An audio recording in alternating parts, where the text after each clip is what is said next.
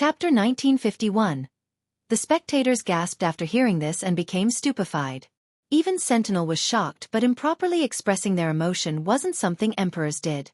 Ultimately, bowing in front of Wildlad's grave wasn't a big deal. This was the simplest and lowest way to let go of this feud. Not difficult at all. One could even say that Sentinel basically didn't care about pursuing this matter, and only wanted to keep up appearances.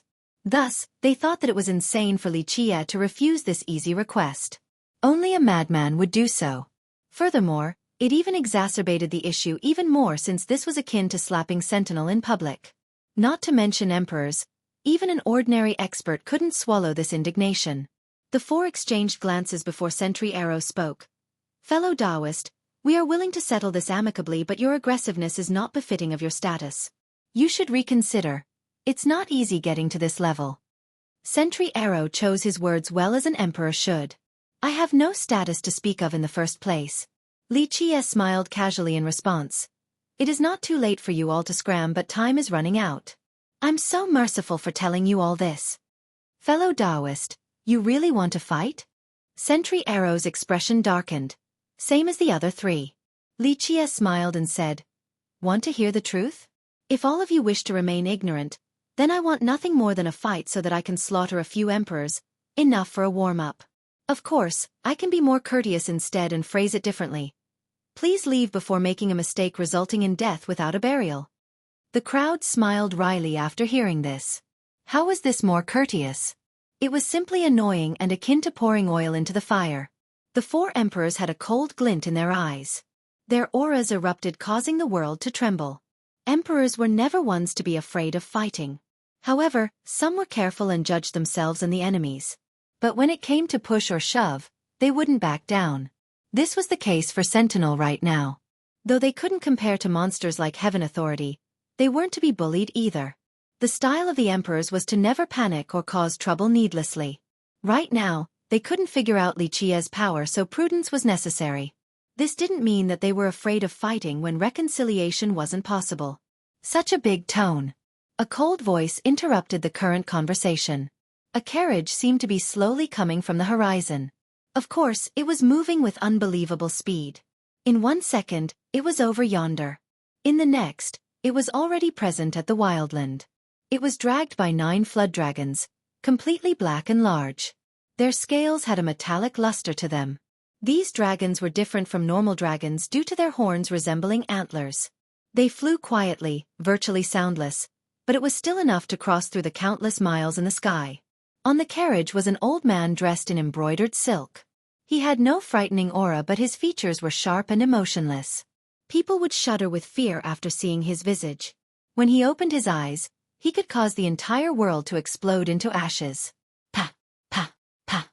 The ones caught in his gaze exploded into mists of blood without a chance to scream. He didn't try to contain his destructive glare at all, letting it kill the nearby spectators. This was quite domineering and cruel. No regards for lives. Therefore, the other experts didn't dare to stop. Even high gods got the hell out of there.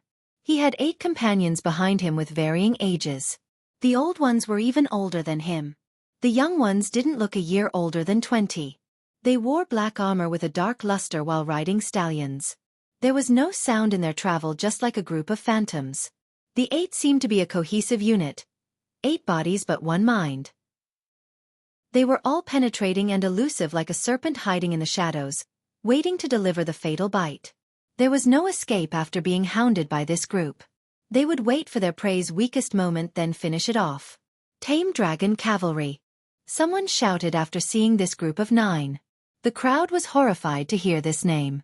Even those from a strong background got the hell away. For example, people would be in awe after seeing a group of emperors. But fear was the dominant reaction after seeing this cavalry.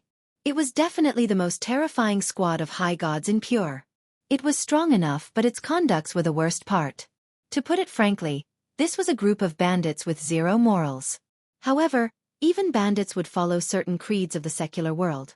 These high gods would have none of that. If a clan or an individual were to be targeted by this cavalry because they possessed a certain item, the cavalry would immediately start an ambush. It didn't matter if the target was a junior, these high gods would still rob and kill the target and their family. Some emperors have robbed people before. However, they maintained a certain style. For example, doing it blatantly and openly. Not worrying about others seeking revenge in the future. This wasn't the case for the cavalry, for they preferred to hide in the darkness before delivering the fatal blow. They wouldn't spare the old and the young and went as far as destroying all the corpses in order to hide their sinister deeds. Their victims would evaporate out of thin air as if they never existed in the first place. Even imperial lineages have been robbed by this cruel squadron. Many lineages hated and feared them. Impure. So many hoped that someone would put an end to them. Of course, the cavalry also chose their targets quite well. For example, imperial lineages with only one emperor or no surviving ones. They wouldn't dare to provoke powers like the War Monarch or Dragon Citadel. This was the reason why, despite all the atrocities they have committed, they were still alive and well. Chapter 1952. Tame Dragon High God. Other high gods murmured in fear after seeing the old man on the carriage. Those are Nether Earth dragons in the legends with the bloodline of true dragons. Using 9 of them as mounts? That's a bit too much, not inferior to the style of an emperor at all. A low-level high god became envious. Tame Dragon had 11 totems and was considered the strongest god from the last generation. People said that only ancient gods could defeat him. Though Tame Dragon was originally a lowly bandit and had done many heinous things, his power was unquestionable. Having 11 totems definitely allowed him to do whatever he wished. His achievements were certainly impressive, and his wealth might be even more so due to all of his robbing and killing. The cultivation world followed the rules of the jungle, but not many masters were as unbridled as him. Those who could become a high god would normally follow certain guidelines in order to keep a good reputation. For example, a great clan might have fallen but still had a lot of resources. Ordinary high gods wouldn't care enough for these resources and destroy the clan for them. Sect destruction wouldn't happen unless there was an underlying feud. This wasn't the case for Tame Dragon. As long as he wanted something, he would annihilate a clan, even if they were once his friends. This has been his style even when he was weaker. Who knows how many sects and clans have been finished by him. Alas, he was virtually untouchable due to his current power despite so many people hating him. Even ordinary emperors couldn't take him on. Moreover, his cavalry consisted of 9 high gods. This was enough to render many imperial lineages out of breath. Luckily, in recent years, they have faced a lot of opposition since the tallest tree faces the strongest wind. Thus, they rarely mobilized and showed themselves because they were afraid of facing an alliance by the other imperial lineages.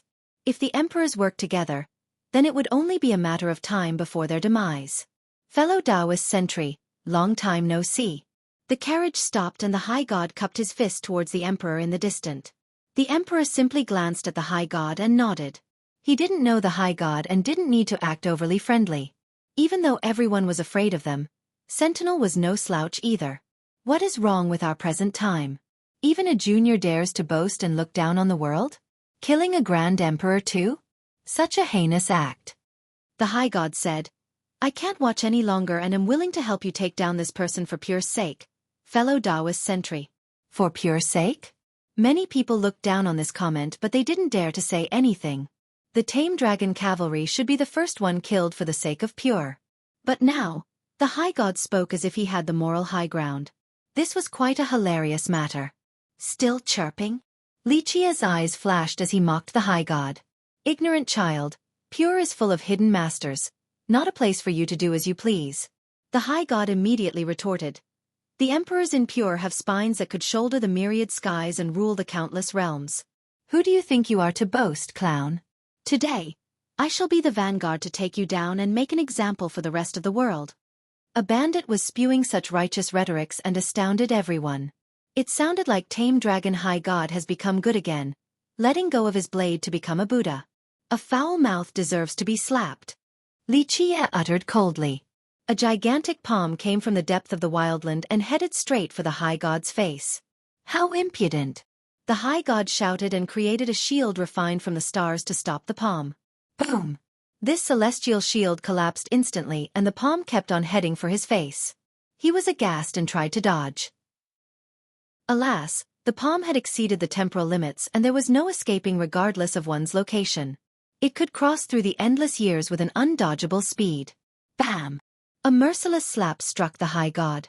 Even if his body was as tough as steel, blood still dripped down the corner of his lips. He was tough indeed. This slap actually didn't break his teeth. If it was any other high god, his head would have exploded like a watermelon. Nevertheless, an 11-totem high god was just slapped publicly. This came as quite a shock. Fiercest did exactly what he said. Some people truly wanted to say that in terms of domineering style, they found Fiercest to be the best and would even kneel in admiration. Many felt quite good about the slap since they hated Tame Dragon. In fact, some of them had their clans destroyed by him, but they couldn't do anything since he was too powerful. So now, they felt quite elated that he had met his match. The high god's expression turned unsightly after this public humiliation. He quickly wiped away the blood near his lips and regained a calm demeanor. He spoke, "Fellow Taoist sentry, this villain is quite fierce. If you or I fight alone, I'm afraid we won't be able to capture him. How about we work together with our groups in order to kill him, or sure?" The slap alarmed the high god about his opponent's power. That's why he wanted to work together with Sentinel in order to take Xueqi down. The crowd found this notion dreadful. Just either group alone was quite a headache. The two working together would be very frightening. For emperors and 9 high gods would make quite a squad, one that could sweep through the world. Sentry Arrow Devil Emperor contemplated in silence. They didn't like Tame Dragon and his friends, but Xueqi made it clear just now how powerful he was. Fighting alone was certainly hopeless. However, working together would result in a great alliance. Perhaps they would have a chance at annihilating Xueqi. "Come together then, so I won't waste as much time," Xueqi leisurely said and interrupted the emperor's rumination. Everyone was speechless to hear this.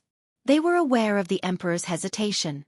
Any rational person wouldn't want to fight both the groups at the same time, but Xueqi was surely provoking the emperor in doing so by making that statement. "All right, we'll capture him together then." In the end, the 4 emperors made up their mind together. Just like that, an impressive alliance was formed in a split second. Chapter 1953. The newly formed alliance horrified the spectators and robbed them of their breath. "You want to fight? We'll take you on." Sentry Arrow's entire body became resplendent with his surging Grand Dao. No one could look down on an emperor. Ultimately, most emperors were fearless in face of trouble and would fight to the bitter end. Boom! Xueqi waved his hand and a large path was erected from the wildland all the way to the current battlefield. "I'm ready to fight whenever," Xueqi said. "However, I'll be merciful and remind everyone again that it is not too late to run if you want to stay alive. Be a good boy from now on or become my sacrifice." Xueqi's comment was annoying regardless of whether it was out of kindness or deliberately provocative. No one would be able to swallow this anger, especially people with high status like emperors. Nevertheless, the path leading to the wildlands still made the emperors hesitate. After all, this wasn't their home ground. Maybe Xueqi had prepared a trap there for them already. It's too late for you to change your mind now," Tame Dragon High God snorted. "Looking down on the emperors and even killing one? All of your crimes are unforgivable. Today, our Tame Dragon Cavalry and Sentinel will not leave until we decapitate you. There are no cowards among emperors and we high gods do not falter either. We shall fight together until the end." He wished to tie Sentinel together with their cavalry. In his eyes, Xueqi had killed too many of their descendants and disciples. Given their fierce nature, there was no letting this go without killing Xueqi. So now, they needed to tie Sentinel to their war chariot. This was the best chance to form this alliance. No need to be hypocrites, bandits. It doesn't matter what happens, don't think about leaving the wildland alive since I happen to need sacrifices. Xueqi waved his sleeve and declared. At this point in time, the crowd would be more astonished if Xueqi wasn't acting so domineeringly. The high god's expression darkened, extinguishing the stars and dimming the Tao. His aura became oppressive and ominous to the dismay of the crowd. "Junior, keep on acting arrogant. I'll be there to kill you." The fierce high god cupped his fist at Sentry Arrow and said, "Brother Sentry, we high gods will be going ahead. None of us are cowards that would let a junior walk all over us like this. Even if our head were to fall to the ground, it will be after a bloody battle." With that, he and the other 8 high gods walked on Xueqi's pathway to reach the depth of the wildland. His comment was meant to egg the emperors on. He was intelligent enough to prevent his allies from backing off without losing all face. Now, all eyes were on the 4 emperors. It was up to them now whether to fight or not. Sentry Arrow Devil Emperor stared at the three emperors to see their opinion. One of them replied, "The Grand Tao is full of trouble and misfortune. No need to be afraid, it's only death." The other two emperors nodded in agreement. "All right, fellow Taoist Li, to the death it is then." Sentry Arrow finally shouted with his eyes flashing as if he was deriving an entire world. He stepped on the path with his surging imperial aura. The other three emperors followed right behind him. "It's happening," someone murmured after seeing Sentinel joining the fray. Ultimately, the crowd wasn't surprised to see the emperor's choice. Li Qia's humiliating words were too much to take. If Sentinel were to acquiesce, then they would have to tuck their tail between their legs forever, as Li Qia had said previously. They would lose all of their prestige as a result. Thus, it was no longer about avenging Wild Lad Heaven Emperor. Sentinel had no choice but to fight to the end against Li Qia. In a certain sense, their fate was sealed the moment they chose to come to the Wildland for revenge. In the depth of the Wildland, Li Qia was still shining with an immortal radiance. It had dispelled the fogs and mists of this world, allowing everyone to clearly see the battlefield.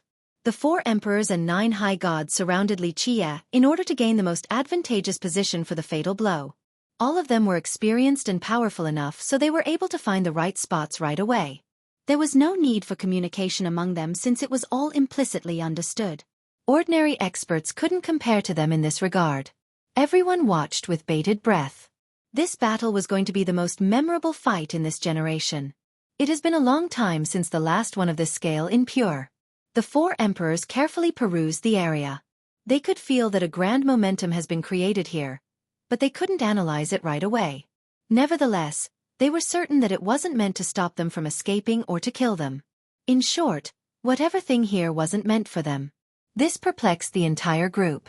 Tame Dragon High God's eyes flashed as well. He could also see the momentum here, but he came to the same conclusion as the emperors. Li Qia gave them time to look around. He sat there calmly without any rush. "Don't worry, all of you aren't at the level that necessitates preparation from me. No need to use a butcher's blade to kill a chicken." Li Qia leisurely smiled. Anyone would be vomiting blood after hearing this taunt. Calling high gods and emperors chickens? No one else would be able to utter such an outrageous comment. Sentry Arrow and Temedragon's eyes darted at each other. Clearly, they both wanted the other side to attack first. "Your Majesties, your laws are peerless on top of possessing the invincible heaven's wills. This little brother will watch your back. We're on the same boat now and need both offense and defense." Tame Dragon said.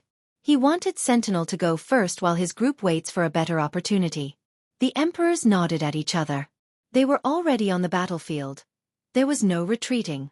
It was only a matter of time before they needed to fight. They weren't afraid of the high gods taking advantage of the situation either. No one was going to leave this battlefield that easily. Only blood shall remain. "Fellow Taoist Li, we 4 brothers would like to see your supreme Grand Tao." Sentry Arrow stepped forward and spoke in a dignified manner. His temperament was still righteous, unlike Wild Lad Heaven Emperor. What a shame. I'm sure it wasn't that easy becoming an emperor. But now, you all are walking towards the gates of hell. Li Qia shook his head and said, "Fellow Taoist Li, get ready." A different immortal monarch uttered coldly. Boom! The heavens' wills and their weapons emerged. The invincible auras of the 4 emperors swept through the world. Other beings were mere specks of dust before them. 3 emperors revealed their 3 wills each while Sentry Arrow had 5. 14 wills were present at the same time, causing others to tremble before their might. In fact, the high gods here held their breath as well. Even though the 14 wills weren't aimed at them, they still exercised caution. Totems weren't comparable to heaven's wills. This was the biggest gap between a high god and an emperor. It wasn't something that can be made up by merit laws or treasures either. It flew outside and engulfed the entire wildland. Next, it imprinted its mark on the ground and death energy filled the place. Now, Li Qia was still covered by an immortal radiance. However, due to the presence of this deathly energy, he seemed like a reaper from the crevice of hell, ready to harvest the lives of his foes. Chapter 1954. Buzz. Seals of death appeared everywhere in the form of intersecting lines. This profound death energy permeated the entire place. At this moment, the wildland became a death zone. The amount of death energy under Li Qiye's possession was unreal and could reach all the corners of the world, allowing him to support the reanimation of any creature, regardless of their power. Rumble! The entire area quaked once with sands flying everywhere. The ground would suddenly rise as if countless dead creatures wanted to crawl out from being affected by his death energy. Zzz. In this split second, things got out of the ground in all four directions. To the south was a tiny pig the size of a face-washing basin. It was pink with runes around its body. Its ears were huge, nearly covering half of its body. There was also a horn growing on its forehead with a holy glow. This pig was extremely cute, not ferocious at all. From the west side, a creature resembling a praying mantis came out. Its entire body was separated and floating in the air, yet still connected as one. This was similar to how a puppet connected by invisible strings would look. On the north side came a sturdy bull, a specimen of physical prowess. Alas, when it was coming out, one could hear sands rustle because its body was actually made from sands. Some specks would occasionally fall down. Finally, the last creature was to the east, a tiny insect only the size of a palm with a green hue. It was quite fat with many fleshy pockets like an overweight caterpillar. Li Qiye's energy was strong to the point where these creatures came out in their living state instead of being skeletons. They instantly rushed to Li Qiye's front and faced the four emperors. Let them be your warm-up. If you can't even take them on, then you're not worth my time. Li Qiye sat there and declared. Everyone was stunned to hear this. 2 insects, 1 pig, and 1 bull to face 4 emperors? That's too illogical. Outside of the bull, none of these other things seemed strong at all. The emperors could probably crush them with 1 stomp. However, the 4 emperors didn't share this belief. Despite a lack of frightening presence, intuition told the emperors that these dead creatures were quite frightening. Furthermore, even people with their vast knowledge have never seen these dead creatures before and had no clue of their origin. Fellow Taoist, what are they?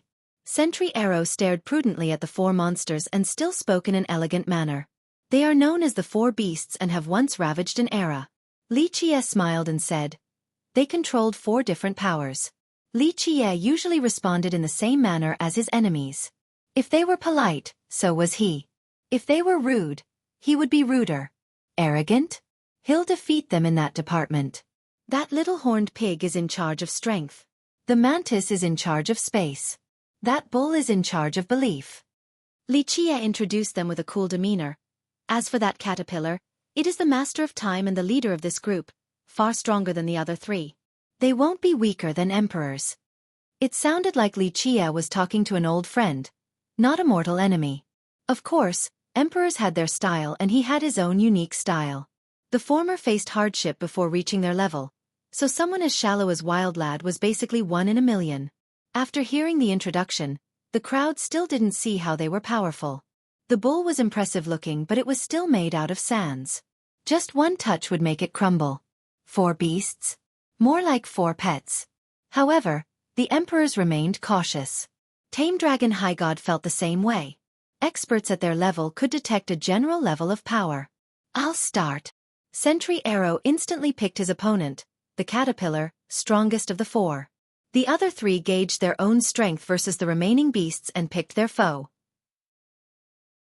Like Li Qiye had said, if they couldn't defeat these 4 creatures, they wouldn't be able to get to him. Thump. 1 emperor took a step forward and an armor automatically wrapped around him. He became quite majestic and muscular, just like a jade pillar or a golden mountain. He chose to fight the mantis, so his first step was done to seal the spatial area around him. Buzz. Next, this spatial area turned into a terrible dimensional storm with multiple layers collapsing on each other. In this split second, the emperor and the mantis disappeared. They took their fight to a different spatial sphere. Let's go. The Grand Emperor who chose the pig roared. He took out a celestial shield and slammed forward with an unbelievable amount of power straight at the pig. This was enough to break through all things. Even a divine wall would collapse to pieces. However, the pig simply knocked against it with its horn. Rumble! Both the shield and the emperor went flying into the peaks nearby. Everyone was caught off guard. A 3-wheel emperor was blown away by a little pig? Boom! The emperor rushed out from the pile of rubbles. He was completely fine since he had a body as tough as metal. Slamming through those peaks didn't affect him much. In a split second, the little pig has already appeared in front of him. It didn't have any wasteful moment, only using its horn against him. Its power was strength, so just the little touch of its horn could pierce through the earth. This was a physical force of indescribable magnitude. Activate! This emperor turned his 3 wills into a divine wall, capable of expelling everything. The majestic power of the wills seemed so endless for all emperors. This was the source empowering them. Bang! The horn slammed into the wall. The emperor still staggered several steps backward despite having the protection of the wills. This showed both the pig's power and the might of the heaven's wills. Earlier, the celestial shield instantly shattered, but his wills were just fine. Nothing was more precious and powerful than these wills for an emperor. Die! The emperor retaliated with another attack fueled by an imperial art. His hand turned into a mighty axe and cut down vertically at the pig. The pig squeaked and rushed straight at the axe. In just a short time, the two were evenly matched. Chapter 1955. The third emperor had his sights set on the sand bull while the beast stood there motionlessly just like a statue. Go! The emperor roared and tested the water with a finger strike. In the beginning, he thought that it would try to dodge. To his surprise, the strike easily landed on the beast. Crash! It was indeed made out of countless specks of sand. After getting hit by the strike, it instantly collapsed. Alas, the emperor's expression changed right away. These specks exuded countless bright runes containing a Tao each. Everyone saw different things inside these runes. For example, if someone had Buddhism in their heart, they would see a sacred Buddha meditating and hear their chants leading others towards salvation. If one was greedy, then these runes would look like the treasures in their dream. Coveted manuals, artifacts, and immortal metals. The shocked emperor instantly sat cross-legged on the ground while spewing out mantras. These mantras turned into supreme grand Tao while the 3 wills descended to protect him. He was clearing his mind in order to protect his Tao heart. The bull had the power of belief. It had no offensive potential since it only needed to convert someone. It could grant wishes with its runes affecting one's Tao heart. Under this influence, if one were to fail to resist, then they would be converted into a worshipper of the bull. Of course, not all spectators got this. They wondered why the emperor was taking this so seriously. The masters understood the delicate situation. If the emperor were to use force, it would only exacerbate the chance of his Tao heart failing. This would end up quite badly. The result could be an indelible shadow in their mind. That's why he was using his wills for protection to stop himself from becoming a worshipper. It looked like the most peaceful contest, but it was actually the most dangerous one. If the other emperors were to lose, they could still survive with minimal losses. However, him losing would mean losing everything. The last to fight was the strongest member of Sentinel, Sentry Arrow Devil Emperor. His eyes were focused on this fat caterpillar monster. It lied there lazily, seemingly dispirited. One would wonder whether one stomp was enough to flatten it entirely. Nevertheless, Sentry Arrow waited with a serious expression. He took out his weapon, a tiny arrow with a red string tied to the end. The crowd shuddered because this was his strongest weapon. Rumor has it that it was also his only one.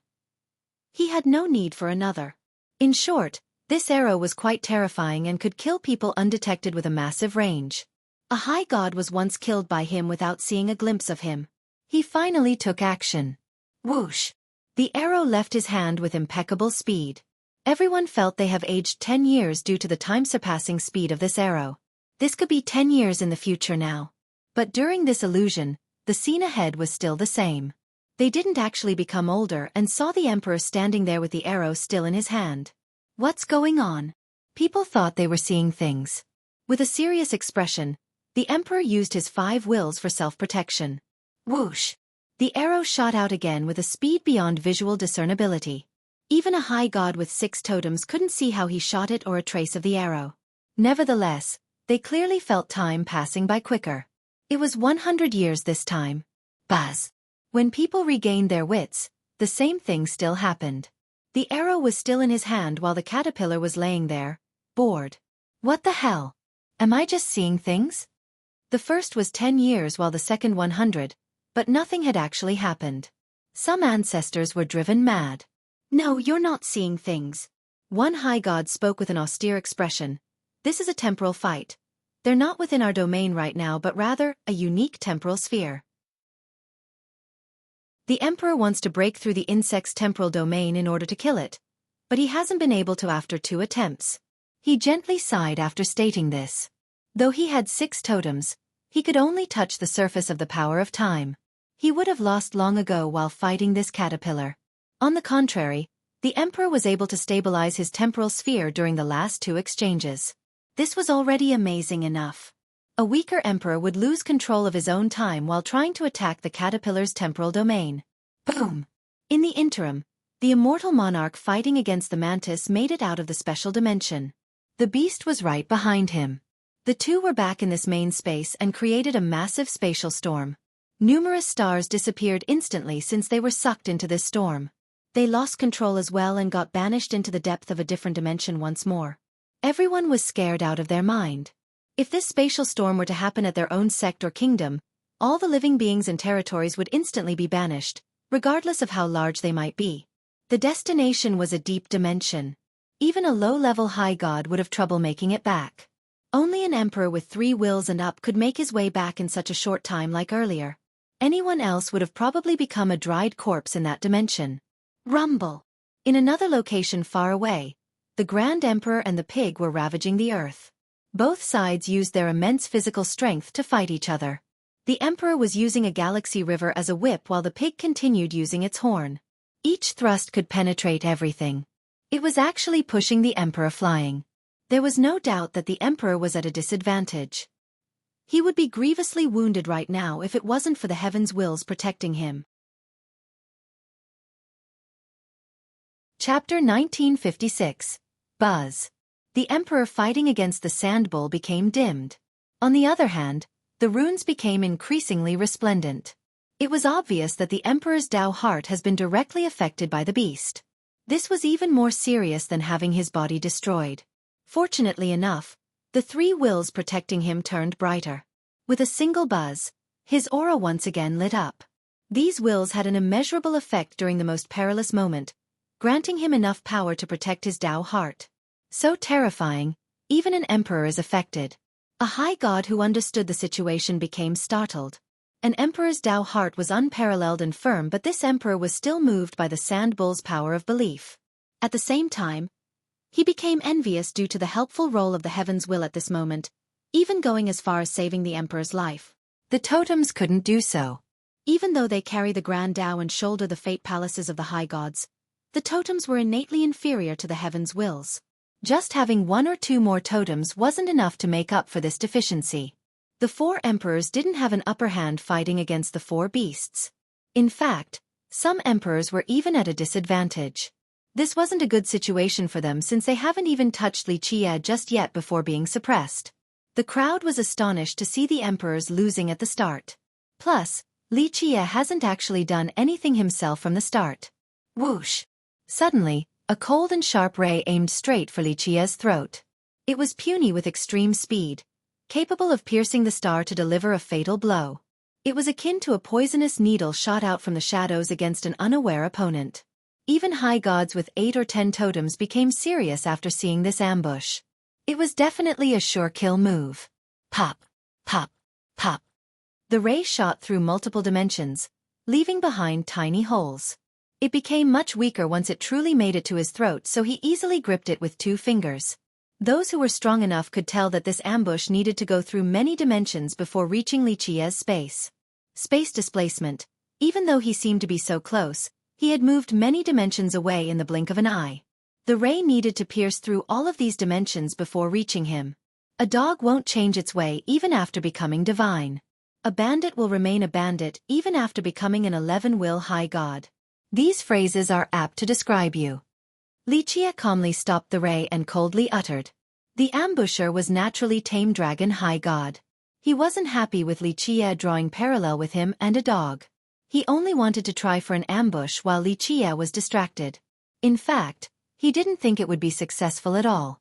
It makes sense that some people will never become an emperor. An emperor can be cruel, emotionless, but never despicable. Xueqi threw down the ray and his eyes flashed with another intent.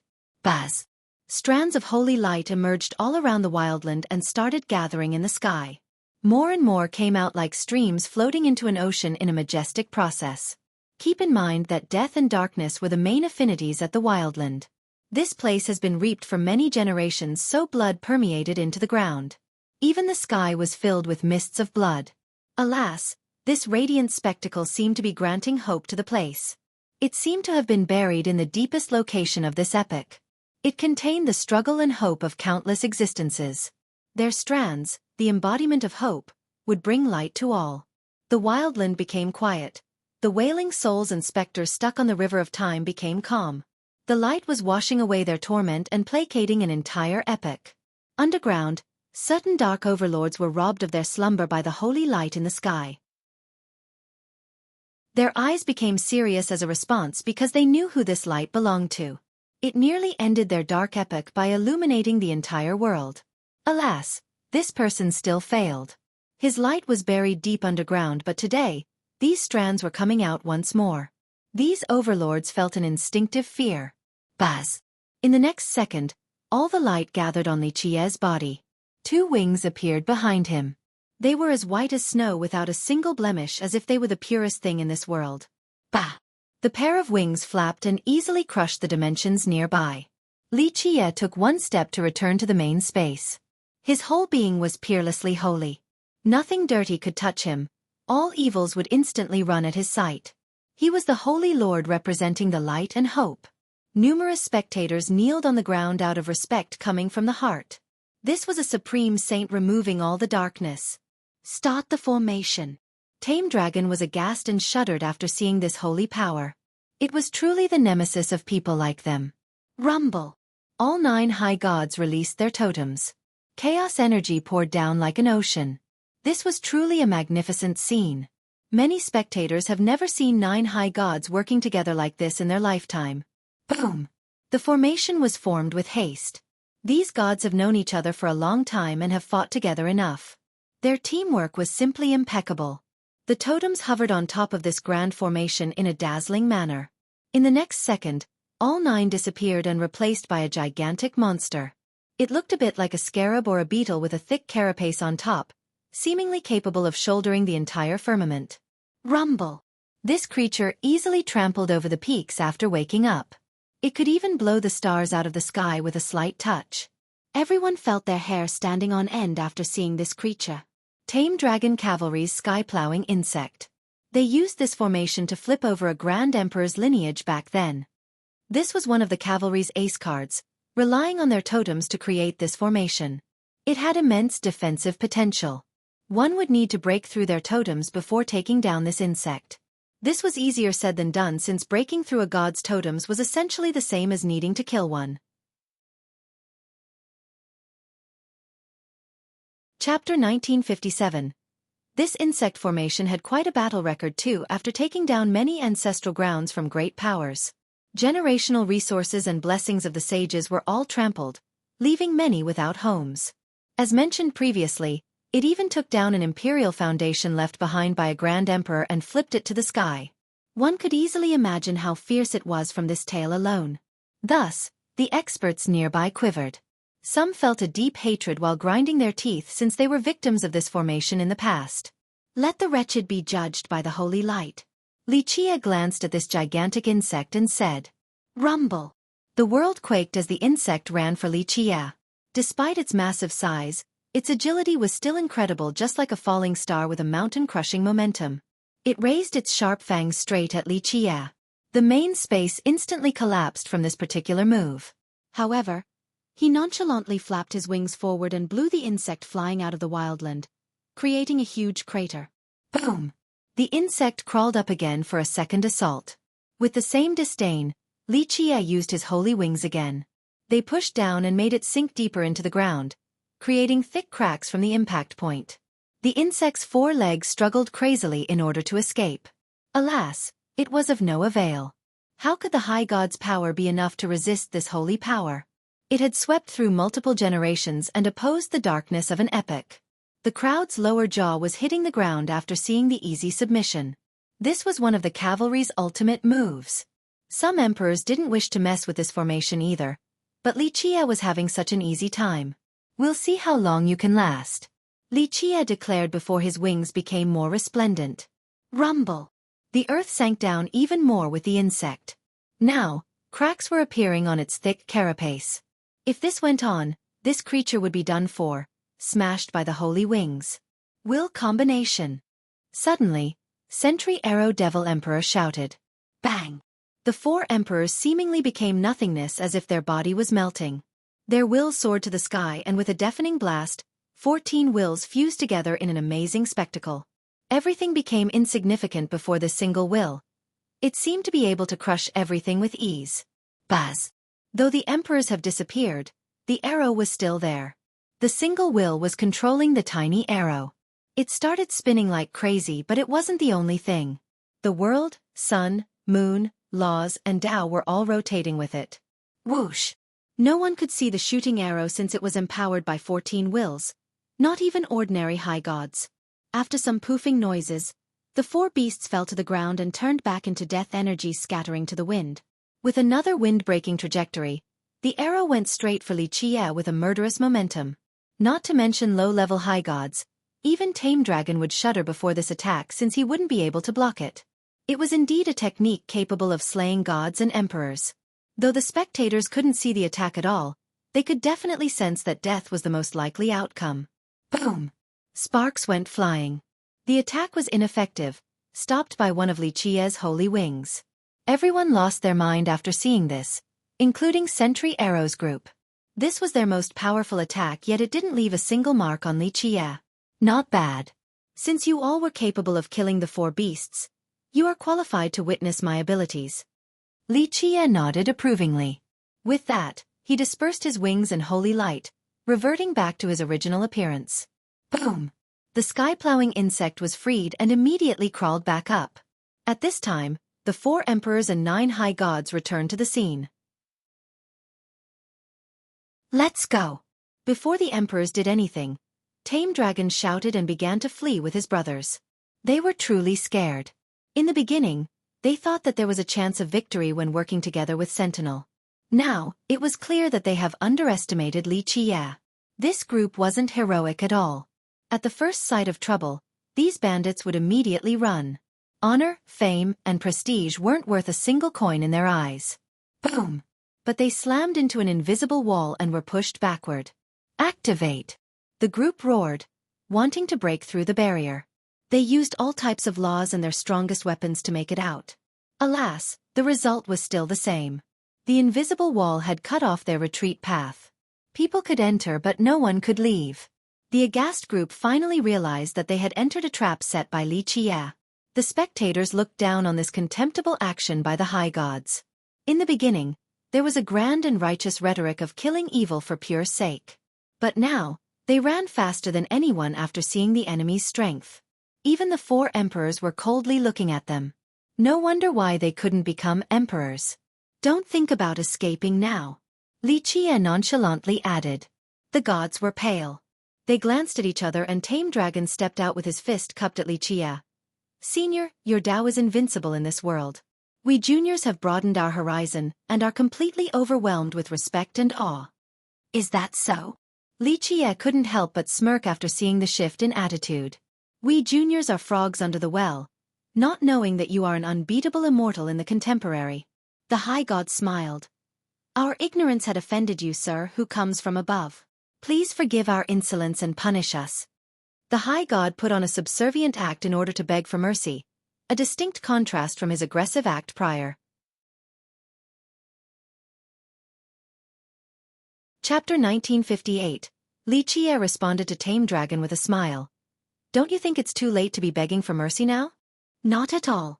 With a friendly expression, the high god bowed and said, Senior, you are an immortal, surely benevolent and magnanimous unlike common folks like us. We are insects in your mind, can't reach the apex or get into your sight. You won't waste time bothering with us. His subservient attitude was quite nauseating. The crowd found this act to be despicable. This was still a high god with 11 totems, representing a great power. But now, he was begging for his life? It was truly shameless. Certain high gods didn't like this either, since someone like him was besmirching their kind. Emperors like Sentry Arrow wouldn't look down on people so easily, but they found nothing but contempt for Tame Dragon. In fact, the majority didn't understand how he became an 11-totem high god in the first place. Most people of his level had an arrogance to them, but it was nowhere to be found here. Xueqi smirked and said, "If I think you are an insect, then why should I care at all?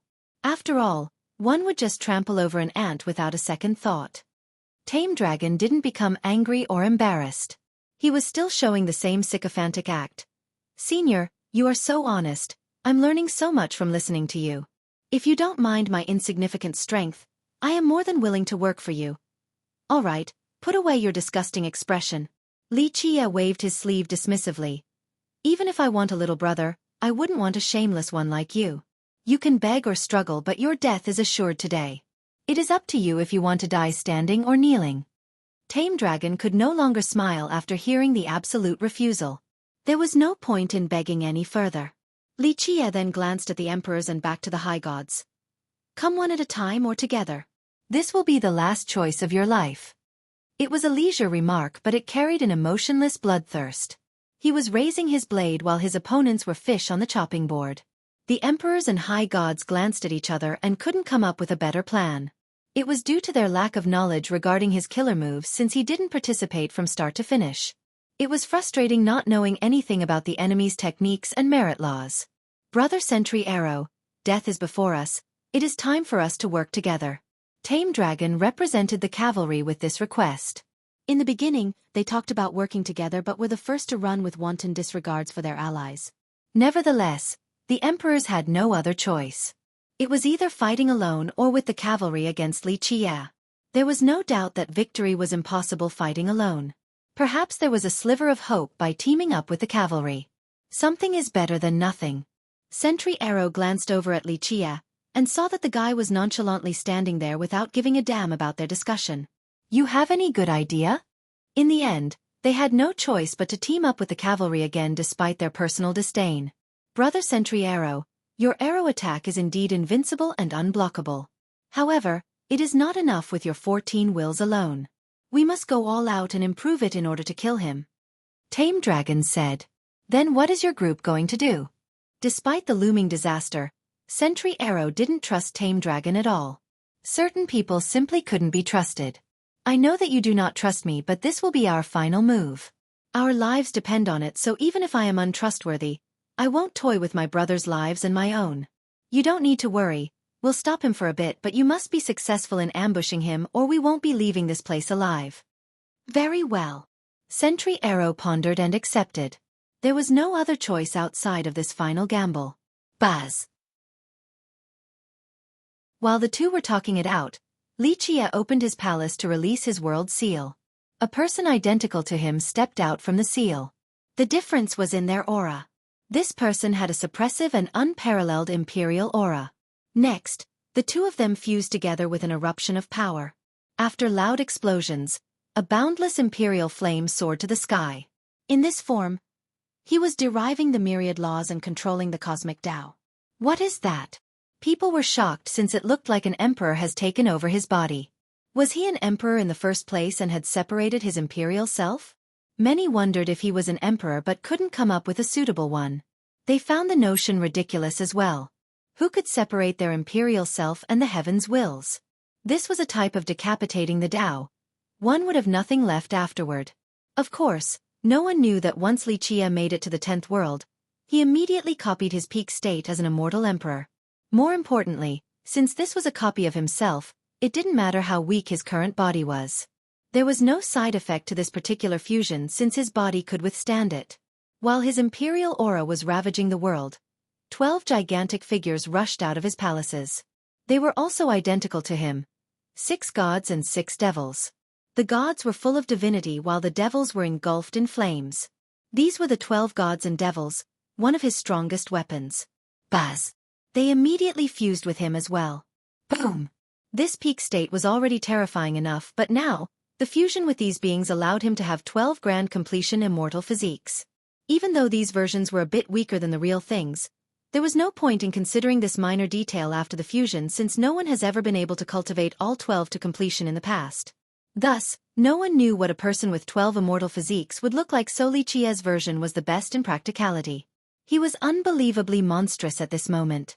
Just a single wave could destroy an era. A single finger could pierce through the earth. Pure wouldn't be able to withstand one palm strike from him. He was simply untouchable. The experts here all prostrated before him.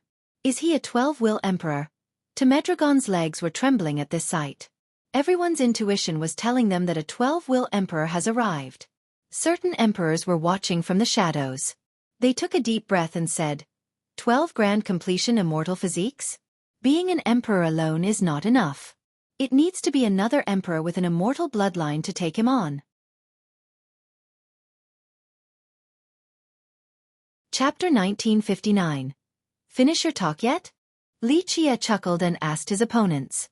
Tame Dragon stepped up and shouted, Junior, cease your haughtiness, we'll fight to the death today. His attitude and choice of words surprised everyone. Earlier, he was subservient and calling Li Qia Senior. But now, begging was useless and it was time for a fight.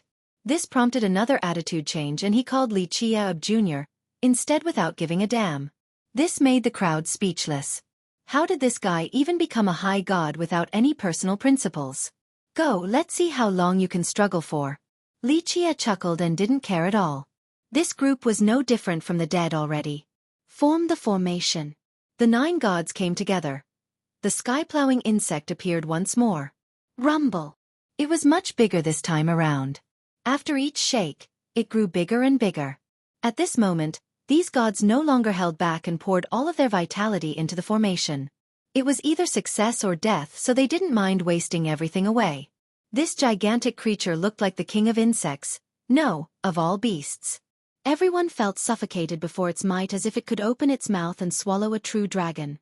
In the end, it didn't matter how shameless and despicable Tame Dragon was. The guy was indeed a powerful high god with 11 totems. Boom! The insect rushed for Li Qia with its sharp fangs, wishing to flip him into the sky. Just like that, even the sky vault was penetrated. Numerous cracks appeared before a total collapse. Come! Li Qia laughed and casually plucked stars and galaxies from above. The moment he touched them, they were instantly turned into the biggest bricks in the world. There were simply too many to count and could crush the entire world. They had a silver glow to them hovering up above. Boom! The first one was thrown down on the beast's fangs, causing it to take dozens of steps backward and saw stars from being dizzy. Boom! Before it could stabilize, another brick came down and made it fall on the ground. Everyone was horrified by this scene. It was the fusion of 9 high gods, yet Li Qia was beating it without using any external power. He was able to refine these celestial bodies so easily. Boom! More and more bricks started flying down. The pair of sharp fangs on the insect was broken. Just the sound of it breaking made people shudder. Die! Tame Dragon was furious and cried out. The insect released a divine flame, incinerating everything with explosions within. Next, a horn grew from its head and crazily spun like a drill. It became red and continued to spew out more fire, just like the fury of a true god. Boom! Li Qia didn't hesitate and threw another brick down. However, this horn was able to stop it this time. Rumble! The drill penetrated the brick while refining them with its wondrous fire. Cracks began to appear on the celestial brick. The horn was much stronger than the pair of fangs. It was the embodiment of the totems being offered right now. 4 high gods. Totems were their everything. They shouldered these high gods' strength, similar to the heaven's wills for emperors. When they were burning their totems, it was the same as burning their Tao and chaos energy. This was going all out. Even if they were to slay their enemy, they would virtually be on their last breath afterward. Alas, there was no other choice for them at this particular juncture. The brick finally broke and the furious horn continued to rush for him. Now! Tame Dragon cried out. Bang! The 4 emperors from Sentinel were prepared. In the blink of an eye, their 14 wills fused together to create the murderous arrow again. It was unleashed in an undetectable manner. No one knew from which direction it was going to strike Li Qia. Buzz! Li Qia pointed forward. 2 domains instantly appeared: stagnation and demise. The insect became extremely slow like a snail while inside the two domains. Moreover, it was withstanding immense suppression, so its body started to issue crackles. Whoosh! The arrow appeared again, but it couldn't kill him. In front of him was a resplendent imperial wall. It was made out of his imperial runes, so it was much faster than the arrow. Break! The emperors roared and poured all of their vitality into the arrow, including their imperial blood. Boom! The arrow became bloody, empowered with enough force to slay anyone. 14 wills combined with imperial blood? This was enough to instantly kill an emperor with 6 wills. Ploof! The powerful arrow penetrated Li Qia's wall and struck his forehead. The world became quiet. Only gasps and breathing could be heard. Everyone was completely fixated on this scene. The arrow had struck Li Qia's forehead and blood began to slowly pour down. Is it fatal? An emperor at the same level would surely be dead from an attack of this magnitude hitting a weak spot. Young noble. Jilin princess turned pale in the distant. We did it. Tame Dragon was ecstatic and cheered. His plan was a success. The emperors from Sentinel felt the same way. Too early for celebration. A leisure voice interrupted their moment of jubilation. Pop! The arrow was pushed out of the wound. There was indeed a frightening hole on Li Qia's forehead with blood spurting out. However, it slowly closed before disappearing altogether. His forehead was perfect once more, as if nothing had happened. His opponents were dumbstruck after seeing this.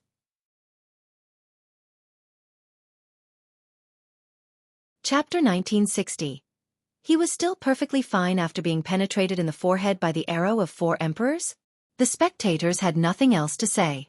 How could anyone kill him when his body was so tough? Of course, the emperors were paler than anyone else. Even the 4 grand emperors from the War Monarch clan were astonished as well. The force of 14 wills and imperial blood still couldn't take down Li Qia.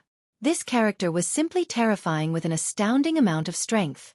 They were aware of his real identity, someone that had swept through the 13 continents and massacred emperors in the past.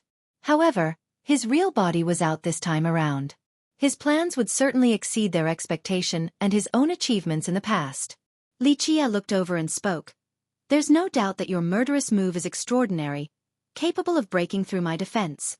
Unfortunately, your group simply can't kill me. The battlefield is too lonely and boring without a 12-will emperor. This no longer sounded arrogant coming from him, but more of a matter of fact. Indeed, everyone else was ordinary outside of the top emperors when compared to Li Qia. Run! Tame Dragon and his peers were scared out of their mind. The sky-plowing insect cowered into a circle before jumping like a ball to get out of this place. Too late. Li Qia chuckled and widened his 2 domains. At the same time, his physiques became resplendent and his supreme imperial grand Tao appeared. 7 knights. Boom! The 2 domains came crashing down on the gigantic insect. With cracking noises, the entire monster crumbled, revealing the 9 high gods. Alas, they started crumbling as well. Ah! Their miserable screams echoed across the world. Kill! The 4 emperors were aghast to see this, but they didn't run since they have promised to fight to the death. Boom! The 14 wills came together with the greatest of momentum, destroying all the stars in the sky. Heaven Suppression Fist. At the highest state of empowerment with his Tao and physiques, Li Qia's bright eyes could be seen across the 13 continents. Boom! A fist from the 9 heavens came down and annihilated everything. All powers were instantly destroyed and forced back to their origin. Everything became ashes before this overwhelming attack. Regardless of how powerful one was, they were instantly forced on their knees. Even an intent of resistance was not allowed. The emperors watching in the shadow felt a chill. This might be the most domineering fist they've ever seen. Boom! The 4 emperors were sealed by this fist before being rendered into mists of blood. A truly horrifying spectacle. The crowd would never forget this scene. Later in the future, they would wake up randomly and tremble in the middle of the night, awakened by this replaying nightmare. Emperors being taken down with a single attack? Seeing this once was a life worth living. Meanwhile, the crumbling high gods were still screaming. Eventually, poofing noises occurred. They couldn't withstand the 2 domains any longer and were also crushed into bloody mists. Buzz! The remaining 14 wills lit up among the mists. Before one knows it, one could see the shape of the 4 emperors again. Rebirth. Everyone held their breath before this scene of revival. As long as the wills were still around, the emperors would remain invincible. This was the biggest advantage of an emperor versus a high god. Tame Dragon and his peers were crushed without a chance of reversing the tide. However, the emperors could still come back. 14? Others might have trouble tearing them apart, but unfortunately, you're facing me. Li Qie chuckled. Clank. 3 laws came down from his 12. Pluff. They pierced through the 14 wills and began an absorbing process. No. The reviving emperors in their recovery form were stunned and cried. Alas, it was too late. They instantly shattered back into the mists of blood. It's over. All spectators shuddered, including emperors. Remember, these beings have lived for generations, but they met their demise just like that. Buzz. The 3 laws absorbed the 14 wills entirely, and 2 of them lit up. Sentinel had a total of 5 emperors. Wild Lad had 1 while Sentry Arrow had 5. The other 3 had 3 wills each, for a total of 15 wills. Meanwhile, 6 wills were required in the 10th world in order to light up 1 law. In addition to the previously lit laws, he had a total of 4 finished. The 5th still required another 3 wills. Numerous spectators saw the bright laws and shuddered, especially the emperors. They were aware of the heavens' wills more than others. It was difficult to destroy them unless one were to use the same type of force.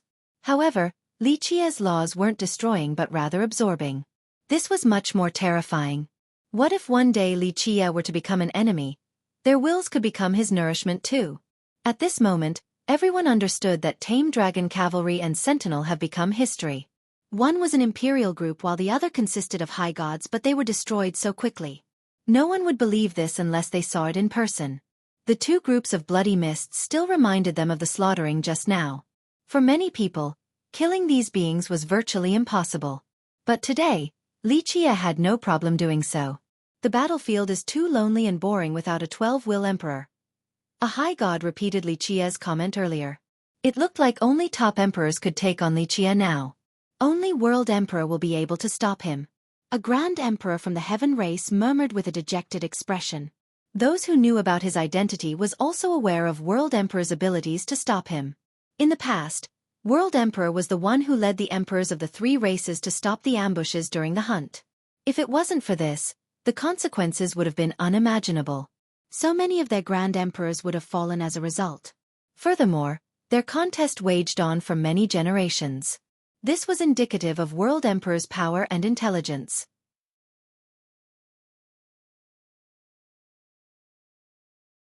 Chapter 1961. Buzz. While everyone was still astonished, an immortal light suddenly came out and sucked in the blood of the 4 emperors and 9 high gods. The light separated into strands before weaving together to form a lotus. The lotus petals spread open and spewed out a faint fire. It was ethereal in nature, making the spectators feel as if they were inside a world of immortals. Being bathed in this light was akin to shedding one's mortal body and exchanging one's old bones. Pluff, pluff, pluff. The fire spewed out began to enter the blood and began a refinement process. What is it doing? Someone didn't understand what was going on. The divine and imperial blood over there are priceless. If one could refine it down to the essences, what else in this world can be as valuable? A high god slowly explained. The majority shuddered after hearing this truth. Before them was a pond of blood from 9 gods and 4 emperors. Refining them down to their fundamental essences could result in a liquid that could allow instant ascension. Buzz. The fire from the lotus became stronger and used the most profound power to refine the remaining blood. After multiple tempering processes, the pond of blood started to have an amber glow. Poof! Finally, the lotus and the fire disappeared. This pond of blood has been thoroughly refined. At this time, that pond of blood was full of grand Tao aura, one that was eternal and primal. Such a Tao has never been used before, so it was brimming with power. Buzz! Strings of light came from the pond. They were resplendent and tempting while containing the purest Tao essences. Inside them were countless Tao affinities. Furthermore, chaos energy filled the pond before spreading out to the rest of the area. It emitted a sweet fragrance that made everyone comfortable. After the first sniff, the person's body would light up completely with flowers blooming around them. Even their grand Tao would resonate and become stronger. That's good stuff. Drinking this blood could grant wondrous benefits, if not more longevity. A high god swallowed his saliva and said, Will I become a grand emperor after tasting this? An expert in the distant wanted nothing more than to have a drink right now. Amazing. Even the spectating emperors sentimentally agreed. Even the foolest of all would understand that this pond of blood was priceless beyond description. Nevertheless, they simply watched. No one dared to try and seize it. Sentinel and tame dragon cavalry were the best examples. No one wanted to make the same mistake, or their blood will become part of that pond too. Suddenly, evil flames rose to the sky in many places at the wildland. After loud explosions, an evil presence engulfed the region. In the darkness, one could hear a faint sound of eyes opening, the dark overlords. Majestic figures appeared among the dark auras. Though they were still hiding just like before, they were indeed awakening. What is going on? A few cultivators were completely lost. Not good.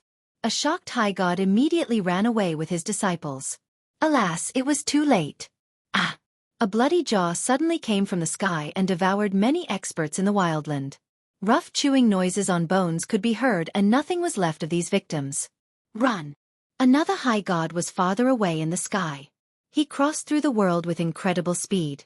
It wasn't fast enough to escape from a palm stretching from the darkness. It destroyed all of his defenses. Ah! This high god was torn into 2 pieces and thrown into the jar as well. Crunches were heard as if it was chewing on a turnip. Ugh!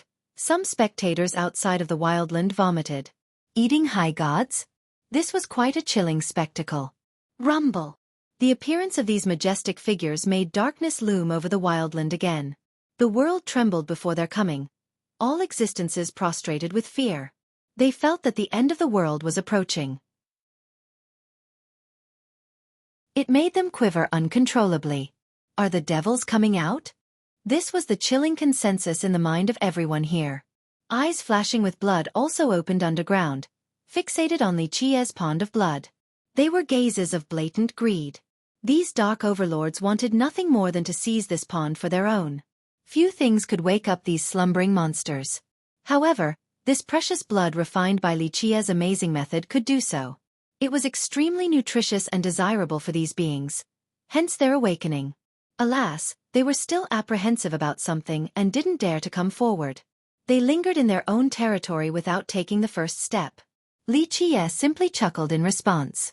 He stood there without a care, waiting. The ones outside of the wildland felt their heart about to jump out of their chest.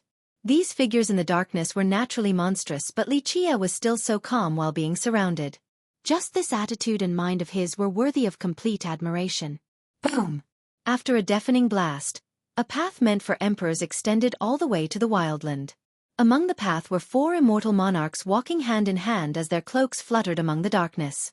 This passage illuminated the dark realm. Heaven Searching is here with 3 juniors to lend you a hand, sacred teacher. An impressive and ancient-looking man threatened the world with this declaration. 4 monarchs from Heaven Searching. Someone shouted. The first monarch of the 100 races. Heaven Searching immortal monarch. A high god blurted out. All 4 monarchs from that sect are here. Everyone was shocked to witness this. Heaven Searching could be considered the most powerful sect from the 100 races in Pure. Their progenitor, Heaven Searching immortal monarch, has not come out in a long time, but now, he was here with his 3 juniors. The dark overlords didn't try to stop the monarchs. They realized that something else was going on. Boom! Another imperial path split the darkness open. A massive chariot rode over with fluttering banners. On top of this carriage was a world-dominating man with 3 other grand emperors keeping him company. The War Monarch clan is here. The man proudly declared as he steered the vessel. War Monarch Heaven Emperor. And 3 more grand emperors from the clan. A heavener god cried out after seeing the man.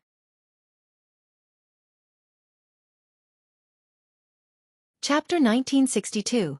Grand Emperors from the War Monarch clan, what is happening? Confusion stirred the spectators. First was Heaven Searching. Now the Monarch clan was here too? 8 emperors appearing in the blink of an eye stunned the crowd. Rumble! The chariot continued deeper into the wildland. The clan was only a bit later than the monarchs of Heaven Searching sect. Meanwhile, the dark figures only glared at this development without taking action. Ji is here with my descendant to help you, sacred teacher. Another clear declaration came about. Two people were opening the spatial fabrics. Two portals opened, and after crossing through many dimensions, the auras of two monarchs threatened the world. They poured down boundless chaos energies and gave the sense that they have traveled through time to get here. Ancestors! Jilin Princess was astonished to see the two new arrivals. Jilin, immortal monarch, and another one from his clan. A high god recognized the two of them. 10 emperors now? What do they want to do? Destroy the world. Existences cowered in fear because of the rampaging imperial auras. These 10 emperors were far more powerful compared to the low-level ones from Sentinel. Rah! The roar of a dragon suddenly emanated across the plain. A dragon claw capable of grasping the celestials suddenly shattered another part of the sky. A green dragon spanned across the world and let it heard its roar. It jumped into the wildland and tore apart the darkness. Qi Gong heeds your order, sacred teacher. 2 men stood on this dragon's back, full of torrential imperial energy pouring down. The skinny monarch had a pair of eyes like the sun and moon on top of a draconic aura. Soaring dragon, immortal monarch. The 2 monarchs from the divine dragon mountain are here. A high god stated after recognizing these 2. An ancestor from this sect was shocked and immediately performed 3 bows and 9 kowtows. Forefathers. The crowd kept on being surprised today with the rapid arrivals of these emperors. Excuse my lateness. The dragon citadel answers your summon with our full effort, sacred teacher. A clear and righteous voice echoed across the world. At this moment, auspicious energy swept through the darkness. 3 emperors walked out from this energy as masters of all. Oh God, aren't those our imperial ancestors? Wu Qi was scared out of his mind. Wu Fengying's mouth was agape as well. These were indeed the 3 emperors from their dragon citadel. Even their ancestors couldn't meet the emperors, but all 3 were here in person now. Outside of their progenitor, immortal Emperor Qianlong, the citadel is here in full force. Someone murmured. This is insane. In the blink of an eye, all the top emperors in Pure were coming. This has never happened before, and of course, the spectators had never experienced something like this either. This young one also wished to lend you a hand, sacred teacher. An immensely elegant voice sounded and brought about a sunset glow. When this evening light arrived, 2 grand emperors emerged and walked towards the depth of the wildland, 1 male and 1 female. The man was majestic and powerful. His posture straight like an impassable mountain. The woman was beautiful. A single smile or frown from her was simply unforgettable. Sunset Glow Fairy. An old high god recognized her and became drowned in memories. After so many years, her looks and voice are still the same, just as peerless as before. Matriarch. Een Huali from that sect prostrated on the ground in astonishment after seeing these 2 grand emperors. The woman was Sunset Glow Devil Emperor, the progenitor of the valley. Of course, she was called a fairy when she was younger. It didn't take long before everyone was on their knees, not daring to stand upright. The imperial auras robbed them of their breath. Even high gods succumbed to the pressure. 4 monarchs from heaven searching, 4 grand emperors from War Monarch, 3 from Dragon Citadel, 2 from Jilin, 2 from Divine Dragon Mountain and 2 devil emperors from Sunset Glow. A total of 17 emperors has arrived. For many, seeing an emperor once was an honor, a great stroke of fortune. A magnificent scene of 17 emperors together was practically unheard of.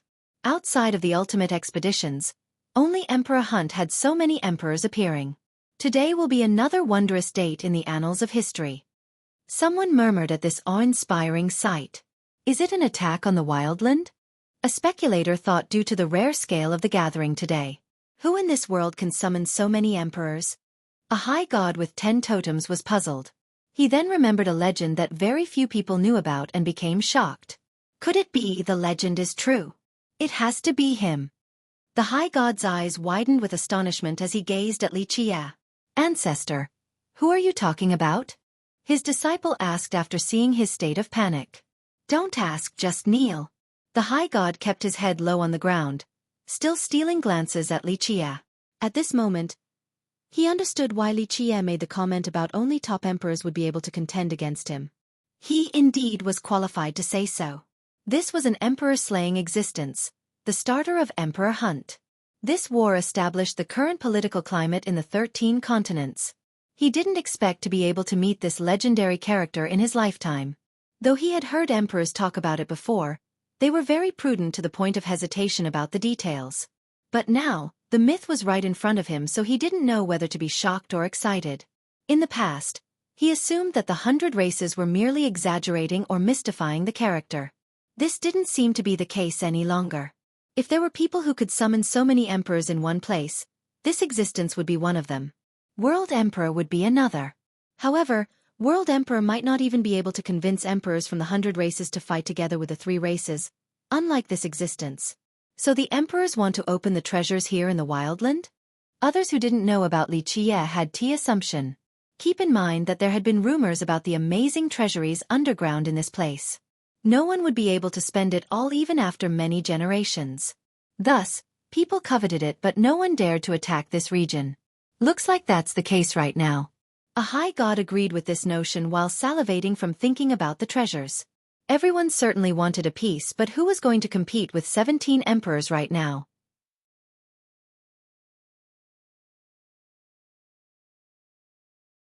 Chapter 1963. Xueqi smiled and nodded at the 17 emperors. Get ready, we'll begin shortly. The 17 emperors didn't waste words. They divided themselves to the left and right of Xueqi, in order to form a mystical momentum with him at the center. The Dark Overlords were still hesitating underground with none actually coming out. This temptation was truly immense, but the risk was certainly there. Buzz! Xueqi activated the Pond of Blood. Under the great momentum, the blood absorbed the essences of the heaven and earth, seemingly giving birth to 3,000 new worlds. Inside this pond was the most beautiful and primal source of life. Clank! Imperial laws appeared as the emperors raised their hands. They used the power of their heaven's wills in order to empower Xueqi. He was controlling the most resplendent law that covered the entire pond with strings of light like a cocoon for another refinement process. Buzz! The already amazing blood matured like a ripe grape, ready to be picked at any moment. Under multiple refinements, the pond was changed completely, no longer in the form of blood. Nothing in this world could hide this never-dissipating life force. As long as it was present, it would be in full sight at any location. This majestic force was like the revitalizing return of spring and chased away the darkness. In the past, the wildland was a place of solitude, plagued with the scent of death. But now, this life force brought hope to the wildland. For some reasons, everyone felt quite comfortable basking in this essence and could see the sun behind the receding clouds. This wasn't just a feeling. Their body was actually experiencing this. Pop! An unbelievable matter happened. A seed suddenly germinated from the dried earth. Only one young leaf came out, but this was more than enough. Such a leaf would be quite ordinary in the outside world, but something like this was breaking death and darkness with its green hue. The overlords were moved in the darkness. Their eyes reddened while staring at the pond. It had become the most primordial and profound life force. Whether it be the temptation or the hope it entailed, they certainly became unrest because of this pond. That thing is too heaven-defying. The emperors not qualified to participate in this incoming battle were frightened as well. Well, the materials consist of imperial blood and the power of the heavens' wills. Only this amount of resource could create such a pure life force. When ingesting this thing, not to mention a mortal, even an emperor would experience a monumental change. It's only natural that the hiding overlords would crave it. An immortal monarch felt his heart beating faster. Nevertheless, none had taken action just yet. Virtually all the top emperors in Pure were here. Doing something now was simply suicidal. Rah! One dark overlord couldn't resist any longer and wanted to jump out for the pond. However, a great power prevented him from competing. Not bad at all. I haven't tasted something this delicious for a long time now. Probably forgot its taste by now. A deep voice resounded. Before everyone knows it, there was an old man sitting on the altar presided deeper in the wildland. It was an old man wearing a gray robe. There was no frightening aura nor divinity. His appearance was ordinary as well. However, the spectators felt as if a blade has been unsheathed when staring at him. The entire wildland became calm once more with his appearance, including the rowdy overlords. The darkness of this place slowly receded with figures entering the ground again in fear. Buzz! A curtain of light also blotted out this deeper region of the wildland. The spectators outside could no longer see what was going on since they could only make out the faint figures. Only the true masters could see clearly, such as the emperors who weren't involved in the battle. Only beings of their level could see through the curtain of light. Such a great momentum here, huh? I wonder who in this world can make it out of this besides me, but frankly, if I want to, nothing can trap me. The old man looked at the curtain of light and laughed. Everything is possible. Xueqi smiled and said, "You don't believe in failure and neither do I, so let us get started." The old man turned his attention towards Xueqi with a profound flash. He then smiled in response. "I know of you, and your legends. Just like the young me, having an indomitable Tao heart." "No, you think too highly of yourself," Xueqi retorted. "You no longer possess one the moment you crossed the line. You have fallen, no longer worthy of it." Even emperors were frightened facing this old man, but Xueqi could still carry a normal conversation. No need to speak in such absolutes. Crouching down doesn't mean kneeling down, it could be gathering strength to jump again. The old man smiled without becoming angry. "There are many ways to crouch." Xueqi chuckled. "But your way will never jump again because you have become a dog under the high heaven, a shadow in the darkness." Xueqi shook his head in disagreement. "Perhaps you are right, but no need to debate this. You don't care for my viewpoint and neither do I about yours or the rest of the world." The old man in gray smiled. "True." Xueqi nodded. "Ultimately, one of us will be going down." With that, Xueqi called out the old man's title. "Samsara Wild Ancestor. I, Xueqi, will slay you today." Samsara. Some emperors felt their scalp tingling after hearing this title. Though they had a pretty good guess about the old man, the confirmation still scared them all the same. In the distant epoch of the wildland, Samsara had reaped trillions of existences for many eras.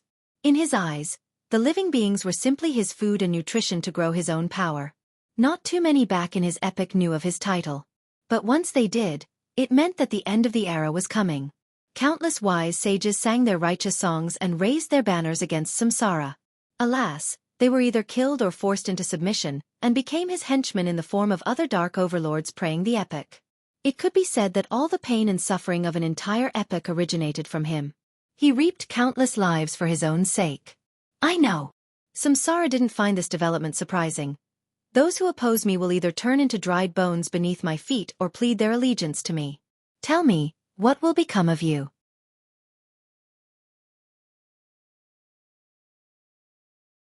Chapter 1964. Xueqi chuckled and told the ancestor. "Neither, I'll be the one to cut you down." Samsara Wild Ancestor looked at him with a profound glare. "In my youthful temperament, I would have tortured and killed you for saying this. Unfortunately, I'm old now, no longer as fiery as before." "You are indeed old. But the one to kill me won't be you. I can't think of anyone who can outside of the villainous heaven." Xueqi smiled. A ray of light rushed out of the ancestor's eyes, capable of annihilating everything. Though he had no aura, this flashing glare of his could frighten the emperors. He certainly could kill them with just his eyes alone. After staring at Xueqi for a long time, he solemnly nodded. "Indeed, I in my current state won't be able to kill you since I lack the same strength as before. However, not being able to kill you isn't a bad thing since an eternity of torture is much more painful." This didn't have the aggressive and ominous tone of a threat, as if he was simply stating a matter of fact. This leisure alone was even scarier than normal. No one could imagine the terrible fate of falling in this dark overlord's hand. Xueqi chuckled and said, "Too many pains in this world, and I have experienced them all. There was someone certainly stronger than you who had imprisoned me. I'm sure, he had already tried whatever you could come up with. Unfortunately for him, the outcome was me tricking him and taking all he had. I can also do the same to you, but no need to scheme so hard like in the past. Just suppressing you today will allow me to take them all." He revealed quite a gentle smirk at this point. The emperors were truly frightened, not because of Samsara, but because of Xueqi's smile. Some of them have seen this smile before. Nothing good will come out of it. Interesting, I actually want you to try and suppress me. The long years have been monotonous, so being suppressed by someone will give me something to do. Alas, no one has been able to do so. The ancestor shook his head and smiled. "It's because you have been lucky." Xueqi chuckled. "Along the river of time, you are not the strongest or the most brilliant, since if you were truly mighty, you wouldn't have hid in the darkness from start to finish, not daring to fight against the heaven. Why try despite knowing it's impossible? Samsara smiled. I'm simply starting in an intelligent manner. There has not been any exception. Only death or turned into abominations. Why not save strength and wait for the right opportunity to rise? Li Qie disagreed. This is an issue of Dao heart. Fear even before fighting? The outcome will be darkness. So many wise men before us have come up with incredible plans, but ultimately, they at least tried. If you think you're intelligent by doing this, you're sorely mistaken, since you won't even fight in the future. You have reaped and devoured beings in your epoch for no reason. This is only living a borrowed life as a blood-sucking fiend in the darkness. Who can predict the future? Samsara didn't become angry. The Tao is endless, to act without planning is foolish. You can keep thinking that you're being wise, but ultimately, it is an issue of not being able to defend your Tao heart. Li Qie shook his head. How do you define it? Just upholding justice and maintaining the light? Samsara smiled.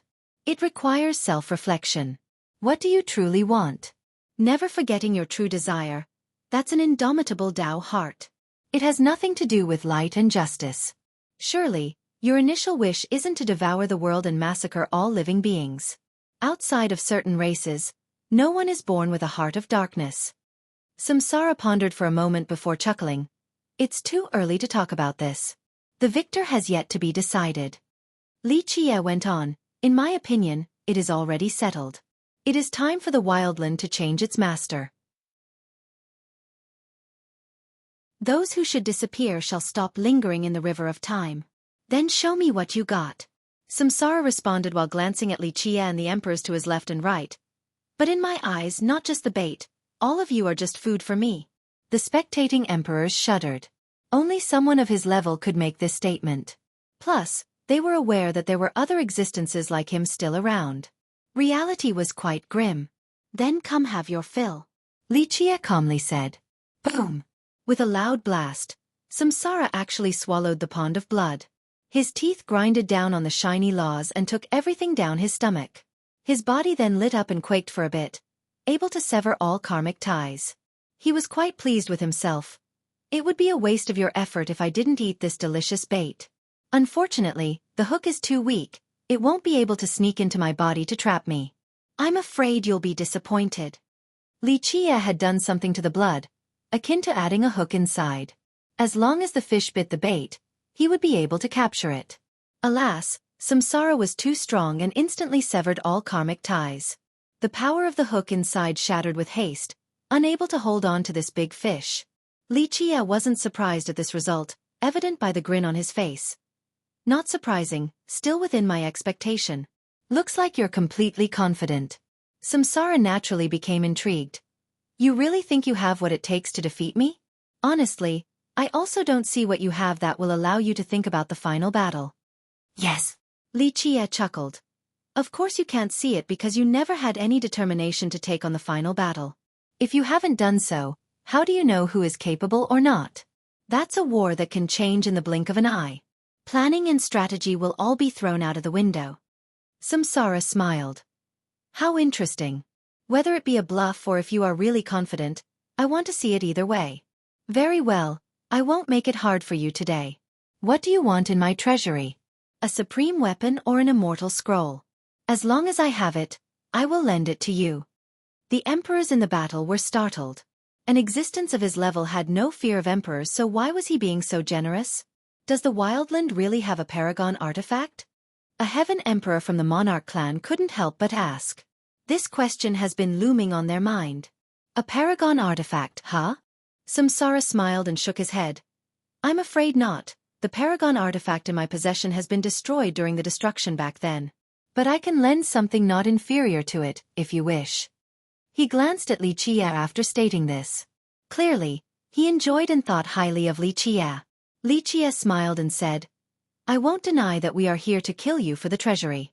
However, it is supplementary for me personally.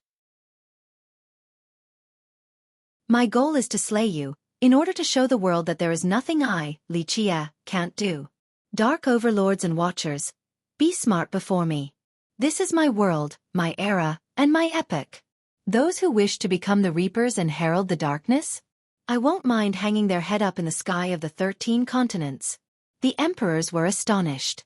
This aggressive declaration was threatening an entire epoch. No, it was threatening ancient beings living on the river of time. Its impact stirred the crowd for quite a while.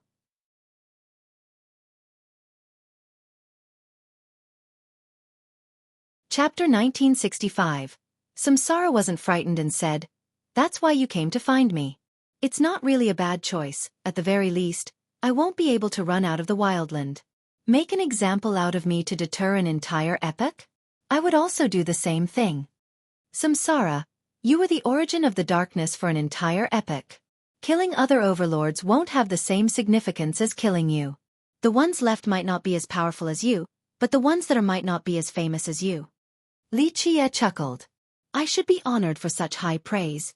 Samsara was very friendly and said, "Flattening the darkness with me? That's a very decisive and intelligent start." After seeing Samsara's gentlemanly demeanor, one would have a hard time connecting him to being a dark overlord that had devoured countless beings for generations. His hands were stained with blood. He was definitely among those who had the highest death count in history.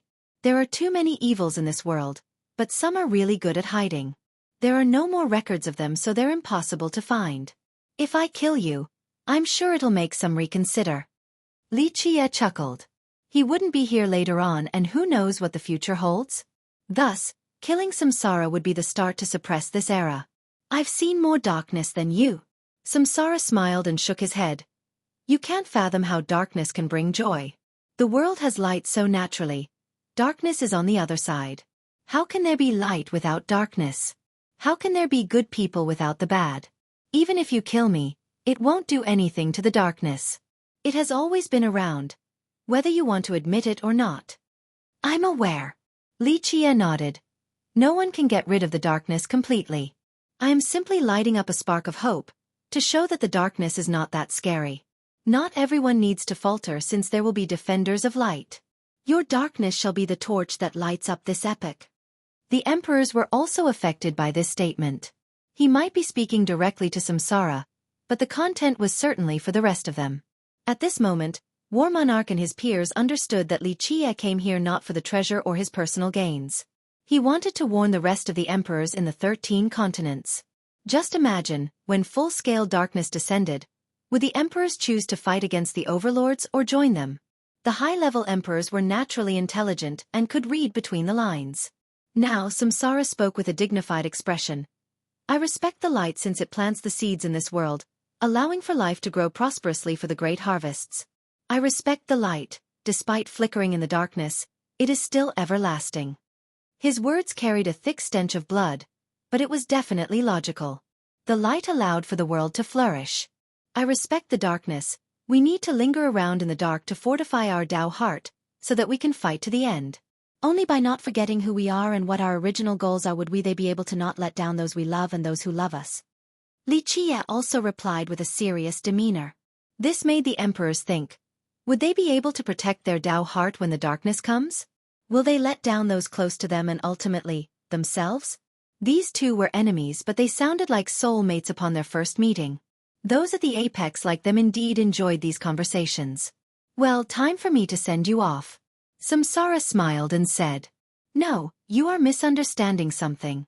I might be the one presiding over this plan, but I'm not the main force to kill you." Li Qie gently shook his head. "Fine. I'll kill you first and see if anyone can stop me." Samsara reached out with his gigantic palm. It didn't have an overwhelming aura, but the emperors were startled. There was nothing below this palm. It meant that once struck, nothing could exist. Time, space, heaven and earth, even emperors, all would turn to nothingness. This was a grand momentum attack, capable of destroying everything in this world. Someone with mastery over this type of force had no need for techniques and merit laws. This was a being certainly capable of killing emperors with one move. Pop! Suddenly, a holy light exuded beneath this momentum of the void. The emptiness was suddenly filled, ending with the palm strike being blocked. Samsara pulled back and looked over. "I should have realized this. Who else can stop me in this world but you, old friend? We meet again." As the epochs flew by. "How are you?" An old man stood at the front. He was the one who stopped the first attack. He had a gray robe, adorned with a pair of tattered and broken wings. He was still without imperfections and flaws. Despite the lack of visual radiance, others would still think that he was a holy being. After taking a careful look at the old man then Samsara, one would find striking similarities between them. Not in appearance, but rather temperament and aura. They were both great men, intelligent and decisive. The difference between them would be that one represented light while the other darkness. This was an intrinsic difference. The newcomer was naturally Saint. Alas, not too many could recognize him nowadays. "Long time no see," Saint responded. "My body is still quite tough. Can't die just yet to your disappointment." "No, old friend, you're mistaken." Samsara shook his head. "No one else but you can oppose me for eras and eras. Life would be too boring without you." "Is that so?" Saint calmly said. "You won't be bored anymore after I send you to the Western Paradise. It's been so long, no need to be so angry, old friend." Samsara smiled. "If you are still angry at me over being betrayed, I don't think I should be blamed since it was her choice. Dark or light? Two possible options. When one can't see hope in the light, they'll have to head for the darkness." "I don't blame her," Saint said. "You're right, everyone has their own choice to make. After making her choice, I could still purify her and light a spark in her heart of darkness. Back in those bloody and young years, we swore to erase the source of darkness. She couldn't persevere, but I've never forgotten my initial pursuit." "Yes." Samsara nodded with a tinge of emotion. Earlier, fellow Taoist Li also said something similar, that nothing is more precious than protecting one's heart. "Friend, you have also managed to persevere during those cycles. One step away from success. You are the one I respect the most in life." Samsara was much older than Saint. The latter was born in an era of blood, the years of the harvest. Countless friends and families of his died, but this gave birth to his ambition of quelling the darkness. After wasting endless times and experiencing arduous difficulties, Saint remained firm, never forgetting his initial intent. He once walked on this path with the person he loved and trusted the most. Regrettably, she couldn't hold on to the very end. During the dark period with no hope in sight, she turned to the darkness by betraying and delivering the fatal blow to Saint. Otherwise, there was a chance for him to end the lasting darkness in his epic. Even after this, he still persevered on and didn't falter like her. It is time for the long epic to end. The wailing souls and fallen sages deserve an answer. Today, it is over for the wildland and our epic of darkness. Saint remained indomitable like the water in a well with his supreme holiness. "Old friend, it's not that I'm looking down on you. Even though I suffered the heavenly execution back then, after the long years, I'm back to 80 or 90% power now. On the contrary, you are like a drying river. Even if I wasn't back to my apex state, you're still not my opponent as you are now." Samsara shook his head and said, "1. Euphemism for death. Heaven works here too."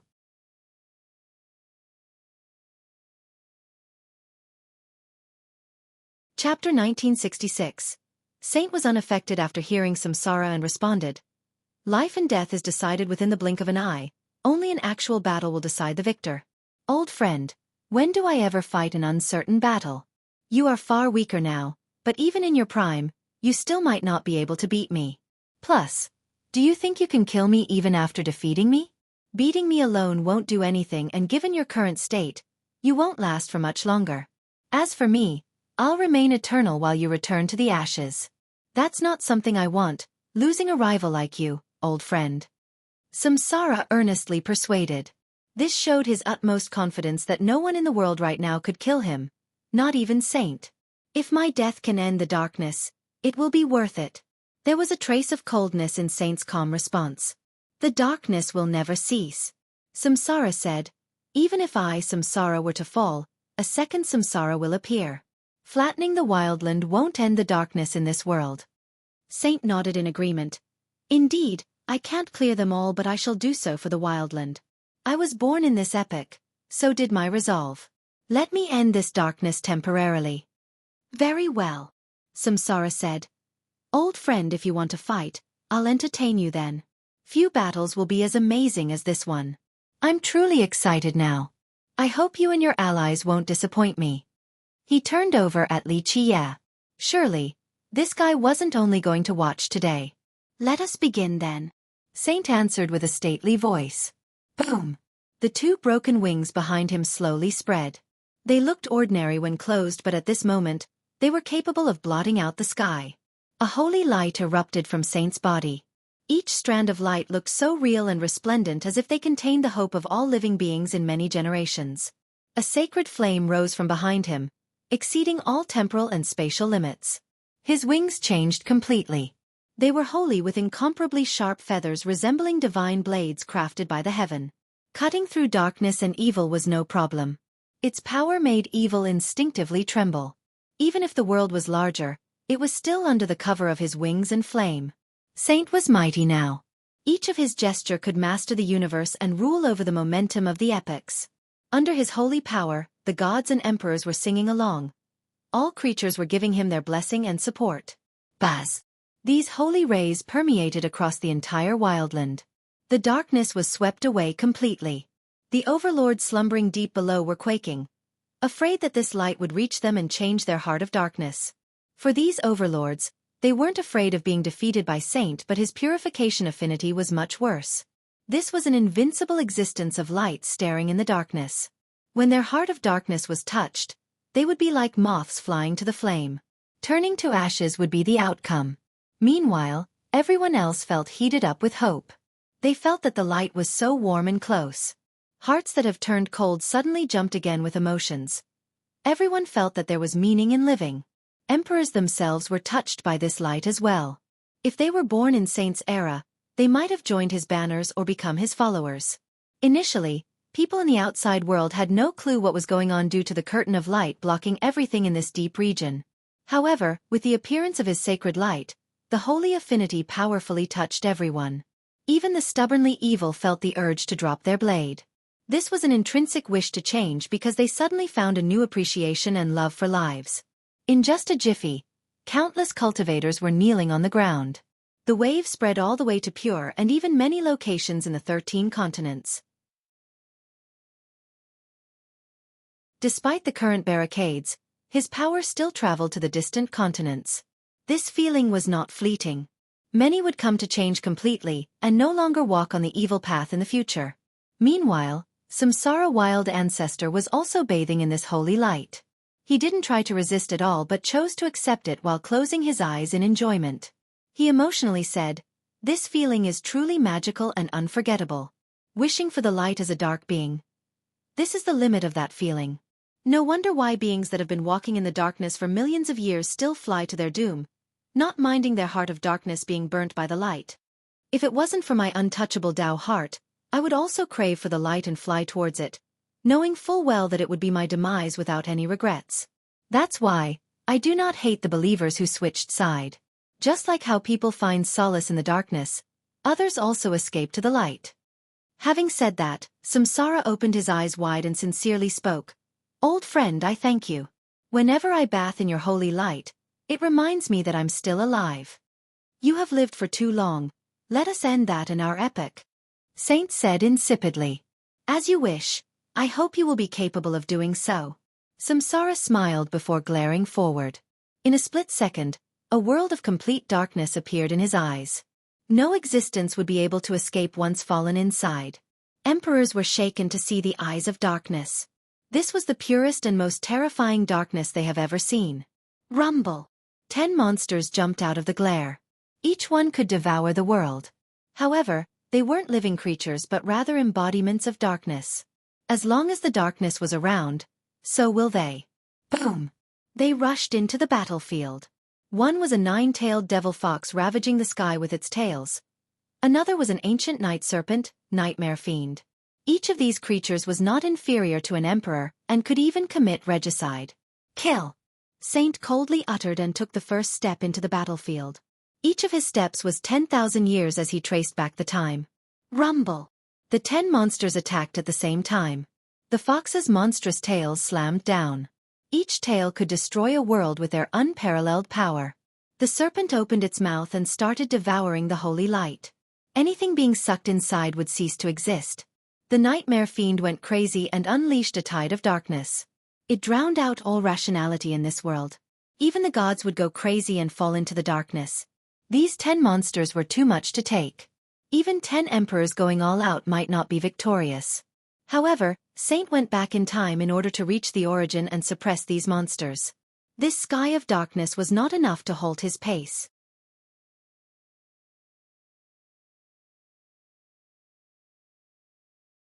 Chapter 1967. Kill.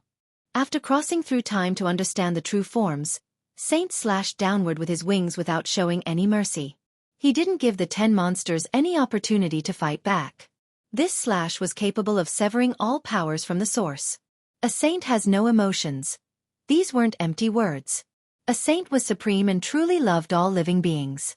However, he wouldn't show mercy when it was time for action. He needed to control the era and uphold the light. The mercy of the fairer sex was unnecessary. The 10 monsters were instantly decapitated since even their source was killed. Despite coming from the darkness and that darkness was still around, they were forever killed without being able to enter the reincarnation cycle. Saint, just like old times. Samsara smiled and recalled the darkness. In the blink of an eye, he and Saint met on the river of time. My Tao is eternal. Samsara chanted as he raised his hand and chopped downward as if his hand was a sword. There was no beautiful technique or majestic power. Surprisingly enough, no expected dark affinity either. Nevertheless, this chop was still eternal. It wasn't aiming for the flesh but rather destroying the enemy directly from time itself. For example, if one had 100 years of life, with just one slash, this period would instantly shatter as if the enemy didn't exist in the first place, not even a chance to be born. Boom! The attack struck Saint's resplendent wings. The light immediately extinguished along with the flame behind him. Saint was wounded and fell down from the river of time. His power weakened by a fair amount along with his holy light as his complexion turned pale. The emperors shuddered. This wasn't a physical contest but rather, a battle on the river of time. Under this type of battle, one's time was being directly erased if struck by samsara. If an emperor wasn't strong enough to withstand this eternal power, they would directly be buried and killed from the source. It was much worse than a physical attack. If the flesh was destroyed, there was still a chance to retaliate. Alas, not being able to withstand this strike meant true death. Like I said, old friend, the you right now are not my match. Samsara also returned to the battlefield and shook his head. I can easily destroy you despite only being at 80% strength. This is only the beginning. Saint wasn't caught off guard from losing the first exchange and calmly replied. Warm-up time is over, let's go for real now. Having said that, he took out the elusive heavenly vase and drank all of the liquid in one gulp. Boom! His flame surged to the limit and alarmed the entire world, not just Pure, with his insane rise of power. The weak didn't know what was going on but they were prostrating on the ground with sincere reverence. Meanwhile, the emperors on the other continents were startled. All eyes were on Pure. Everyone wanted to know what was going on. The top emperors were able to see through the spatial blockades between the continents. The average ones could only sense the ripples of power since they failed to peer through the barriers. Saint was no different from the lord of an epoch. His holy light was not just illuminating the region but also the river of time of an entire epoch. He stepped into the river of time again with his holy light. All of his power were carved into this era. So many children being born were blessed with his holy power and protection. Their heart became filled with the light. Clank! Clank! Clear metallic ringing resounded. One could see plates of armor covering Saint's body. It didn't take long before he was fully adorned with a set of sacred armor. It shouldered the faith of many eras from those craving the light. They were praying for him in order to give him endless power, to cure his wounds, and to chase the darkness away. A hymn resounded with the emergence of a sword spewing holy light and cold shimmers of steel. These rays were emotionless and murderous. If the armor shouldered hope, then this sword shouldered destruction with its ultimate edge, capable of cutting the source of darkness. Eternality? Nothing before this sword. Indestructibility? All were ashes before its judgment. More metallic ringing occurred. Saint's wings became metallized. They were still full of light and flame but now, there was a cold and emotionless touch to them. The pair of wings has become a tool of war not weaker than his sword. Saint looked quite young and gallant now. His temperament was devilishly charismatic. He had restored his power back to the peak state. Not to mention others, the dark overlords in the wildland were trembling uncontrollably. Why? It was because they were no match for Saint at his strongest state. Only Samsara was a match for him. Looks like you have found an amazing medicine. Samsara wasn't afraid to see this. He nodded his head. Still a way off from your true peak, but this is enough. No wonder why you're confident in slaying me. It is time for us to end this painful epic. Saint pointed his sword at Samsara. Try if you can. I'm afraid it won't go as you wish, old friend. Samsara replied and took a step forward. He entered the river of time with a careful pace. It didn't take long before he returned to their epic. Though this wasn't their real epic, the river of time has been flowing the entire time, so there was still an image left of their period. Boom! After reaching his epic, darkness crazily rushed out of the ancestor and engulfed the area. He stood there in the shadows, capable of shoulder the heaven itself while looking down on an epic. The lord of all. No crown but a king he was, for he had returned to his early and fiercer days. Who could actually match this ruler of darkness? Prodigies and other overlords would need to bend down before him. In this dark epic, all were ants before him. Even a 10-will emperor wouldn't be able to take one blow. Only someone like World Emperor could take him on. Just imagine, being born in an epic like this was full of despair.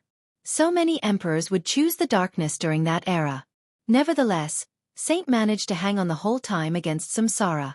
Though he failed to save the epic in the end, he was still a pillar that didn't falter. His light illuminated the darkness like a lamp, showing the path to future generations so that they wouldn't be lost. Many finally realized how wondrous and amazing Saint was after seeing the monster that is Samsara. The emperors felt a deep sense of respect for him. Old friend, our epic is no more but going back to the past. This is our real battlefield. Samsara told Saint while standing on the spot in the river of time proportional to their epic. Let's do this! Saint roared as the two entered their old period. The river was still quietly flowing for an eternity. No one could ever go back to the past, but if one was strong enough, they could return to their old position in the timeline. Though they wouldn't be able to return and see their loved ones and friends again, they could still sense the years back then and return to their old form.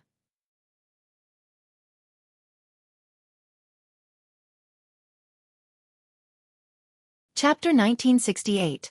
Though time forever flowed, a few things and certain people would remain the same. Though time was a merciless destroyer, it couldn't erase them all. While inside their own epic on the river of time, Samsara and Saint kept quiet in this eternal scene. There were too many familiar feelings.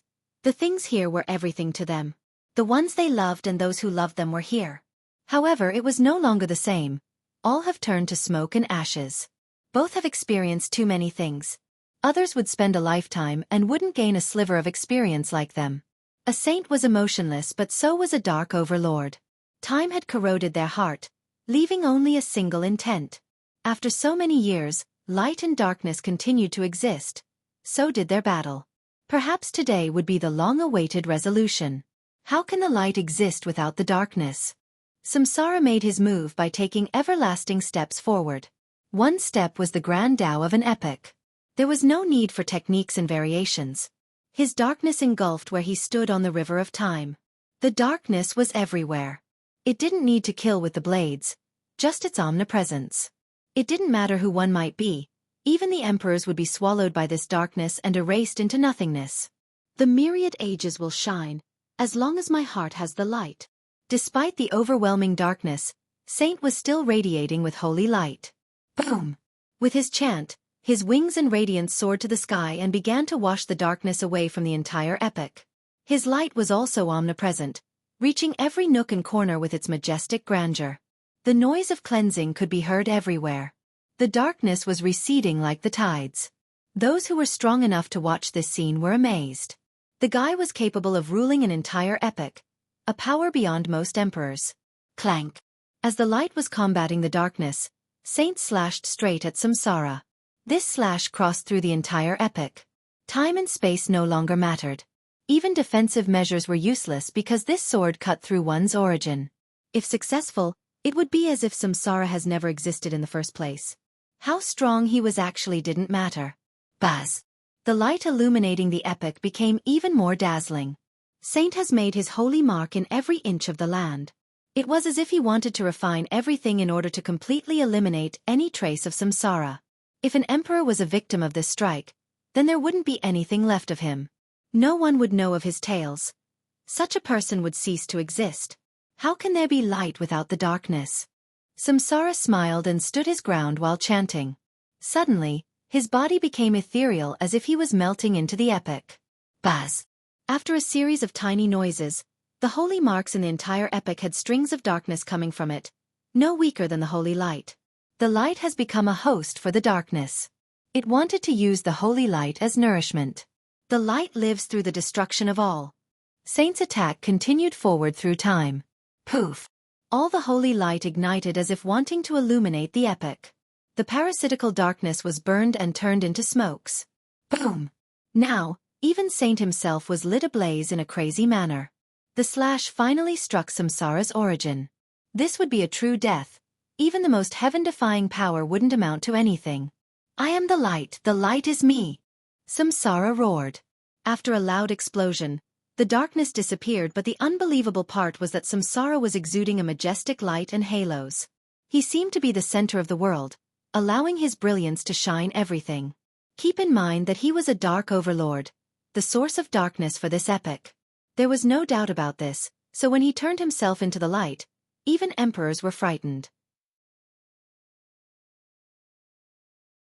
Bang!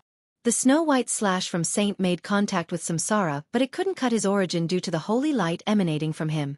To be more exact, it was still resisting the slash. Holy versus holy.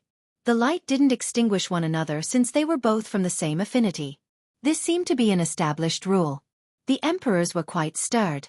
Samsara possessing this holy power was completely outside of their expectation.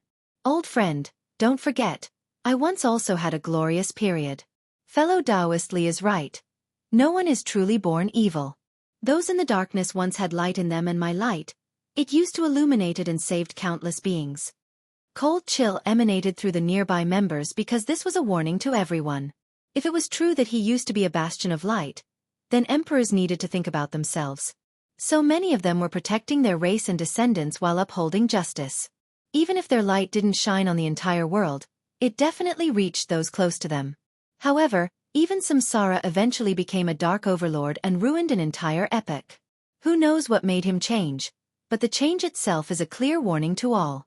The knowledgeable and top emperors were affected the most. No one was born evil. Then what was the story of the other still hiding dark overlords? Ultimately, the conclusion that anyone could eventually turn to the darkness, even your loved ones and those you respect.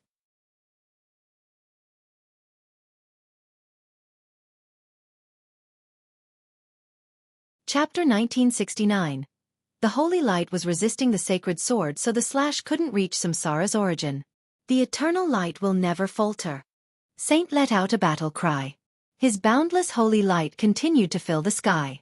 However, the strings of light were peeling and undergoing a fundamental change, revealing their original nature.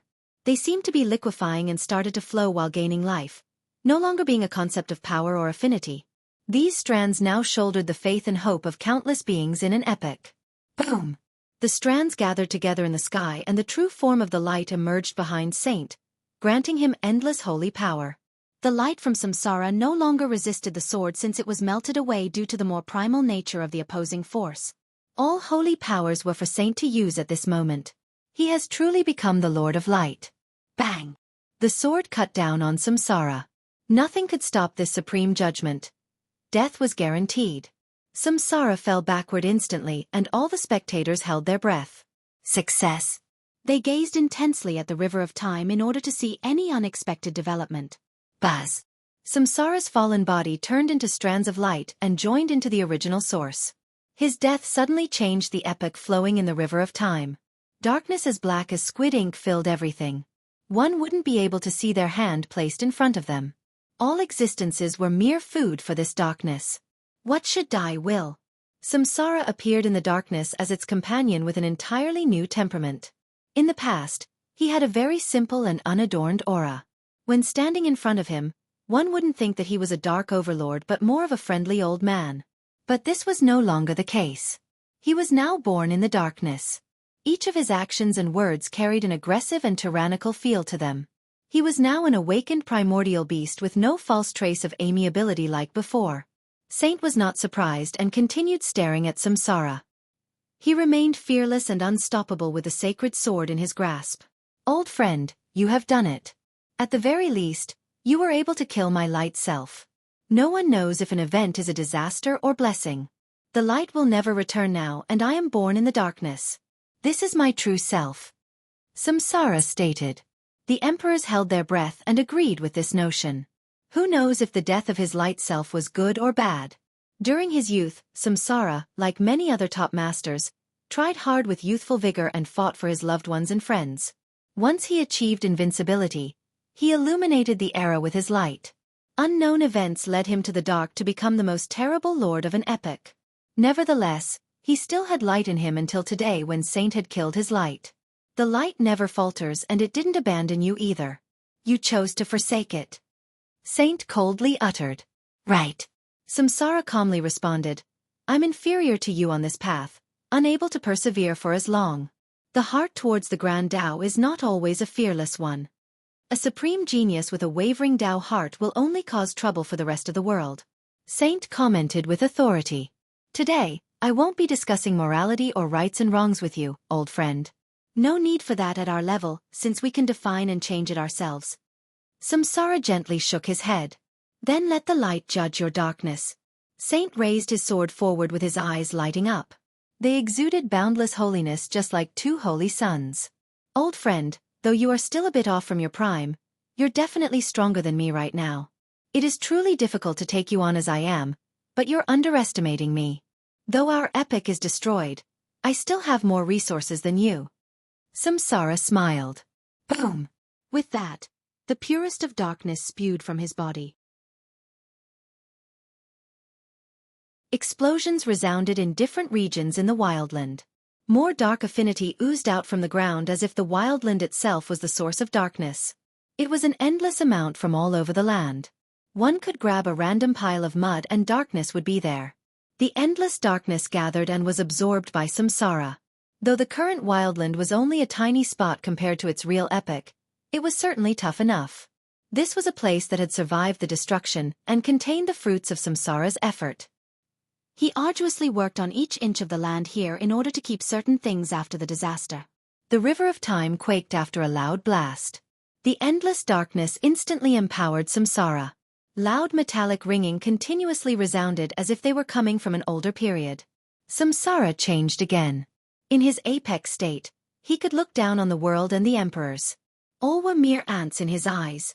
A crown of darkness and a black robe appeared on him. Even time itself slowed down before might. His eyes were cold and emotionless now. This was someone who wouldn't hesitate to devour trillions of existences. There was no breath of life on him any longer, for he was the embodiment of darkness, no longer a living being. Surprisingly enough, one would find that Saint and Samsara's eyes were extremely similar, emotionless and cold. However, their coldness was different. Samsara had no respect for life and things he considered inferior. As for Saint, it was part of his doctrine, how he thought the world should be. Old friend to the death. Samsara's voice became tyrannical. A clear aura of invincibility emerged on him.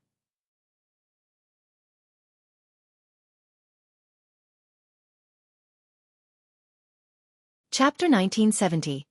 Old friend, try this samsaric gaze, it should be familiar to you. Samsara wild ancestor roared with both of his eyes open. A third one emerged between them. Boom! Everything disappeared afterward. Only darkness remained in this epoch. One wouldn't be able to see their hands in front of them in this place void of the light. This was an endless samsaric cycle of darkness. Challenging this power was a futile exercise. Rumble! Even the river of time in this region was affected under the rule of darkness, with its flow lingering in this area. The emperors became alarmed after seeing this because they wouldn't be able to jump out of this particular cycle of perpetual darkness. Just imagine, how many people could withstand and persevere in this darkness? One would turn crazy and become devoured by it. Emperors tried to imagine themselves in this situation, and weren't certain whether they could defend their Tao heart or not. Clank! Saint raised his sword against the dark cycle. He changed to a defensive stance while the light on the river of time gathered around him and turned into a fiery state. The sword became a torch with resplendent holy light. It was countless times stronger because all of the light in an epoch had condensed in this place in order to illuminate the world. The tides of darkness began their assault, but peace could be found near this torch.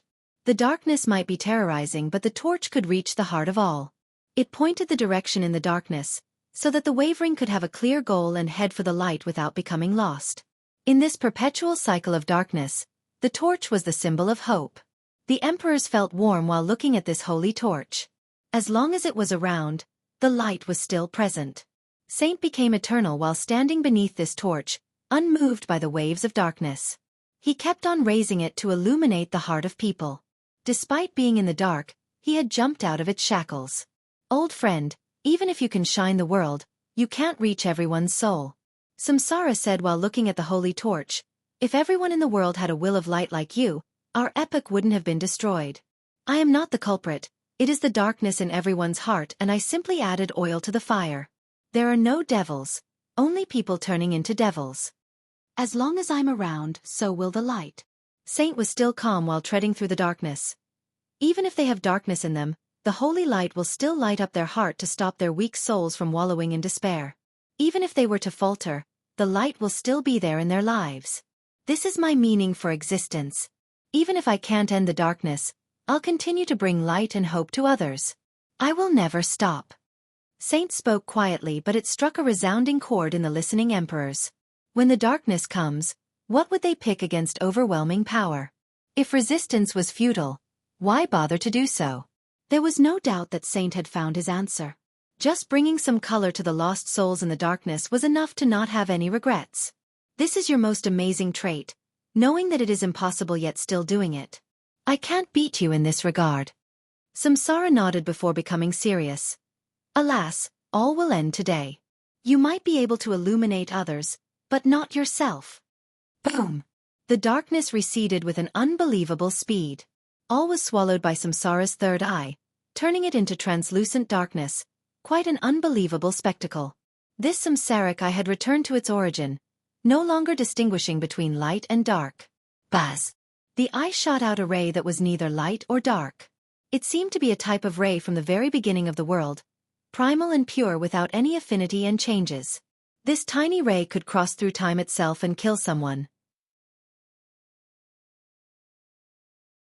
The top emperors slightly batted their eyes because the most frightening thing about the ray wasn't its offensive potential but rather its primal origin. This was something that could shoot through someone's Tao heart and remove their perseverance. Saint's expression sank after seeing the ray and gripped his sword tighter in front of his chest. His wings moved forward in order to form a massive barrier. The ray instantly made contact with the wings and loud shaking noises ensued. Their epic spot on the river of time was trembling as if a monumental change was occurring. Buzz! The ray pierced the wings and soared to reach Saint's Tao heart. The holy light suddenly flickered like a candle trapped in a storm, on the verge of going out. With tiny noises, the strands of holy light began to extinguish, replaced by strands of darkness. However, it wasn't that easy for the darkness either. These dark strands were also flickering. Some died and were replaced by light strands. This contest between the dark and light continued as a cycle. This was the power of the samsaric gaze, changing one's Tao heart back to the initial state. In this situation, whether it gave birth to light or dark would depend on the person's perseverance. There was no doubt that Saint's Tao heart was of the light affinity. Thus, the gaze wanted to destroy this light and reverted the heart back to the origin. In the very beginning, of course, either light or darkness could be born. This was the fundamental essence behind the current contest between Samsara and Saint. Despite the lack of violence, it was much worse than a battle with swords and blades. If Saint were to lose, the darkness would take over his Tao heart. If he were lucky enough to not falter, the consequence would still be quite harmful. After numerous cycles, Saint began to lose. More dark strands came out and the light couldn't extinguish them. The remaining light strands turned dimmed and could go out at any moment.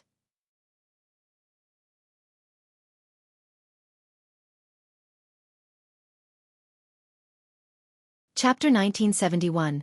Old friend, if you were at your peak state, then you could persevere and I won't be able to do anything to you. Unfortunately, that's not the case right now. Samsara said as the darkness was gaining grounds. As long as one light strand is left, the darkness will never take over the epoch completely. Saint remained calm despite losing and continued to protect his Tao heart. He needed the light to stimulate the origin of this heart and bring it back to the light.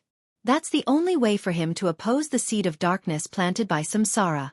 At this moment, amazing techniques, Tao comprehension, and further fighting were useless. This was a cycle between light and dark.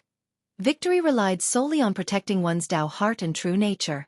Losing would turn one into a dark overlord. All would be too late then. So what? Samsara shook his head. Maybe I can't destroy you completely and all the light strands completely, but don't forget, I've sealed all the lights in this epoch underground already. Alas, this is all meaningless. Our epoch is no longer around. After this defeat, you won't be able to ever turn the tide. This might be our final meeting, old friend. The terrifying embodiment of darkness, samsara, was actually cordial right now to his mortal enemy. Buzz. Though Saint continued to protect the light, the situation was quite grim. His demise was certainly inevitable if this continued. The emperors were shaking as well. Even someone like Saint couldn't handle this. What about them? Under this reversal to the origin caused by the samsaric gaze, how many of them could remain strong? The only end for them was either suicide or succumbing to the darkness. Saint had fought against samsara for an epoch. If he couldn't win, no one else could. Gentlemen, lend me your power so I can understand time enough to get there. Li Qie told the 17 emperors. Very well. The emperors roared as their wills became resplendent and full of power. Rumble. The world was torn asunder. All 13 continents were trembling.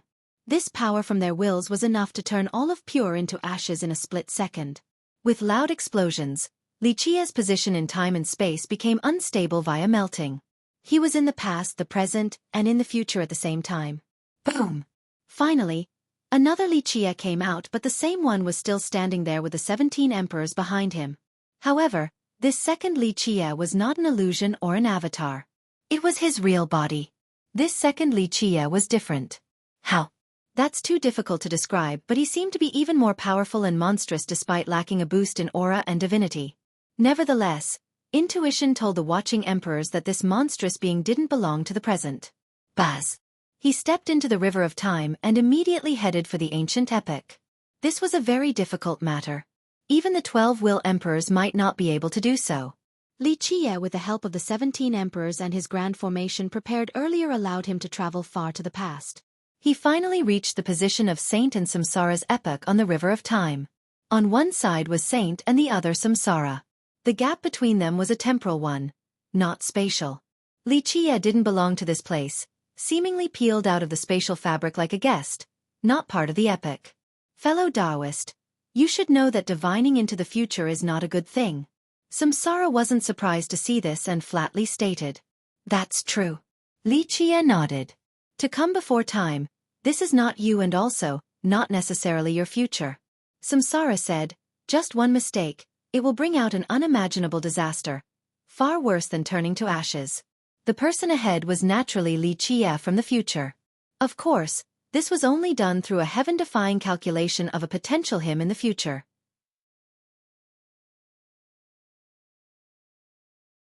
It was indeed an incredible method. Calculating one's future then bringing it back through the river of time. That's why I'm here on the river of time. Nothing is more separated from everything else than it. Li Qie chuckled. Right. Samsara agreed. Don't forget, this is my epoch. Having said that, Samsara raised his finger and unleashed a time-piercing ray of darkness. This ray was exceedingly fast, but it gradually became slower as it traveled through time. In the end, it couldn't touch Li Qie as if he was too far away from them. The powerful ancestor still couldn't attack through this temporal gap. You are truly mighty. Li Qie shook his head, but you can only stop at our era, or rather our epoch, unable to reach a further timeline. You don't know which epoch I came from, or in other words, this is a new epoch that you will never reach. You're saying you someone who can start a new epoch. Samsara looked at Li Qie and said. He actually couldn't calculate where this Li Qie came from. His future was a muddled mess, so there were a few possibilities. 1. This Li Qie was simply too powerful, or that the present Li Qie didn't actually have a future. It could also be that his future was in an entirely new epoch, one started by him. The future was full of the unknowns, impossible to divine with dead-on accuracy. Thus, if Li Qie were to open a new epic, this was a new beginning. No one could read this epic outside of him. Thus, this was why someone as powerful as Samsara failed to see the future Li Qie's origin. Why can't I? Li Qie chuckled and activated his immortal physiques and his indomitable Tao heart. At this time, he exuded boundless holy light from the void imperfection physique. Under the control of his Tao heart, this physique finally broke through its own limit to reach the next level. Lights freed from imperfection poured down like the morning dew over this epic, especially around Saint. They were the sacred lights from void imperfection, capable of removing all darkness and impurities.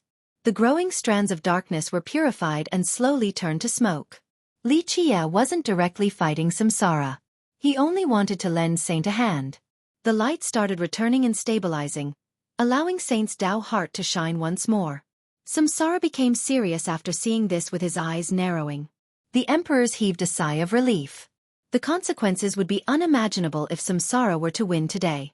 With Saint and Li Qie working together, victory was certain if it kept on developing like this, unless Samsara still had other moves up his sleeve.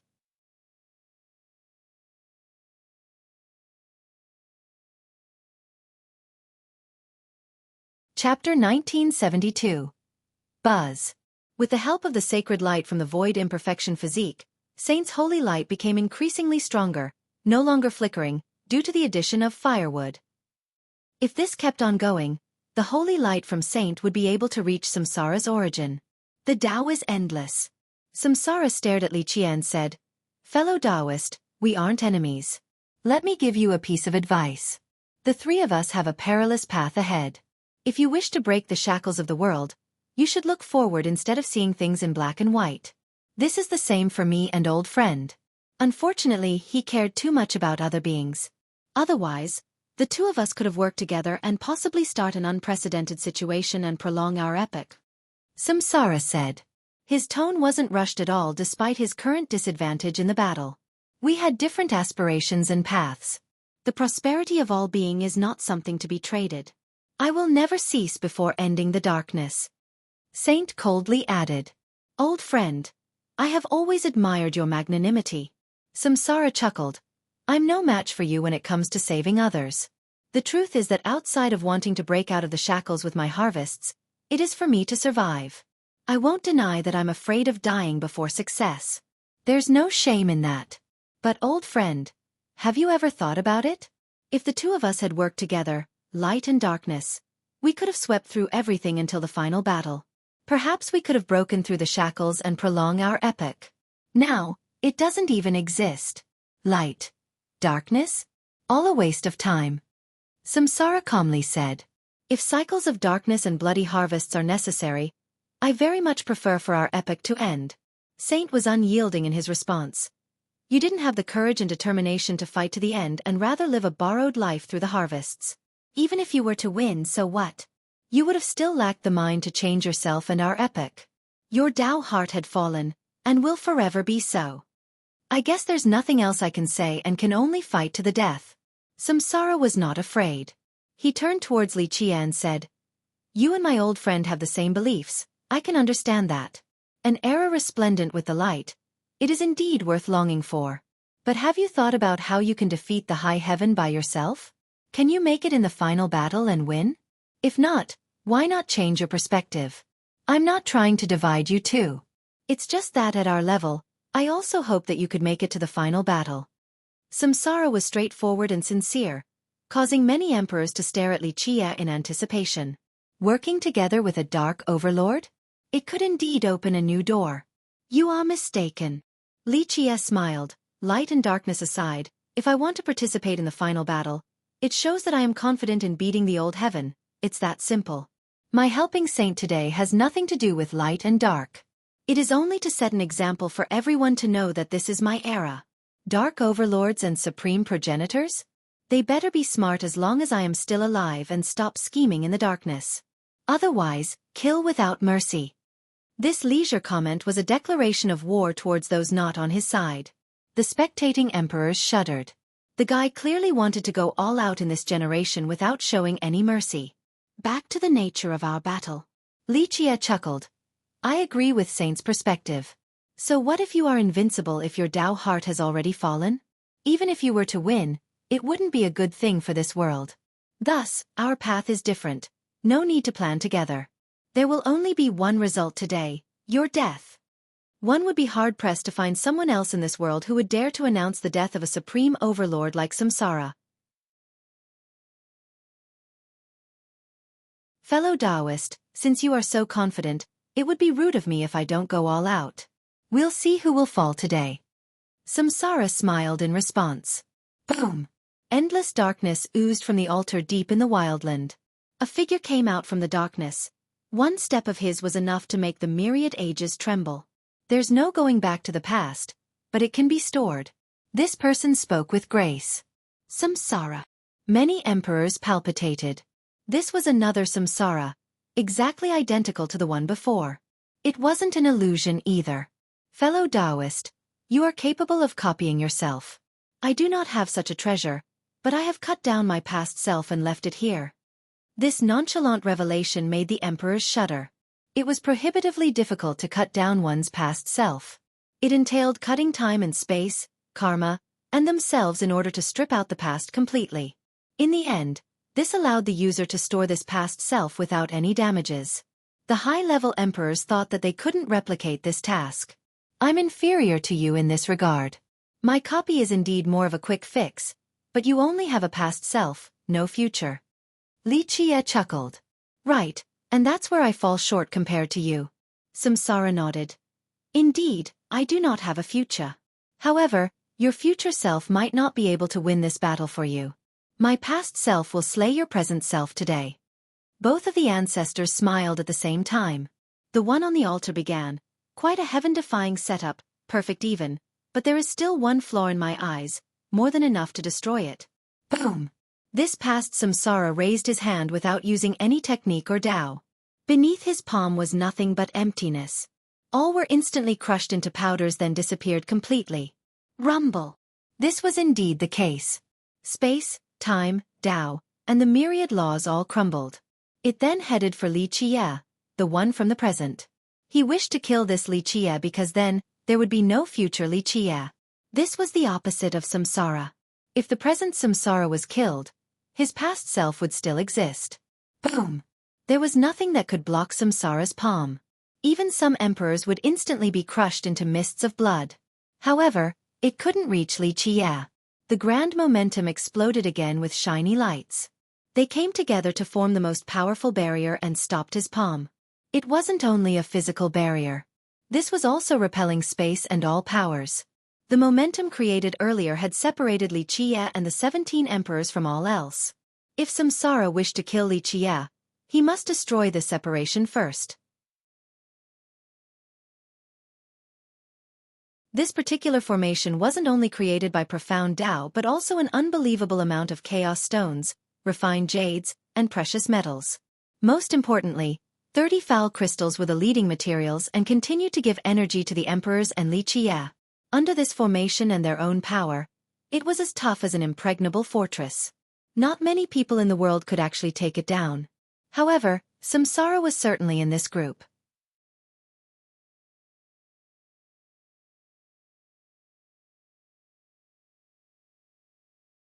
Chapter 1973. This peerless momentum and formation contained Li Qie's countless effort and virtually all of his knowledge. He wouldn't dare to say it was the best in history, but few could replicate a similar one. A bit interesting now, very well made. Seeing the failed attack, the past Samsara pulled back his palm and said, Indeed, I've been waiting for you for a long time now. The present Li Qie chuckled. Samsara smiled. You think you can trap me? All of the fanfare earlier wasn't only to lead me out but also my past self? So confident in taking me down? So it turned out that Li Qie had already planned for each step of the way. First, he wanted to bait out Samsara's real body then his past self. It was going quite smoothly. As long as these two Samsara appeared, he would seal the world and not allow them to escape. He wished to destroy Samsara completely, not leaving any chance for the guy to rise again. Try and see. Li Qie smiled back. Indeed, have to fight to actually know the outcome. Samsara said. When his present self came out, He already learned how peerless this formation was, yet he still let his past self come along without any fear. This showed that he was confident in taking it down. Boom! Boundless darkness engulfed Li Qi's entire formation. Samsara then disappeared under cries of torment. Suddenly, the strangest thing happened, astonishing all spectators. Another grand momentum and formation appeared, the same as Li Qi's. There were another him and 17 emperors within. Samsara was creating everything. When the two formations got close enough, they started to shake violently. This only increased as the distance narrowed. During this process, the imbalance in the formations was immediately revealed. This imbalance was due to the 17th emperor. This Grand Emperor in the beginning didn't have any problem because Li Qi had one end and he had the other in harmonization. The Grand Emperor ahead of him was a good fit as well with great balance. However, because of the imitation formation, he had an exact replica in front of him. Under this impeccable fit, the Grand Emperor on Li Qi's side and the identical one on the formation started attracting each other in a profound manner. When this happened, it broke the overall balance of Li Qi's momentum and formation. One could hear a cracking sound as a result. A very tiny crack had appeared on the perfect barrier. It was virtually undetectable with the naked eye, and its size was negligible against any other foes. Alas, they were facing Samsara. In just a short time, a thick miasma of darkness engulfed the entire formation. Next was a series of deafening explosions. This darkness acted like a heavenly tribulation and attacked the tiny crack with all of its power. The moment the crack became a hole, all the darkness would come inside to devour Li Qi and the emperors. Boom! Boom! Boom! The formation was shaking before this insane assault. It became unstable and the barrier started to flicker. Go! All 18 combatants inside shouted. They used the power of the Tao to exude an endless in order to take root in and empower the momentum once more. They relied on the power of the Tao and the wills in order to stabilize the momentum once more. Alas, it was an impossible endeavor due to the replica formation pushing inside. Just a sliver of imbalance would distort the power of this momentum. The power of the momentum is simply too much, capable of destroying everything. So when it has an imbalance, there's no way of fixing it unless a high-level emperor joins in, one who is capable of fixing this flaw. Otherwise, the 18 inside won't be able to do anything. Yes, it needs to be an emperor with 10 wills and up. An emperor outside gave his analysis. In fact, this imbalance was unbelievably tiny, relative to the overall force of the momentum. This was because this momentum was so grand due to the resources and wills of all the emperors. It was strong enough to destroy all of Pure in the blink of an eye. Even the tiniest imbalance would be obvious and exacerbate the flaw of the formation. Li Qi's group tried their hardest to balance it, but at this level of formation, there was no fixing it after it was gone. The observing emperor was right. This imbalance required 10 wills to correct. Rumble! The darkness continued its relentless assault while the replica formation of Samsara wanted to make the imbalance even greater. This was his way of creating a gap in Li Qi's defense. Meanwhile, the 18 inside used the most terrifying force in this world to push the formation back to perfection. This was difficult enough alone, so the external interference by Samsara only made it worse. Bang! Bang! Bang! With each wave of impact, the 18 inside felt as if they were slammed by a gigantic hammer. Their body was as tough as divine metals. Though these heavy blows couldn't break them, they were still immensely affected, panting for breath with a pale complexion. If this continued, their momentum and formation would definitely crumble. Fellow Taoist, how much longer do you think you can hold on? Samsara smiled and asked. Who knows? Li Qi retorted, but your present self won't last much longer either. When the darkness is gone, you won't be able to take Saint on. His holy sword will annihilate you. The past Samsara glanced at the river of time after hearing this. Back in his epoch, Saint and Li Qi clearly had the upper hand while working together. Saint's holy light was crazily refining the ancestors' darkness. When all of the darkness was gone, he would be able to kill the ancestors' origin. This would be a true death regardless of whatever hidden moves he still had left. Break! The past Samsara saw this and instantly channeled his energy. Darkness oozed out with a force shaking 3,000 worlds. Crack! With this, the tiny crack was finally broken through into a fair-sized gap. Poof! The 18 inside were grievously injured by a massive amount of power, causing them to vomit blood.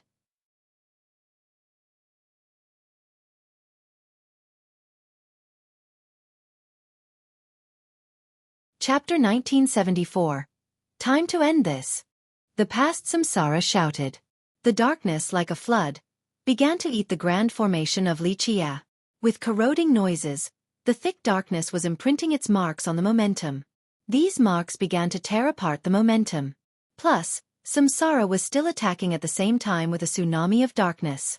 When this rising tsunami smashed downward, it could shatter all of Pure. Even a top-level emperor might be a victim of its force. Nothing would be spared in its onslaught. Rumble! All experts strong enough to watch were naturally astounded at this spectacle. The past samsara wanted to end this battle as soon as possible so that he could go help his present self on the river of time. Meanwhile, the darkness was being extinguished on the other battlefield while the light had the absolute advantage. If this went on, samsara's origin was finished. Crack! Crack! Crack! Though the gap wasn't big enough just yet around the imbalance, samsara was making progress. Eventually, the momentum had tiny cracking lines. A complete infiltration was impossible, but it was only a matter of time. The ones inside were trembling with heavy injuries, evident by blood dripping down the corner of their lips. Not good. One emperor shuddered and said worriedly, "There's no coming back after the momentum breaks." The spectating emperors glanced at each other, but they were powerless. In order to regain the balance, one would need the power of 10 or more wills. Only a few of these beings were available in Pure. Time was of the essence because a victory for samsara was definitely a negative development. Boom! In the blink of an eye, a majestic and ancient imperial path traced from the horizon all the way to the depth of the wildland. Sacred teacher, Kenlong is late. A true dragon-like roar came about. A man walked on the imperial path and immediately made it to the wildland. "Allow me to lend you a hand." This newcomer was very young, seemingly only around 20 of age. However, he carried an ancient aura as if he had come out of an old painting. A big crest and traditional robe. He embraced a long sword with a heroic aura. Immortal Emperor Kenlong. Another emperor recognized the man. An emperor from the 9 worlds with 8 wills. Even those who couldn't actually watch the battlefield outside could sense his coming. Immortal Emperor Kenlong is there. The progenitor of Dragon Citadel. Wu Fengying and Wu Qi were extremely shocked and wouldn't stop bowing their head on the ground. This was the second emperor of soaring immortal from the 9 worlds, one at the upper echelon of this power level. Ever since Immortal Emperor Wan Gu created a method to shoulder the heaven's wills from the 10th world, Immortal Emperor Kenlong was the second person to shoulder heaven's wills from the 10th world. Moreover, he got 8 wills just like Immortal Emperor Wan Gu. It wouldn't be an exaggeration to say that he was a top emperor since he had wills from both worlds. Clank! He instantly slashed open the myriad ages and cut out a path in the engulfing darkness. Not to mention the weaker cultivators, even his peers were amazed at the tremendous power of his slash. This allowed him to reach his destination, the depth of the wildland. Buzz! In one area of Xueqi's momentum were whirling imperial laws. They melted together with the formation. Pop! After gaining Xueqi's permission, Immortal Emperor Kenlong stepped inside and stood among the 17 emperors. His appearance at the horizon and him joining the battlefield happened smoothly in the blink of an eye. "Let's go!" The group roared again and their power erupted. The Immortal Emperor released his 9 wills. Their power also fused with the formation. Rumble! The unbalanced momentum was slowly being shifted from the power of the 9 wills. Boom! The barrier became resplendent again with a light shining the entire region. It even made it to the river of time. All of the darkness turned to ashes because this was an unprecedented state of balance for the momentum. Bang! The replica formation created by the past samsara was annihilated as well. He himself was shaken and staggered several paces backward. "You're right, time to end this." Xueqi inside the formation chuckled and declared. In the interim, the battle waging on the river of time was reaching a decisive moment as well. Not much darkness was left in the epic, only Saint's overwhelming light. Though the present samsara still had thick miasma around him, there was no reversing the tide against his 2 foes. Zzz. Saint's sword sang at him and became as white as snow while issuing murderous bloodthirst. It could sever all karmic ties and reincarnation cycles in the world. He could deliver the final blow at Samsara's origin whenever now, erasing the ancestor's existence. My turn. Samsara didn't panic after losing the stalemate. He laughed and chanted a mantra in the form of an unquestionable decree. Those who walk with the darkness, return to the origin. Boom! The entire wildland quaked with his decree. More darkness emerged with loud explosions. The dark overlords underground were emerging, not out of their own volition. Pop! Pop! Pop! One by one, these dark overlords exploded and turned into the most primal and pure dark energy. No! Some didn't even get the chance to scream. Progenitor, we offer our service to you, please. The stronger ones struggled in order to protect themselves. As long as the darkness is around, all of you shall be eternal. I'm only borrowing your power for now. I'll recreate you all after my victory. Samsara calmly said. He was the progenitor of darkness in his epoch, so all of these other overlords were under his banner. The reasons why they could harvest the beings were due to the methods he gave them. Because of this, Samsara could also harvest their power of darkness. It didn't matter how strong they were, there was no way to resist. No one could oppose their own origin and source. The stronger ones still failed to resist and eventually crumbled. I have protected all of you during the destruction, allowing you to live after the end of the epoch. It is time for you all to be useful. Samsara devoured the power of these shattering overlords. Rumble! An endless power of darkness all flowed into his mouth.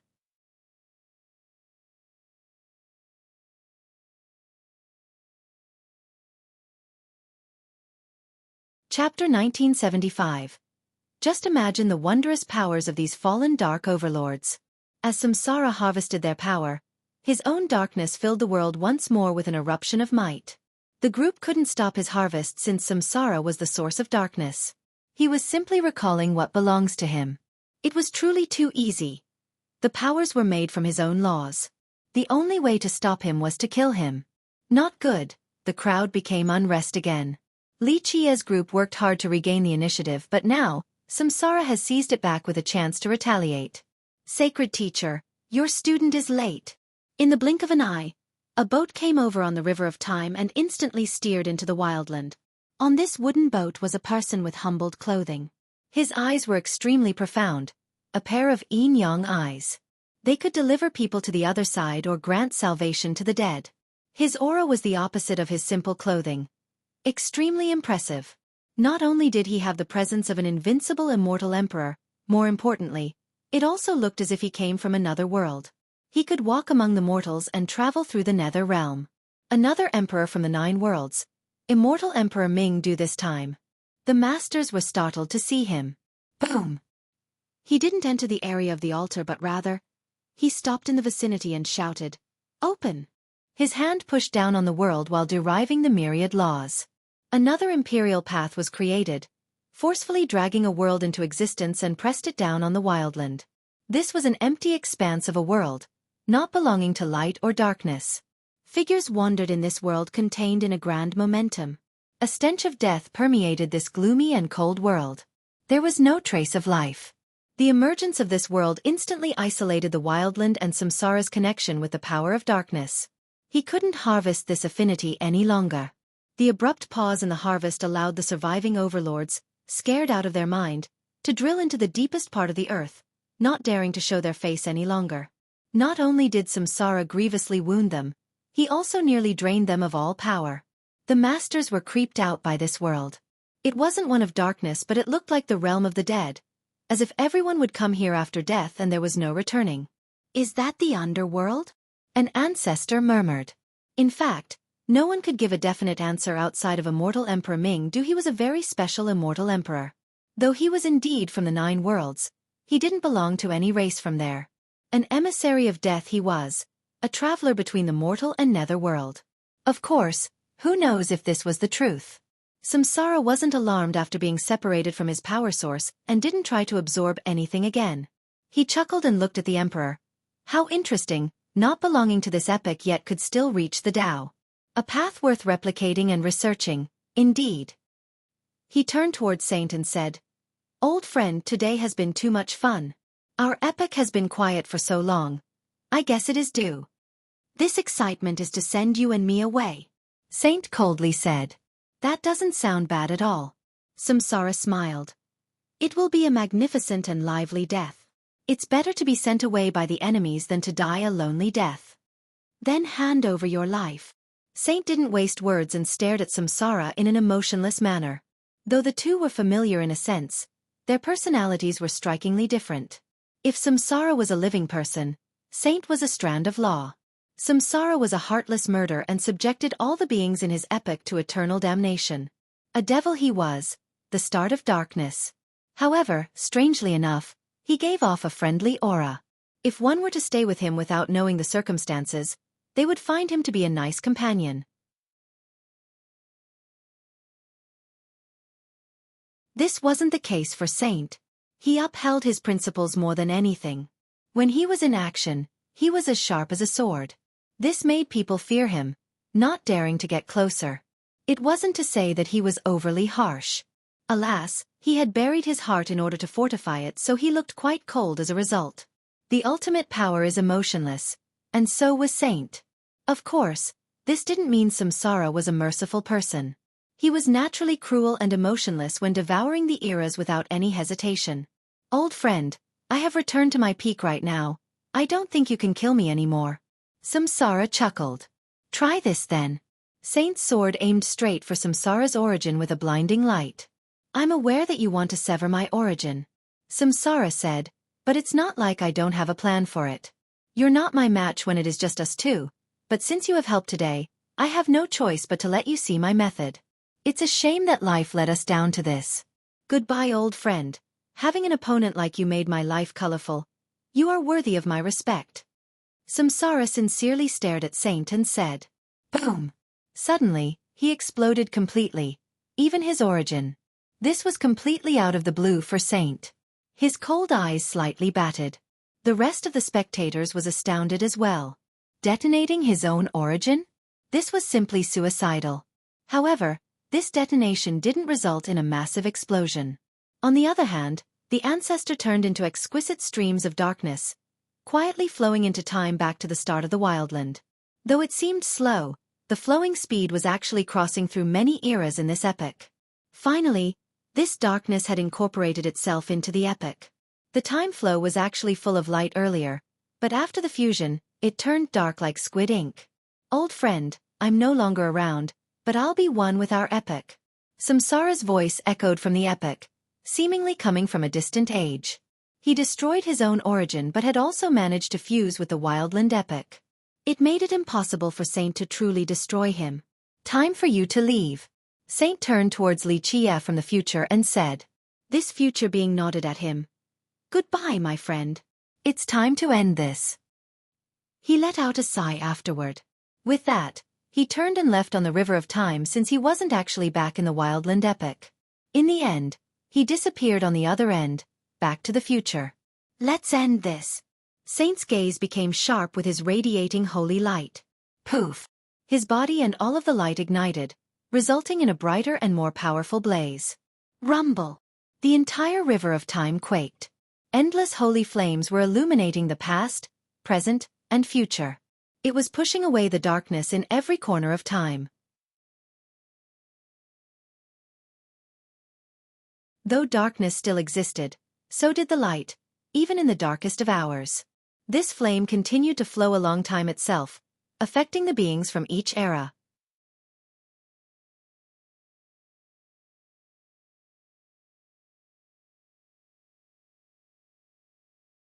Chapter 1976. The holy light continued to flow on the river of time. It has yet to fuse with it entirely, but it was definitely all-penetrating, seeping through the nooks and corners. Saint was lighting a spark of light in the heart of all existences. Even a fierce beast would change its way and crouch with reverence. The light still burned the brightest at the wildland epic. It was burning away the darkness in order to refine the entire epic. Alas, it was also burning itself. In order to destroy the darkness, the light has to turn to ashes as well. The reason why this epic was the focal point of the flame was due to Saint's roots at the place. He was lighting up himself. In this place was a pure and resplendent Tao with a drumming noise. It was as if there was a large heart beating there. This jumping heart exuded this holy power to the world, allowing to illuminate the myriad ages. Indeed, this was Saint's immovable Tao heart. It had turned into the source of light and fuel for holy power. Only this heart could make the light eternal. This time period was also changing. The darkness had melted into the epoch itself, so one could hear the splashing waves. A dark ocean began to rise with tsunamis. Under it was the source of darkness, filling the ocean with endless water. Though the holy light was crazily burning the darkness, the dark and towering tsunamis began to retaliate by completely surrounding Saint's Tao heart. This epoch was an ocean of darkness. Any source of light, no matter how powerful it may be, would be in quite a predicament. Saint's Tao heart was certainly incredible, but Samsara's root was much deeper in this epoch than him. His darkness was included in every second in the history of the epoch. Because of this, though Samsara had self-destructed his origin, but as long as a sliver of the temporal period of the epoch remained, so would he and the darkness. Thus, after the fusion between Samsara and the epoch, Saint couldn't destroy Samsara despite having a method to boost his power beyond Samsara. Waves of burning noises resounded. Though the light was doing its work, there was no way of getting rid of the darkness. Those able to watch the river of time would see the light losing its brilliance. The sacred light flowing through time could go out at any moment. Meanwhile, the wildland epoch was now a black hole. Even the greatest creature of light would forever fall into the darkness in that place, never to see the day again. Thus, the emperors became pessimistic. There was a reason why Samsara was the origin of darkness. He was indeed an incredible being. This was akin to looking up and seeing the sun being devoured. The little existences would never see the sunlight again. Just imagine the despair and screams afterward in a world devoid of light. As for the wildland, there would be nothing but darkness without Saint's guiding light. The lost souls without a chance to reincarnate wouldn't even have the chance to scream in the dark abyss, forever chained and tormented. Open! Li Qie shouted at this grim moment. His Tao heart became the next thing to illuminate the epoch. The power of this Tao heart was unsurpassable and eternal. It had been accumulated for the ages and sharpened by the experiences in life, becoming the toughest and strongest heart in the world. Boom!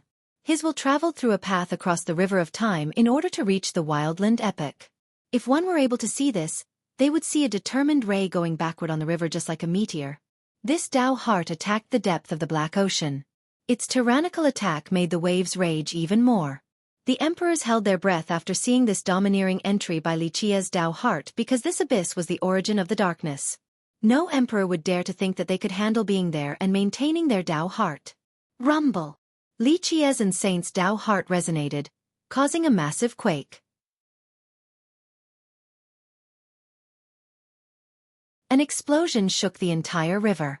The resonation was akin to an erupting volcano. The holy light exploded and instantly destroyed the surrounding darkness, turning them to ashes. With another blast, the river became unstable. This will was too powerful since it had half the power of an epoch. In the depth, Li Qie's Tao heart shot to the sky and created a torrential tsunami of darkness. It was tearing the ocean apart, leaving a permanent scar. At the same time, Saint's holy Tao heart was heading for the source of the darkness like a boulder falling to the mouth of a spring. More burning occurred at the depth with Saint's Tao heart. Meanwhile, Li Qie's own above the ocean was pouring out an endless strength. His Tao heart wasn't exuding boundless holy light like Saint's. This one had a light of eternity as if it had stored so much brilliant time. Countless eras couldn't erase it. Li Qie's supreme will acted like a gigantic fan above and started flapping. Not only did it push the waves away but also made the holy light stronger.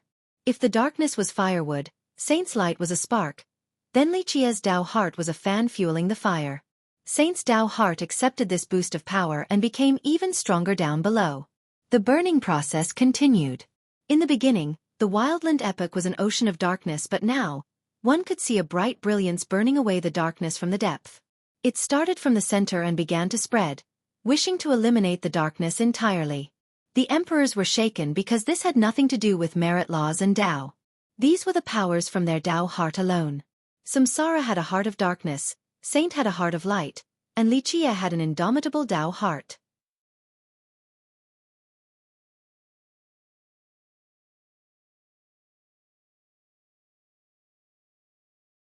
Chapter 1977.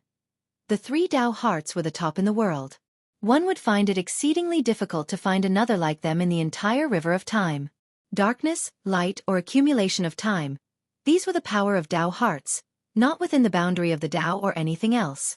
Most didn't understand that the most important thing for cultivation was not merit law or talents but rather the Tao heart. It was because the majority couldn't reach this level. Only emperors at the top would be able to understand. For example, the ocean of darkness from samsara. Merit laws and Tao couldn't do anything against the absolute darkness. Only Saint's purest Tao heart could refine and burn it away. As for Li Qie, with his current cultivation, there was no way for him to travel back in time back to the wildland. However, his firm Tao heart was able to do so, regardless of the distance. Moreover, it wasn't afraid of being devoured in the depth of the ocean because the darkness couldn't touch his will. Furthermore, the indomitable affinity of his Tao heart could resonate with Saint's own. This allowed Saint's holy light to become mightier. Many emperors were questioning themselves whether they would last against the darkness of samsara. But if the top masters of the epoch could have such a firm Tao heart, there wouldn't have been so many dark overlords in the wildland. So rare. The past samsara saw this scene and said with a tinge of emotion, "One everlasting Tao heart is already rare enough, let alone 3. Why must we kill each other? Why not work together to flip the heaven over? There might be a chance at the final battle." Despite saying so, he didn't halt his offense. His darkness continued to crush down on the grand momentum. Alas, there was no progress. The momentum of Li Qie and 18 emperors and more than 100 wills were simply unbreakable. Samsara was indeed mighty, but he wouldn't be able to break it down in a short time unless he had other methods that were even more heaven-defying. What a shame, the Paragon artifact was destroyed back then, or I would be able to break this down. He remained calm due to his age and having experienced countless dangers before. He took out an item with a solemn expression and said, "Very well, since it has reached this point, might as well let go of all caution." This particular weapon looked like a circular disc with the same color as the moon. Its light was quite dimmed as if hasn't been taken out in a long time. This was a very simple weapon, not much different from an ornament and seemingly lacked power. However, his expression spoke otherwise. Fellow Taoist, victory or defeat will be determined with this. Samsara remained cool and friendly even in the face of battle. "My weapon is named Chrono Disc. Will I be the one to not withstand the test of time or you too? Only through actual practice would we be able to tell." Li Qie's true body back inside the momentum chuckled in response. "Indeed. You are here for the Paragon artifact, so if you win, everything will belong to you. A few of my treasures are only slightly inferior to the old artifact that was destroyed." "I thank you then. I will at least get something from this battle." Li Qie smiled. Though they were quite courteous and friendly with each other, they certainly didn't hold anything back while fighting. Boom! The chrono disc descended without any oppressive pressure. It was only hovering above the barrier like a seal printing down. Buzz! It left behind an indelible mark. His body was flowing with a temporal light that hastily gathers on the weapon. This supreme overlord immediately turned into an old man on the verge of death. The guy grew old. His hair turned white with many wrinkles appearing on his face. He started hunching over in a feeble manner. Samsara was channeling his lifespan into the disc. He had harvested countless generations and existences in order to strengthen his power and increase his lifespan. Each little existence gave him a little bit of life. Though he couldn't reach the immortality level, he could live for a very long time, virtually endless if he didn't leave the wildland. Thus, he was using the power of longevity through the disc in order to break the momentum. He had no other choice because he couldn't do it without resorting to this monstrous treasure. If their Paragon artifact was still around, he could use it to destroy the momentum. Alas, he needed the chrono disc right now. Buzz! The barrier was turning coarse as if it was being heated, something similar to the process of porcelainization. Not good. The emperors inside the barrier felt the power of their heaven's wills being separated. The momentum required massive resource and their wills to function.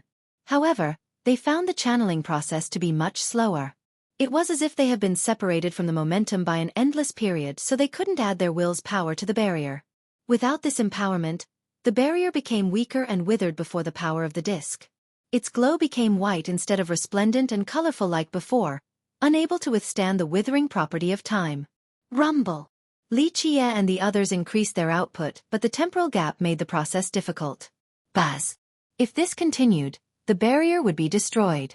That would be a terrible development for the group. Fellow Taoist, this won't do since time isn't that easy to withstand. You need to recall your firm Tao heart or defeat is assured. Samsara said flatly. I know. Li Jie chuckled. You want to save your present self, but don't be so certain of the outcome just yet. Let's finish this then. Samsara smiled. Buzz. The withering process intensified. Destruction was imminent for the barrier. Even immortal Emperor Ming Du a bit farther away in the wildland became anxious. Alas, he couldn't do anything right now because the momentum has reached a state of balance. His careless involvement could break the momentum. That would only make it break down even faster. The spectating emperors felt the same way. There was no way for them to defeat this temporal attack either. The only way right now was for Li Jie to recall his Tao heart.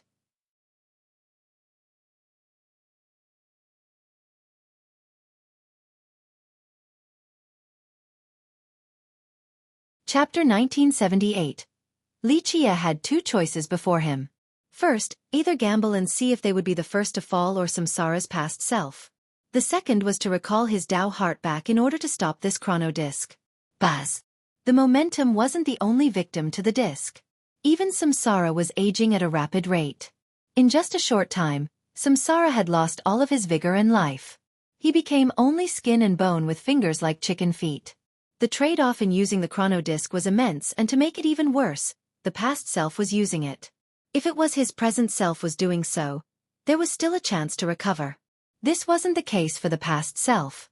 This physical expenditure was permanently lost. This was the reason why he was so hesitant on using the disc despite his immense power. Buzz.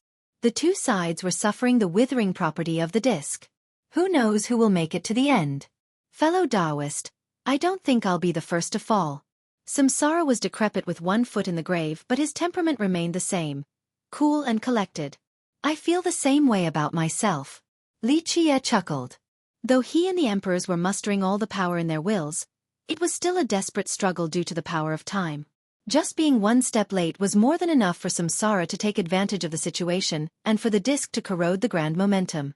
Li Jie's group couldn't stop this from going worse, let alone reversing the tide. Samsara had a way with words. I used to have such confidence, but as I lived long and longer, a few things changed. Live long enough and watch yourself become a saint, or a devil, or going insane altogether. Which one are you, fellow Taoist? In this juncture between life and death, he still spoke so profoundly. He and saint were time-worn existences. One became a saint while the other a devil. The insane crowd remained a mystery. None of the three I am me. Li Jie was nonchalant despite being at a significant disadvantage. If there is no path in front of me, I'll make my own way. I do hope for your success, but first, you need to get through this today before talking. I doubt your grand momentum will last much longer.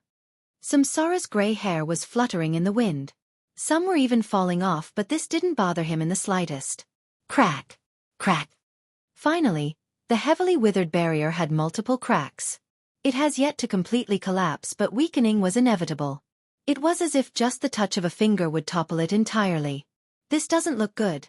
The emperors were startled and crazily channeled the power of their wills into the momentum. Alas, this last-ditch effort was still useless. Just these cracks alone were fatal. He needs to recall his Tao heart now. The spectating emperors felt their heart hanging on a thread. Alas, Li Jie had no intention of doing so. His Tao heart was still in the river of time, resonating with Saint in order to destroy the darkness of the wildland. Rumble! More cracks appeared everywhere on the barrier. Too many to count. It wouldn't be long before the barrier goes down. Rumble! More detonations resounded, but it wasn't from the grand momentum but rather, the horizon of the wildland. The spectators outside turned their gaze. At the broken firmament was a person walking over. Each of his steps crushed the sky and left behind nearly permanent footprints. It was an armored man with a fierce gaze. He had a spear. Each step was oppressive, as if he was already wrestling on the battlefield.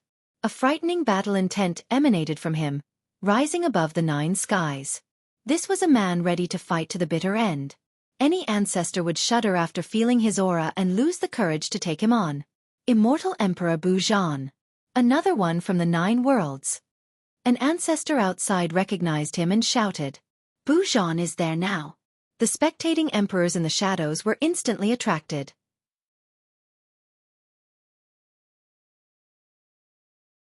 They still felt respect though he was a peer. This was an emperor famous from his numerous battle exploits, capable of sweeping through all the mighty enemies. Thus, few in the world wanted to stand in his way. His eyes exuded a terrible light as he focused on the grand momentum. A process of Tao derivation began. "Sacred teacher, no need to worry. Buzhan is here to help you." He shouted and his will appeared above him after a loud detonation. He only had one will from the 9 worlds. It was unreasonably thick, spanning across the sky like a mountain range. He chose the path of evolving his heavens will so he didn't shoulder more from the 10th world. "Fellow Taoist, lend me a hand now, let me borrow your yin-yang path for a bit." Immortal Emperor Buzhan, eager to fight, shouted at Immortal Emperor Mingdu, "Brother, go, I shall pave the way for you." Mingdu chanted an ancient mantra as if he was calling for lost souls. More detonations ensued. In front of the emperor was a dark road coming together. It looked like the path to hell opening up, filled with nether winds. Everyone felt a chill because they felt as if they could see hell at the end of the road. This was the emperor's yin-yang path, utilizing a bizarre law to cross over an area. Buzz! Buzhan immediately started walking on it. In the next second, his figure flashed back and forth multiple times on the path just like a ghost. It was as if he was going through the 18 steps of hell. Finally, he appeared inside the momentum, but this wasn't actually the case upon closer inspection. He was standing inches next to Xueqi, but his spatial coordinates were ominous just like a part of hell. Nevertheless, this place was still connected to the grand momentum. Thus, he was allowed to join and even go all out without breaking the balance of the momentum. Boom! He raised his spear and instantly became one with his heaven's will. Next, both the will and the spear disappeared. In the next second, a spear appeared above each of the 18 emperors and Xueqi. With a metallic ringing, the spears imprinted themselves onto the members. With this new empowerment, the group felt their heaven's wills become a sharp spear, allowing them to break through the temporal separation. Just like that, they were able to pour energy into the barrier once more, allowing it to exude a brilliant light. The grand momentum was able to stop the corrosive power of time and turned it to ashes.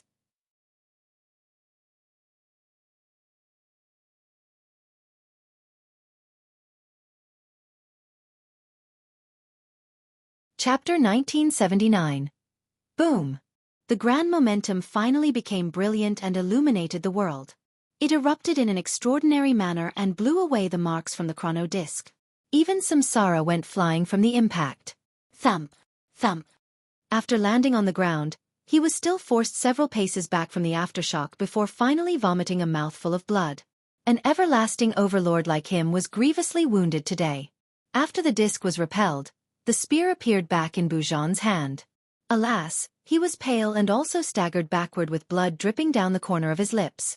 People finally heaved a sigh of relief after seeing that the momentum was still fine and well.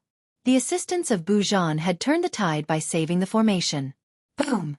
Meanwhile, the same scene of dazzling explosions was still occurring back on the river of time. The holy light swept through the entire epoch like a storm with its strands destroying the darkness. Saint had taken control over the wildland. Majestic and boundless holy light left nowhere for the darkness to hide. Buzz! There was still one final sliver of darkness in the deepest location of the epoch. It had escaped into the river of time and ran out of the epoch. It was outside the boundary of the holy light, so it didn't give chase. Poof! The sliver of darkness made it back to the present and Samsara instantly opened his mouth to swallow it. This past version began to tremble multiple times. The barebones ancestor actually recovered his vitality. His white hair turned black once more as he straightened his posture. A black miasma shrouded him again. Though he wasn't back to his peak state, he had recovered quite a bit. It's good to be alive. In history, so many beings yearned for life. He became spirited and stretched. Boom! Xueqi's Tao heart also flew out from the old epoch across the river of time. It moved through several epochs before returning to Xueqi's body. Being alive is nice indeed, but you shouldn't have swallowed that darkness just now. Xueqi looked at the ancestor and said insipidly, "I know, You have already done something to the pond of blood in the beginning. Samsara wasn't afraid at all. But I still want to taste the sensation of being alive. I am simply a past self, so I haven't felt this in a long time. Being alive is quite nice, so your scheme doesn't stop me. Who doesn't want to stay alive? Li Qie agreed. Yes. Samsara was enjoying this sensation and said, as long as I can stay alive, so what if I destroy the rest of the world? Such a trivial matter. The emperors ruminated after hearing this comment. They were all top existences in this world. In the future, would they act like Samsara just to stay alive? All possible means just to escape death. Fellow Taoist, have you never struggled before? Samsara looked at Li Qie and said, life isn't that easy. Li Qie calmly said, I have struggled before, screaming in pain during the darkest days, just wanting to live longer. But, in order to stay alive, all I will do is kill those who threaten me. I won't sacrifice the others in the world for my own sake. If the villainous heaven wishes for my death, I'll kill him sooner or later, crushing him beneath my foot. However, I will never live a borrowed life in the darkness while killing others. I am Li Qie. I shall take down those who wish to end me. This was quite a bloody and resounding statement despite the nonchalant tone. It was a choice and a showing of determination. The emperors immediately thought about a particular path, the ultimate expedition. Though this was a fruitless path, one emperor after another chose to do so. Their sacrifice was commendable. Samsara didn't become embarrassed by this. He gently nodded. True, I am inferior to you in this regard, inferior to Saint too. My old friend rather dies before bowing his head. Sigh lacking indeed.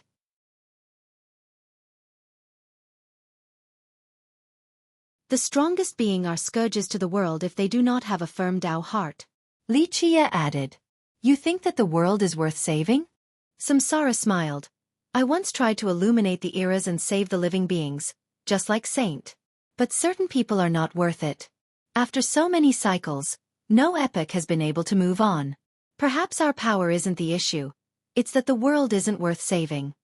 That's not up for you or the villainous to decide. No one is qualified to judge the living beings or their heart.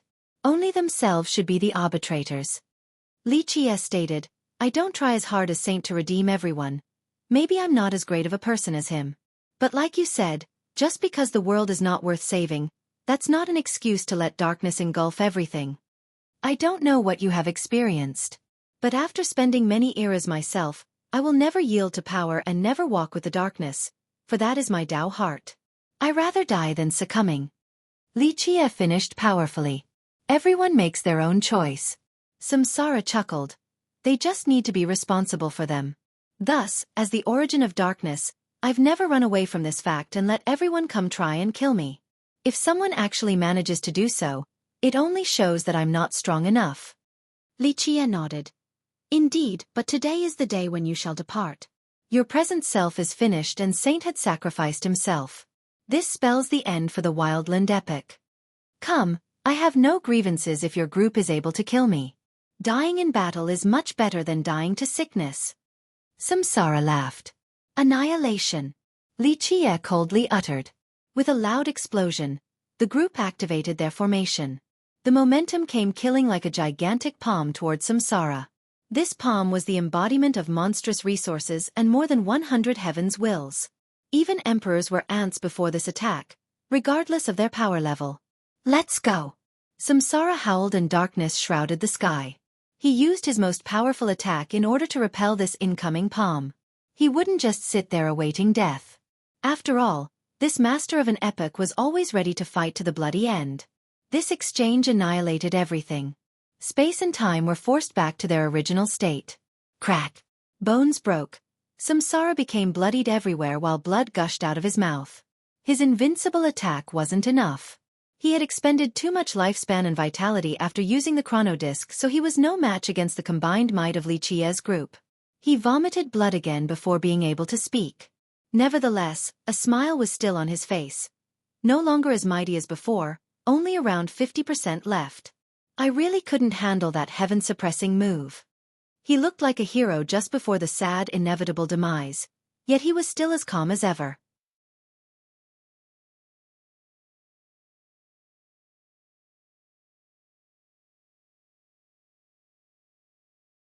Chapter 1980. Crack. The bones of Samsara broke down as his body twisted and folded in two. This gigantic palm was too much to take. Just the power from more than 100 wills alone was frightening enough, let alone the perfect harmony from the grand momentum. If Samsara was still in his peak state, he would be able to fight for a bit unlike right now. As his flesh and bones were crushed, he and the ground around him were covered in blood. Someone as invincible as him was finally at the edge of a cliff. Time to end this, Xueqi calmly said. Boom! The power of the gigantic palm soared again. Now, Samsara's spine broke entirely. Same with his general frame. I do want it to end, alas, it never comes. The mutilated Samsara suddenly took out a sheet of skin. It draped around him and coiled tightly. Samsara didn't try to block this time and let the palm strike him. Strange enough, he was completely fine this time. The human skin protected him easily. What is that? The spectators were shocked. This unstoppable attack failed to do anything. It was as if this sheet of skin could stop everything, even the destruction of the world. Samsara didn't have a large stature in the first place, but he shrunk even more to put this skin suit on. It was an embarrassing look, like a dog that had lost its master. Remember that he was the lord of an epoch. The other dark overlords trembled before him. But now, he had to hide inside this tiny bag of skin. Meanwhile, the emperors were shocked because this unknown thing could stop an ultimate attack. So old now, no choice but to take this out and hide like a loser. Samsara could still laugh at himself. It was a bit sad to hear it from him, this invincible being feared by all, reduced to this state. Amazing, this skin is outside of the reincarnation cycle. Xueqi was still calm after seeing this. Keen you are, fellow Taoist. Samsara smiled. My title is Samsara, but I won't enter the cycle. It's quite ironic that I have to hide in it to live today. Xueqi stared intensely at the item because it was truly astonishing. In each epoch, there used to be a story about it. This human skin has quite a past too. It might not be a paragon artifact, but it is on the same level as my chrono disc, just a tiny bit inferior. It wouldn't be an exaggeration to call it the most powerful defense in the world. Perhaps, I have heard of a few legends about it. Xueqi said. If you have heard of it, then you should know that you can't kill me. Samsara chuckled. I'm not a living being, so I have no future, and no reincarnation cycle, just like the skin. It has no karma either, so how will you be able to kill my past self? It was an interesting comment relating to a level that only emperors understood. It was truly impossible to kill him when the skin was disconnected from these natural phenomena. More importantly, he wasn't part of this time period and there was no way of reaching him. Thus, one wouldn't be able to cut the cycle and karma regardless of how powerful they were, since the ancestor didn't have any in the first place. At this moment, he was certainly unkillable, or infinitely close to it. There's no way to kill him. The emperors in the battle couldn't come up with a plan. Indeed. Samsara smiled. Unfortunately, there is no future and hope, so it is still far off from being truly immortal. This was the reason why Samsara left this skin to his past self. His present self wouldn't have the same effectiveness with it. Easier said than done to reach that level. Xueqi commented as someone who has experienced something similar. Fellow Taoist, you can suppress me, but killing me is not possible, even if you have a paragon artifact. Samsara claimed. There's an exception to everything, or no one will ever be surprised. Xueqi chuckled. True. Samsara nodded. It is indeed surprising that you have reduced me to this state and defeated all my methods.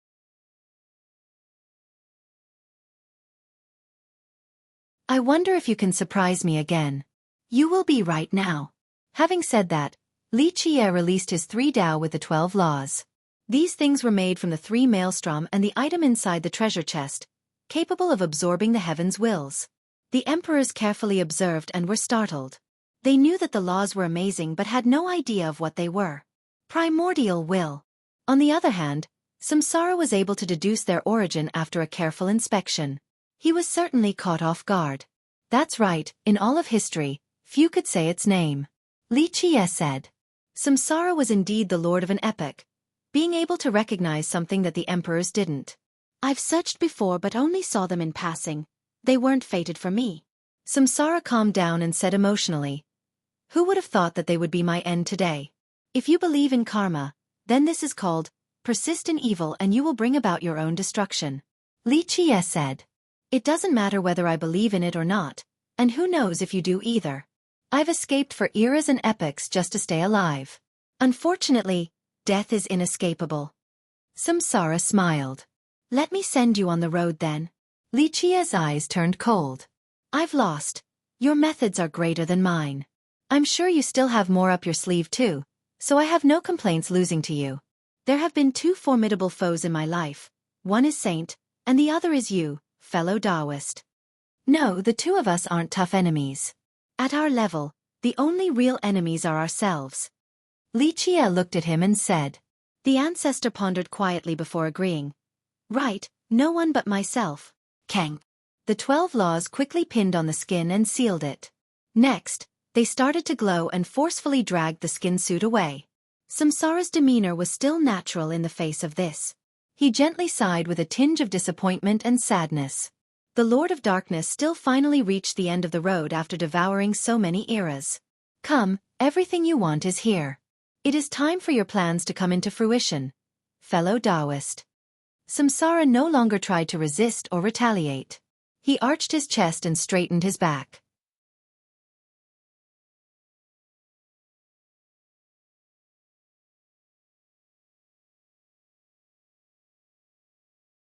Chapter 1981.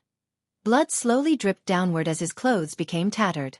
His body was ruined as well, with bones visible in many places and smashed flesh. Nevertheless, he maintained a proud and straight posture. The situation of this epic lord looked downtrodden, but not him.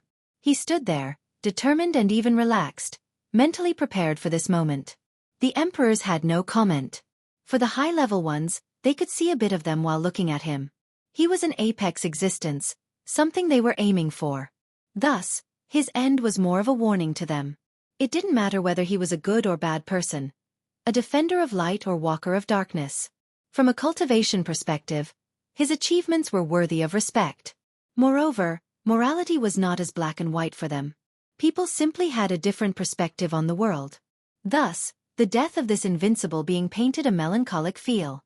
They weren't exactly sympathetic to his doom, but they saw many things in this event, including a potential end in the future.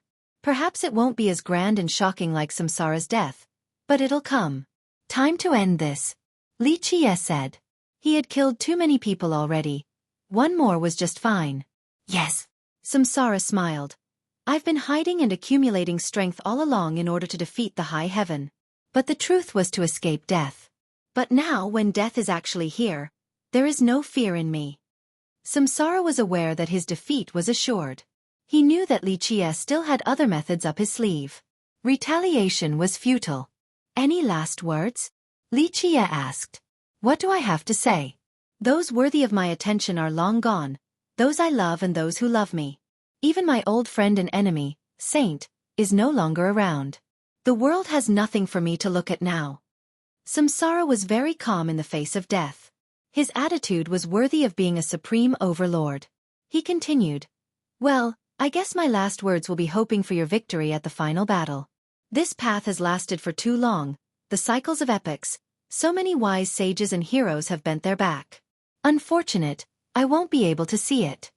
The day when I return triumphantly will come, Li Qie stoically said.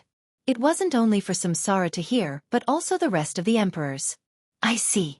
Samsara looked up towards the wildland epoch one last time back in the river of time. His darkness once loomed over it. The inhabitants there detested him. He had turned it into an ocean of blood and devoured countless beings. He was the devil, the bringer of nightmares. But ultimately, it was still his epoch where he lived, so he still had to look at it again. Perhaps this was the only thing worth another glance from him. Goodbye. Samsara closed his eyes and said, Fellow Taoist, do it. What you want are in my lair. Time to finish this. Li Qie uttered calmly. Poof. Samsara's blood erupted like a storm. It was then dragged out by Li Qie and refined into laws intertwining together to form a key. In the beginning, when Li Qie was refining that pond of blood, he had prepared something in there. Samsara thought he had crushed it, but it was still secretly there. This was a way for Li Qie to obtain Samsara's origin blood, the only way for him to open the guy's lair. Boom! Samsara fell backward to the ground. His body was burning after his origin blood got refined. There were wisps of smoke left behind, not belonging to light or darkness. He used to be a living person, so after death, he turned into smoke. It was a way to return to the roots, a place without light and darkness. The battle has finally ended. The wildland would become history, no longer shrouded in darkness. The entire region became quiet. The wailings have disappeared. The emperors involved in the battle heaved a sigh of relief. This was definitely their toughest fight since one wrong move and they would have turned to ashes. The spectating emperors were speechless as well.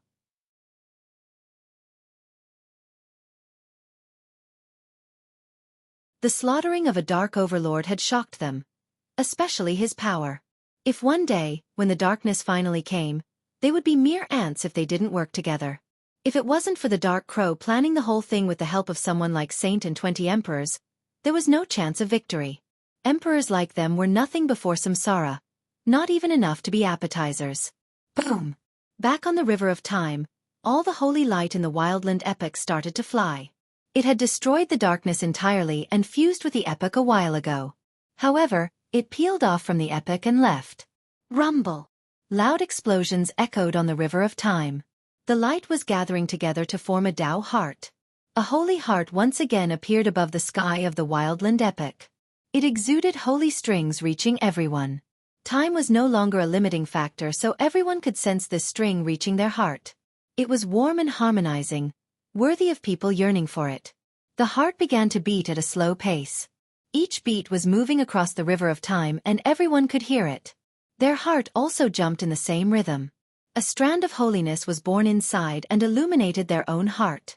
It seemed to be eternal despite its flickering nature. They wouldn't be lost in the shadow since this light would show the way. They didn't exactly know what was going on, but henceforth, holiness was within them. In their most desperate moment, this light would spark some hope into them. Just a little bit of hope, enough for them to move forward. The 13 continents were affected as well. The other emperors couldn't actually see all the details happening in Pure, but after sensing this heartbeat, they could clearly feel the power of light.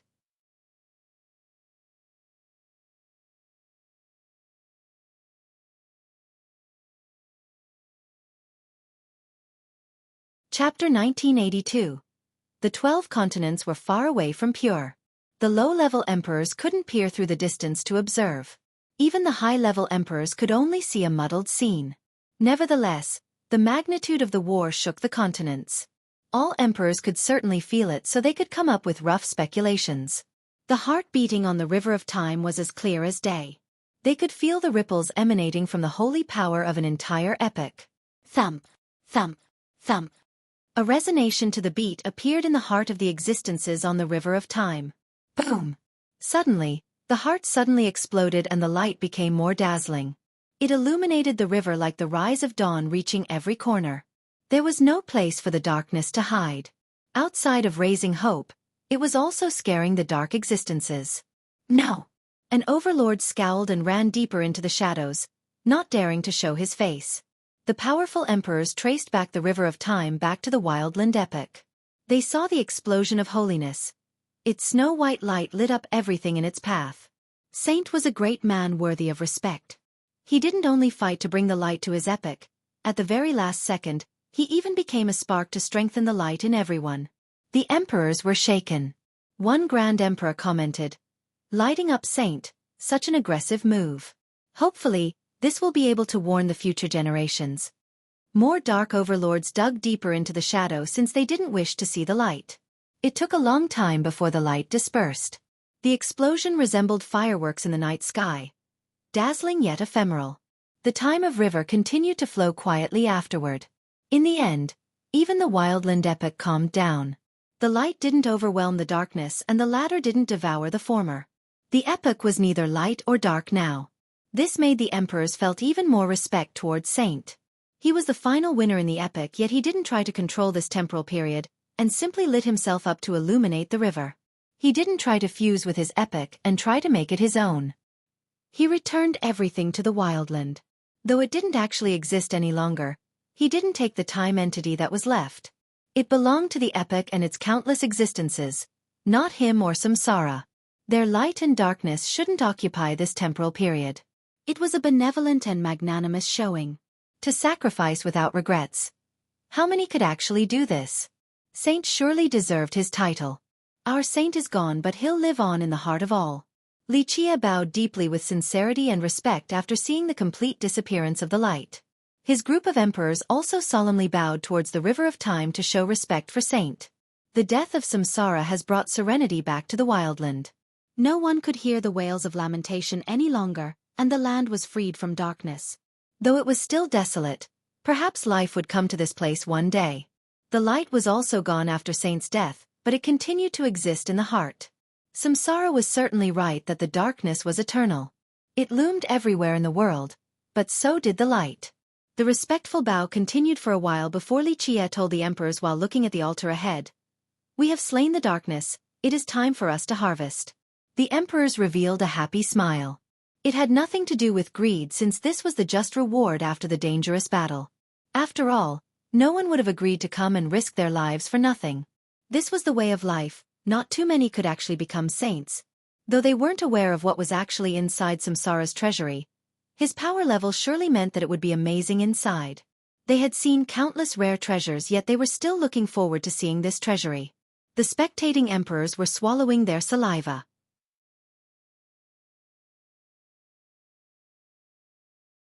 Perhaps a few of them were regretting not flattering Li Qie in the beginning, and joining him in this battle so they could partake in this feast. Of course, greed aside, the best they could do was to watch. There was no thought of trying to seize it. There were 20 emperors working together, a start of a working relationship between the races. Not to mention, Li Qie was presiding over everything. If anyone dared to interfere, they and their clan would be wiped out. Okay, let us go and see. Samsara's accumulation of an epoch should be enough for all of us. Li Qie chuckled while standing on top of the altar. The emperors smiled back. There was no need to put on an act right now instead of just being excited. Plus, they deserved it after the battle earlier. Buzz! Li Qie used Samsara's blood as a key to open the altar. Below was Samsara's lair. It couldn't be opened by any external force. After all, Samsara was completely capable of creating an impregnable home. Even the most powerful emperor couldn't take it down. Thus, his blood was required for entry to the treasury below. Creak! Li Qie and the group made it through many gates below the altar. Some gates consisted of numerous divine rings, others were made out of cogs. There was also an abyss passageway with deadly drowning water. These gates and tribulations could lock out and even kill powerful beings. Nevertheless, the group finally made it through to the lair. It was more accurate to call this place a world, one that belonged to Samsara alone. Using the word treasury to describe it was an insult to its size. No one in this world could have something similar. The emperors took a deep breath to compose themselves at its sight. They could work for a lifetime and wouldn't be able to accumulate so many treasures and resources. In fact, all 20 here combined weren't as rich as Samsara. Back when Li Qie destroyed Soaring Immortal, the treasury there was quite impressive since it had 5 emperors. Alas, after taking a look at this one, the treasury from Soaring Immortal was quite pitiful in comparison. Just any corner here could put it to shame. The lord of an epoch in possession of all of its artifacts and natural resources. This is how it should be. War Monarch Heaven Emperor said with a tinge of emotion.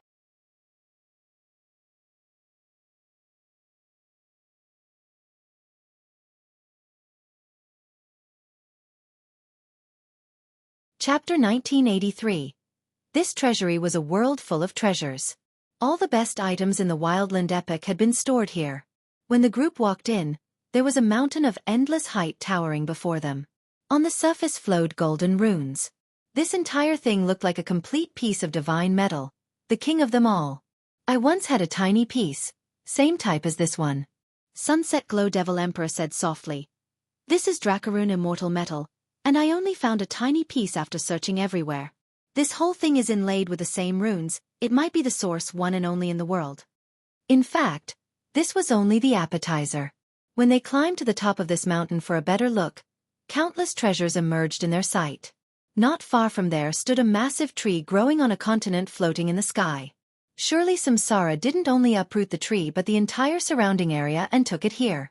The barks were jade-like, and instead of green leaves, it had treasures growing from it: jades, gold, talismans.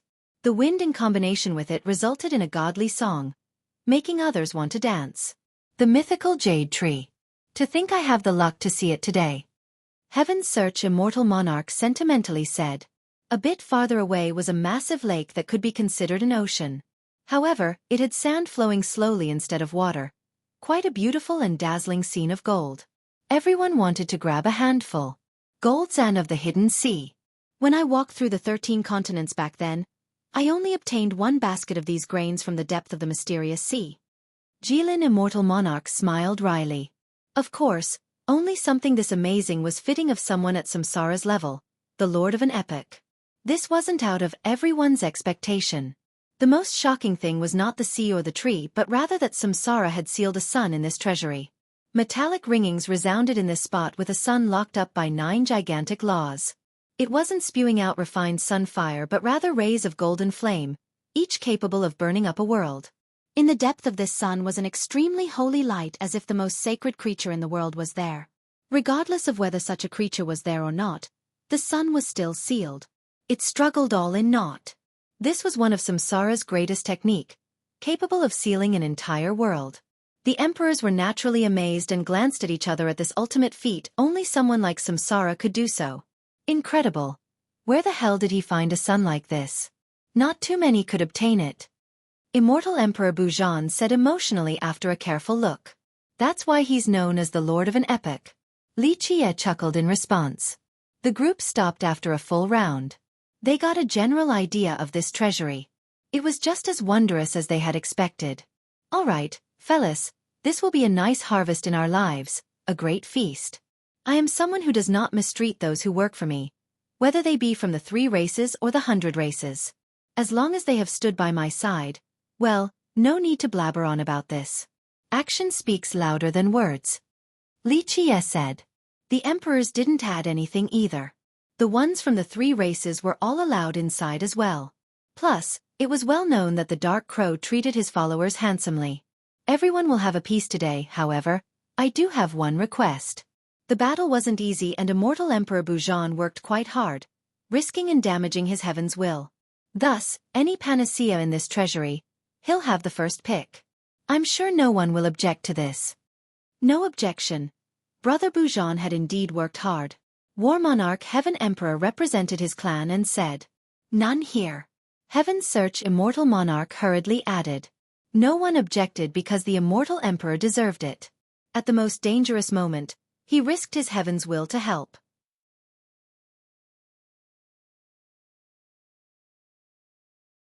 If they were to lose, his will would have been destroyed completely. Brother Bujan's method has broadened our horizon, resulting in an admirable meritorious contribution. Even a character like Immortal Emperor Canlong sang high praise for Bujan. Senior Canlong, you are too kind. It was only due to my spear and a little research on my part. The emperors happily smiled and accepted Li Qie's reasonable request. Sacred teacher, we don't dare to be unduly humble. After following your order, we have maintained peace in the 13 continents. Thus, with regards to merits, you are at the highest, so you should be the first to pick your favorite treasure? Sunset Glow Devil Emperor sparked the next conversation. Sacred teacher, please go first. The other emperors voiced their agreement. Very well, let's begin then. Li Qie didn't refuse and began the process. The amazing feast has begun, enough for all emperors to have their fill and return triumphantly. No one regretted participating in this battle because their rewards were simply too amazing. Even the members of the 3 races were happy to partake in this alliance. It finally ended with everyone satisfied. It is time for me to leave now. Li Qie told the emperors. Isn't time for you all to open the continental blockades? The Grand Emperors glanced at each other. The Immortal Emperors were smiling without commenting, while the Immortal Monarchs were less hesitant but still with reservation. Back then, World Emperor and everyone made an agreement to block the passages between the continents in order to avoid a calamity in times of chaos. If the blockade were to open completely, then this era will be starting its golden age. However, Sacred Teacher, if you wish to go through the portal alone, you only need 3 imperial lineages and 6 emperors to open one single gate. Jilin Immortal Monarch finally spoke. If you wish to leave, our War Monarch clan has no objection either. We will help you open the passageway. War Monarch revealed his stance. My Heaven Search sect agrees as well. Heaven Search Immortal Monarch joined in. Needless to say about our Jilin clan, we will listen to all your orders, Sacred Teacher. Jilin Monarch added. The decision to open a portal from Pure was unanimous this time. Even the Grand Emperors agreed to let Li Qie go to another continent. Did Geyser World Emperor seal everything to prevent a calamity, the darkness, or me? Li Qie made a joke about the blockade. The emperors here didn't want to comment on this. It was no secret that these two were mortal enemies. Furthermore, Li Qie had kidnapped World Emperor's daughter back then, so the emperor swore to take his head at all cost. After making the decision to open a passageway, the emperor said goodbye to Li Qie. War Monarch was the first to leave with his juniors.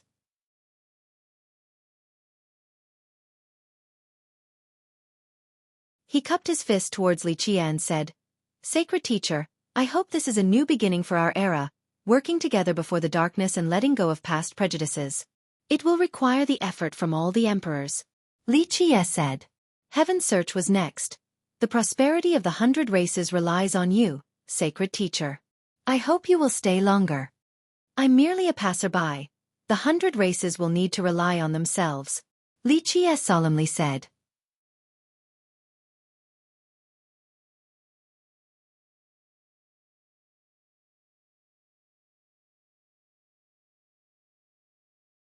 Chapter 1984. After the Heaven Search faction left, the two monarchs from Jilin left as well. Our clan is completely on your side. Sacred Teacher. Just summon us whenever you need. Jilin Immortal Monarch told Li Qie while cupping his fist before leaving. Li Qie nodded quietly.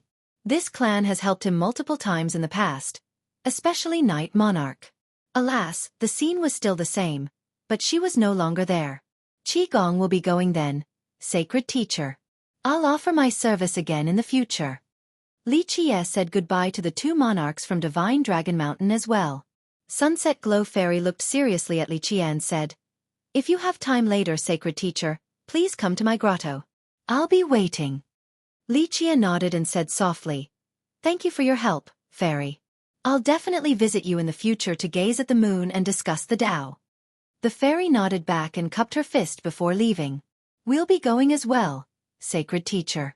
The winding future will still need you to preside over everything.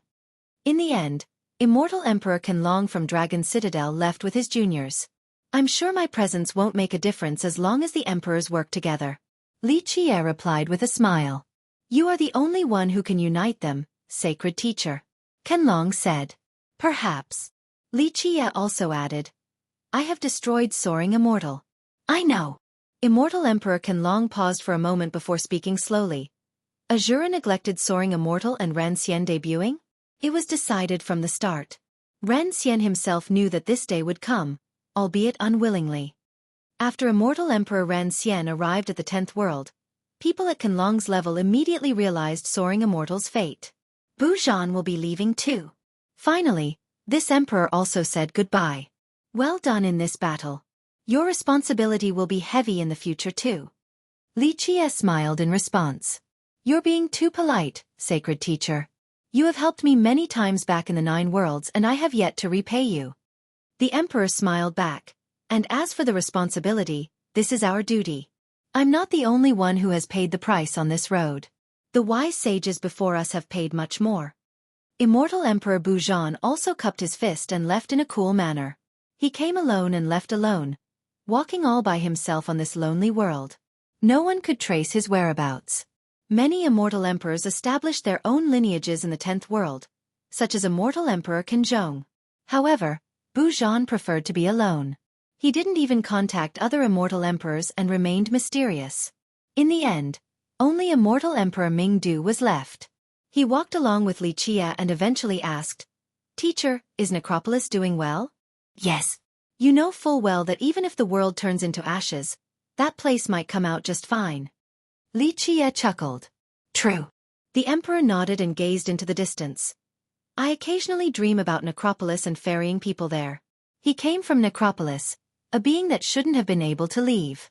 However, Li Qie asked the master of ancestral flow to let him go so that he could become an emperor. This meant that he was different from everyone else, not belonging to any other race. Neither human nor a ghost. However, back in Sacred Nether, the ghosts included him as an emperor of their race. Sentient beings will dream. Li Qie said. A few things will always linger in the heart, impossible to be severed completely. Yes. The emperor sighed. The Tao of the fairy is to do so everywhere, but my heart still drifts away. The 10th world, ultimately, is different from the 9 worlds. There are too many memorable places in the 9 worlds. Li Qie agreed. Just take your time since there is only going forward on this path. Walk the yin-yang and fairy life and death, this is also a type of cycle.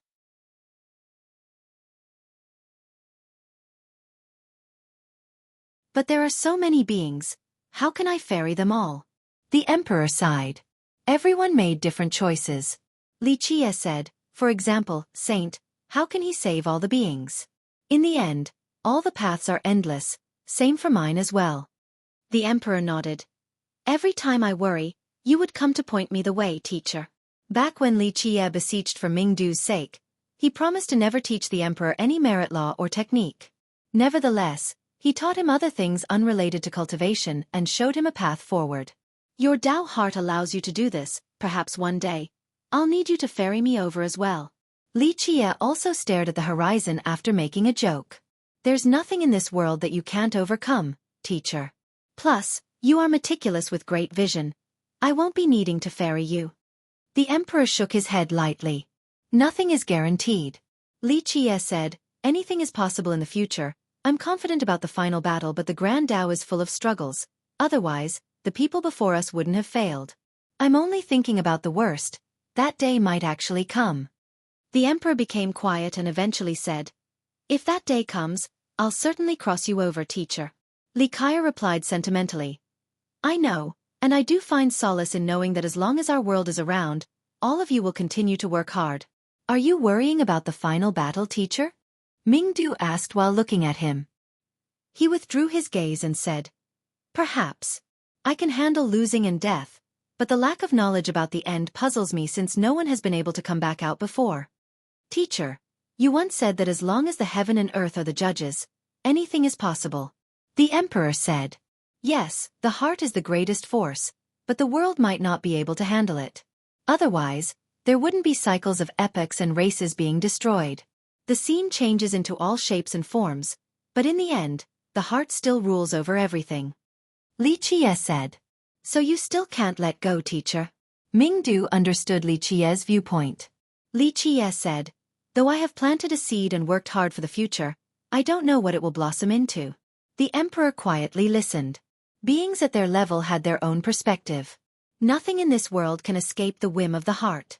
The eternal light and everlasting darkness. They exist for a reason and didn't come out of nowhere but stem from the hearts.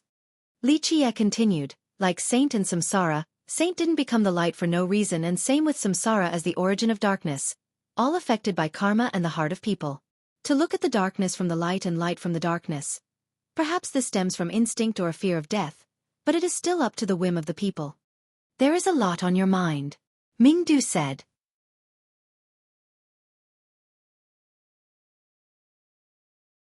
Li Qie softly answered, I have confidence in myself and in the future, but not in the heart of people. The seed I've planted won't necessarily determine the result. I'm much more optimistic. Teacher, you have toiled for many eras. Surely your flower will be to your wish. Mingdu said seriously. Nothing is certain until the final battle. Which flower will blossom? Unfortunately, I can be determined and unyielding, but I have no control over the heart of others. Li Qie gently shook his head. Mingdu agreed, you're right. Despite the inevitable death, nothing is as permanent as the heart of the people. That's why we can't save everyone, Saint can't make everyone good, and Samsara can't turn everyone to darkness. That's something we can never reach regardless of our power. The only thing within our ability is to show a path to this world. One with a sliver of hope, that's all. Li Qie profoundly said.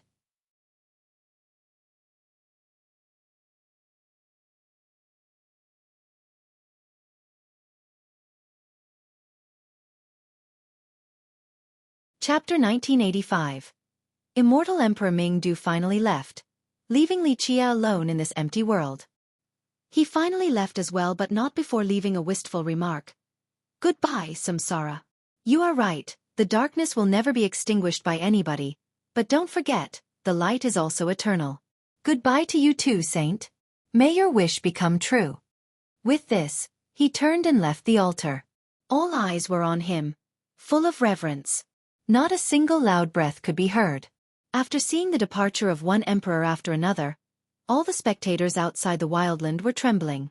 Though the regular experts weren't strong enough to witness the battle, they were aware that emperors from all the races were involved. In this world, who had enough reputation to invite 20 emperors?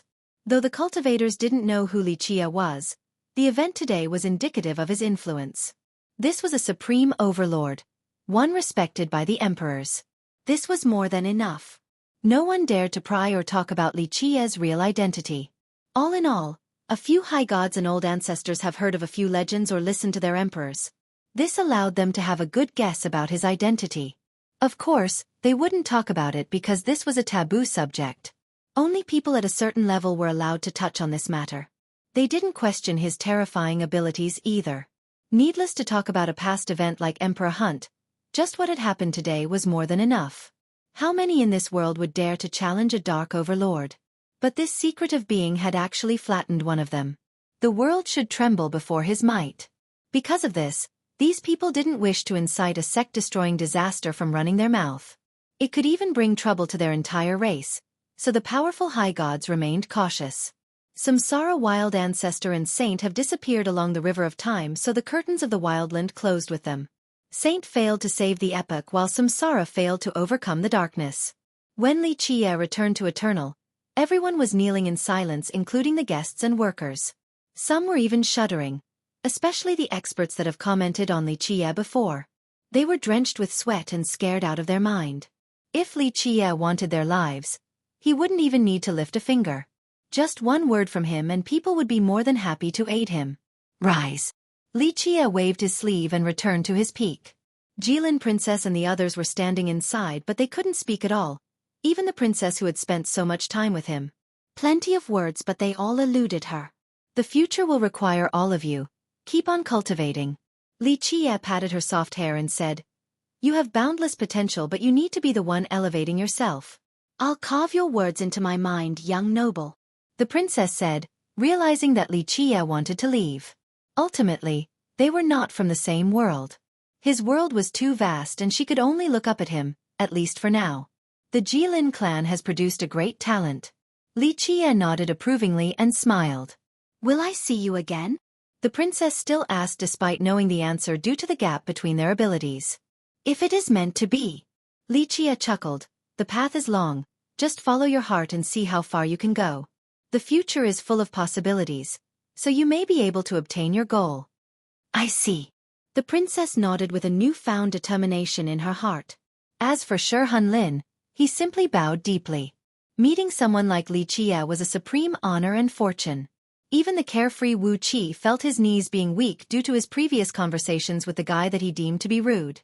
He even called him brother, but his ancestors, the emperors from Dragon Citadel, still took the role of juniors.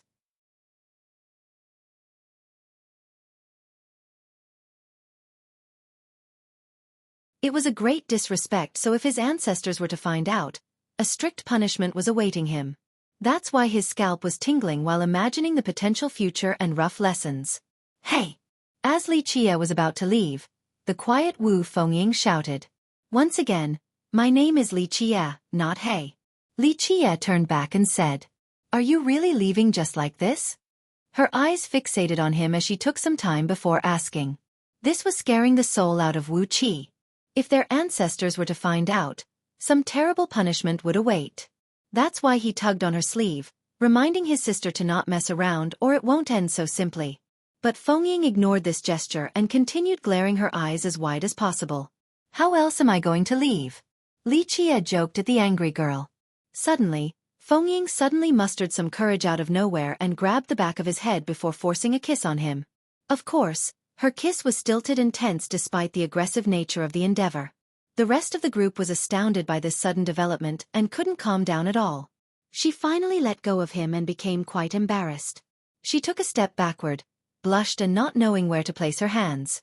The boldness earlier was gone and she was facing the aftermath. I'm the victim here, so why are you the embarrassed one? Li Qie shook his head and said. She lowered her head like a little girl, no longer as bold and fierce like before, a striking contrast. The group was speechless and thought that Feng Ying was the boldest woman they have ever met. Goodbye, little girl. In the end, Li Qie gently kissed the princess' head. He then disappeared into the horizon with a smile on his face. The princess and Wu Fengying continued to stare towards his departing direction until he was completely out of sight. After a long time, they regained their wits. The princess told Fengying with a tinge of disappointment, "Let's go back." I won't be coming out for a long time." Fengying nodded, but on the contrary, her mind was feeling quite satisfied. "Sis, what was it like?" The playful Wu Qi grabbed his sister's sleeve and blinked. The blushed woman erupted and pulled up her sleeves. "Smelly brat, you're itching for a beating?"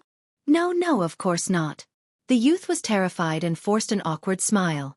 Han Lin watched the youth and reflected on his own life. "I'm leaving as well. Time for me to enjoy my old age. No need to risk my life any longer."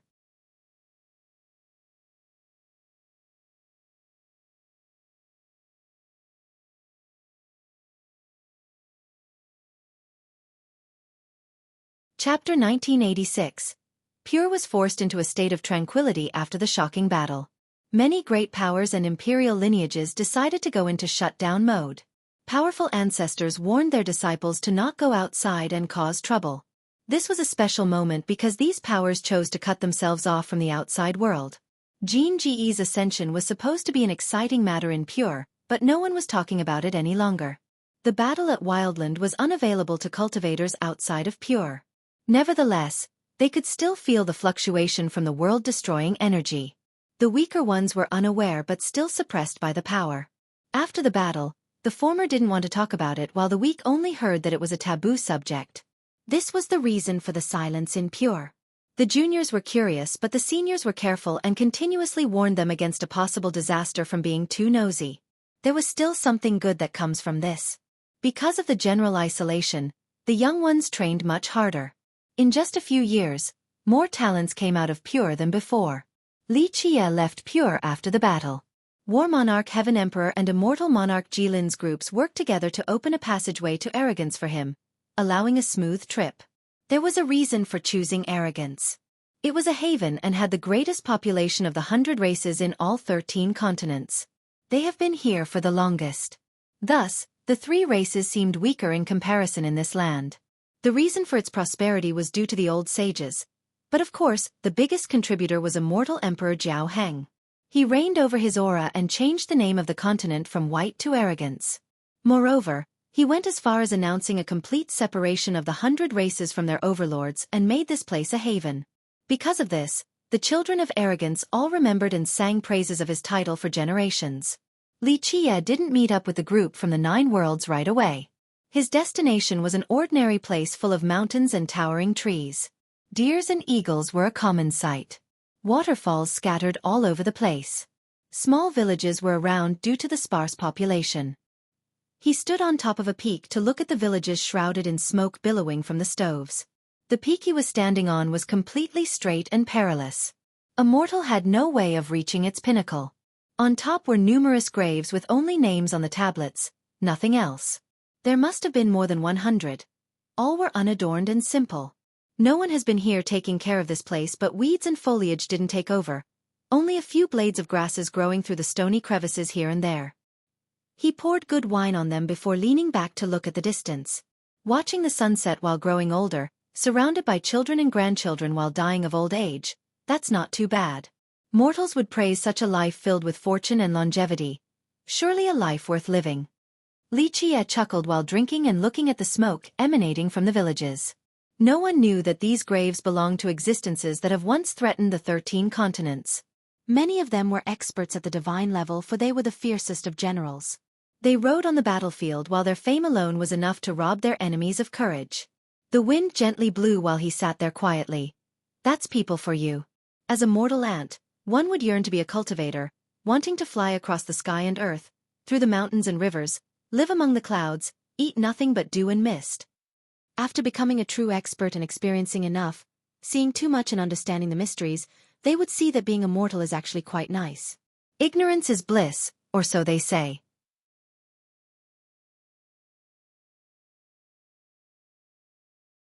Living for only decades from birth till death.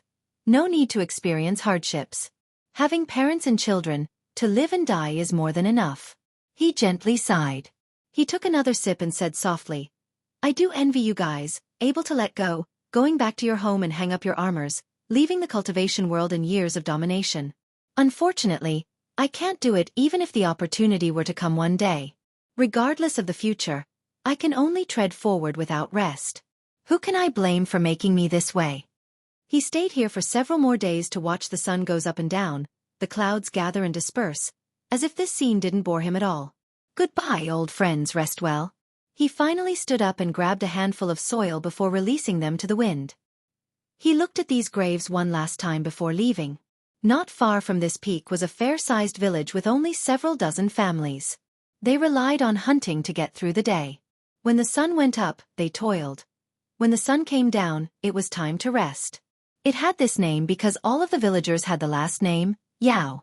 They actually didn't know where they came from, only that their ancestors have been staying here all along. Yao didn't seem different from other villages, still focused on hunting and farming for subsistence. A gurgling stream ran by the entrance of the village. When the sun rose from the hills, its rays fell on the stream, resulting in bright reflection. Xueqi was leaning on an old locust tree by the stream to look at Yao in the morning. Repetition could be heard already from both boys and girls. They were coming from a field nearby. Normally, it was used to sunbathe certain commodities. But now, these children were sitting cross-legged there to meditate. A king holds his head high, always calm and collected regardless of the situation. A pleasant voice was coming from an older lass. She enunciated each word clearly in order to teach these young villagers Tao laws. A king holds his head high, always calm and collected regardless of the situation. The sitting children slowly repeated after her. The lass was around 16 years of age. She wasn't overly pretty but had an appearance that warms the heart and delights the eye. Her oval-shaped face was white and soft with a pair of lovely and spirited eyes. She had no makeup as she looked up in the sky. Her dress was also simple but it didn't diminish her beauty. Her hair casually draped on her back, natural and youthful.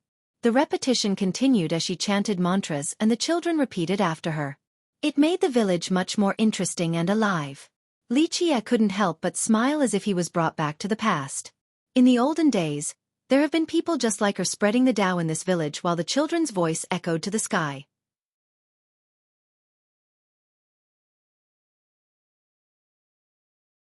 As the sun rose higher, the lass finally finished this section.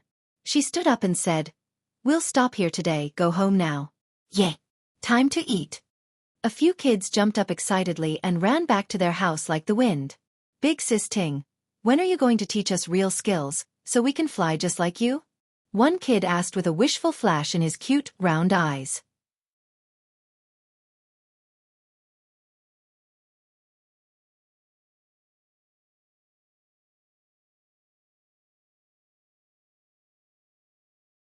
Chapter 1987. The lass slightly bent down while looking at the kid's wishful stare. Wait until you're done learning these mantras before learning how to fly. It's just like learning how to run. You must walk first. Oh, I see. The kid nodded as if he understood before shouting and running back home. After all the children went home, the lass finally stood up and stared at Xueqi by the village entrance. Her expression was one of prudence as she walked closer towards him. In fact, an outsider like him had caught her attention in the very beginning. He simply smiled and crossed through the stream to meet up with her with a nonchalant attitude. May I ask where you are from and your destination, Tao brother? She cupped her fist and asked in a natural and polite manner. In 100 miles radius of Yao was devoid of any other village. This was her home and she rarely saw outsiders due to the remoteness of the area. She was someone who had seen big shots before and immediately knew that Xueqi was a cultivator.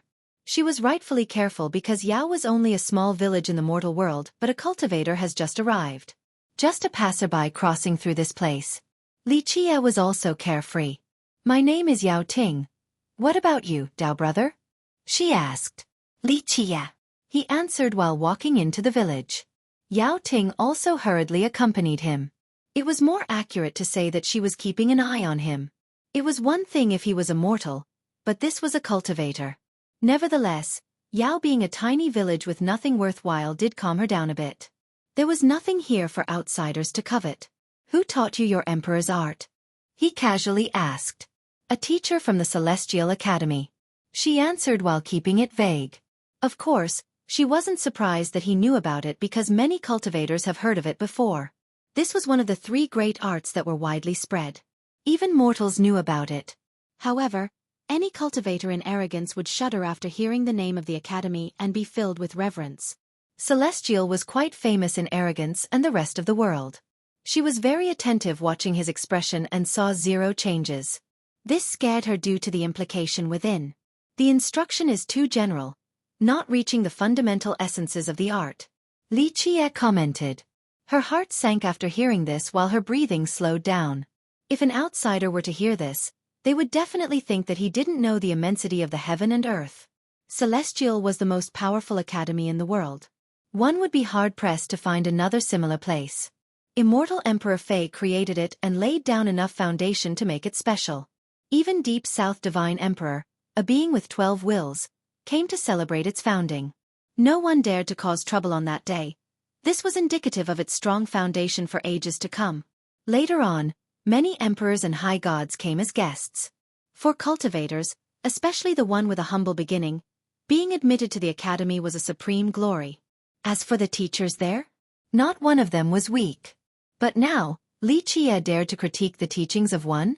People would think that he was crazy and arrogant from being disrespectful. Yao Ting didn't become angry and pondered the possibilities instead. Their stroll attracted the attention of many villagers since he was an outsider after all. Nevertheless, Yao Ting's presence made them at ease. She was their pride. Even though they didn't fully understand the height of the academy, they knew that being accepted was an honorable accomplishment. Because of her success, the royal lord of this country gave this territory to their village, allowing them to prosper even more. Near the entrance was a small and old shrine surrounded by weeds. The wooden doors were tightly shut and creaking because of the wind.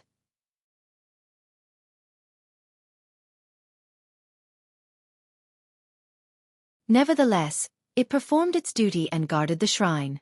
Xueqi stood silently in front and stared at the shrine. Yao Ting was quite surprised because as she grew up, the shrine has been here the whole time. There was nothing unique and special about it. Thus, his action piqued her curiosity. She has never seen anyone opening this shrine before. What's special about this shrine? She checked his intention. I don't know, just looking, that's all.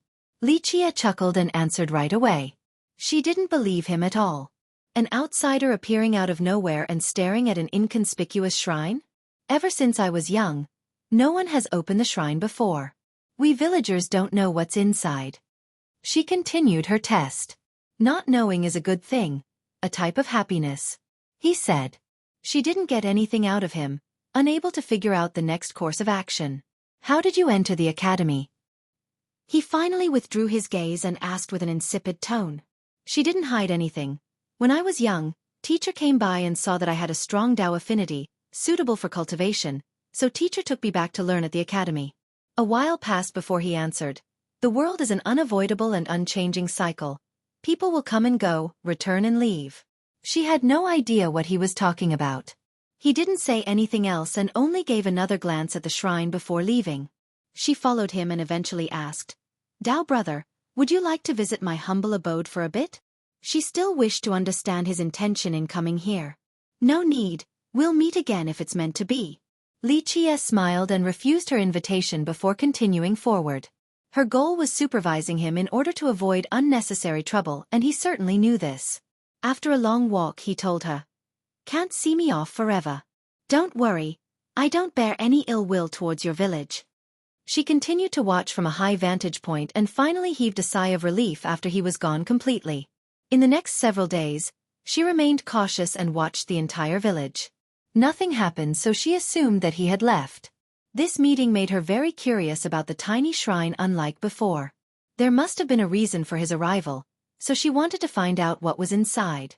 She went to ask everyone in the village, but even the oldest grandpa knew nothing about it, only that the shrine has been there ever since they were born.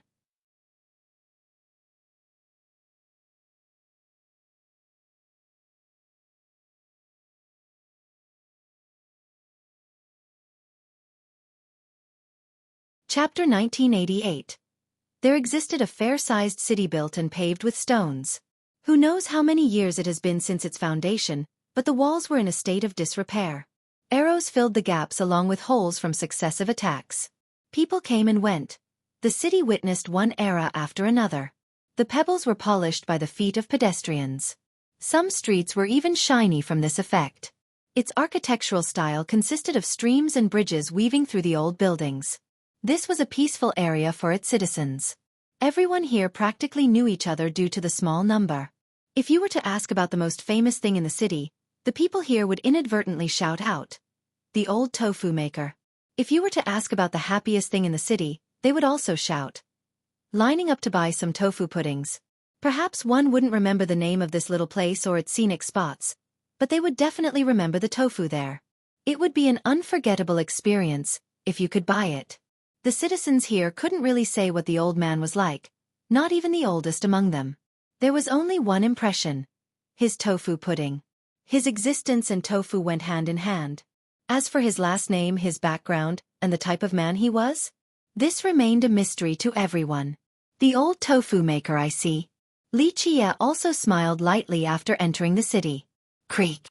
One could hear the sounds of a shoulder pole carrying something coming from an alley. The people in the vicinity became excited right away. "He's here!" Someone shouted and was answered with erupting waves of laughter of children and young ladies. Footsteps resounded and a long line was formed right away on this street. An old man shouldering 2 casks were coming. His face was covered with wrinkles, an indelible effect of time. He wore a hemp robe with a cloth over his shoulder in order to ease the pain from carrying the pole. Despite the 2 casks full of tofu pudding, his steps were still quite strong, giving off of old but vigorous. He walked up to the line and dropped down the heavy casks. With a wooden ladle, he lifted the thin cloth covering the casks and said, "Opening shop now, come line up."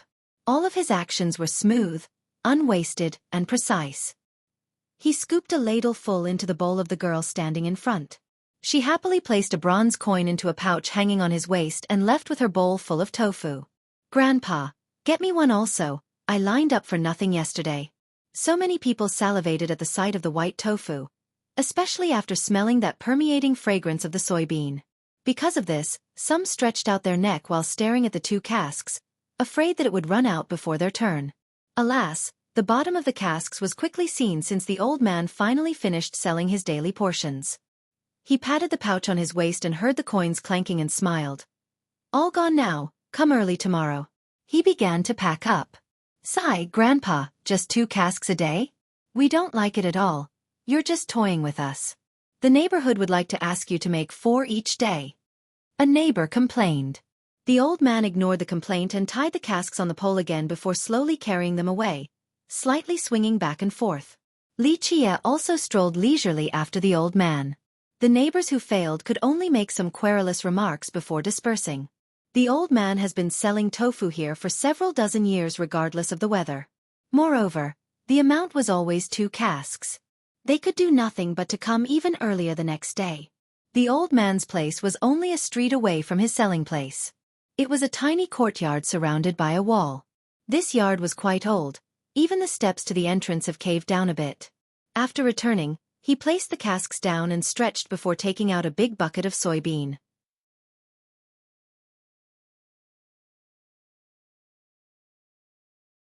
He grabbed a handful and began selecting them under the sunlight.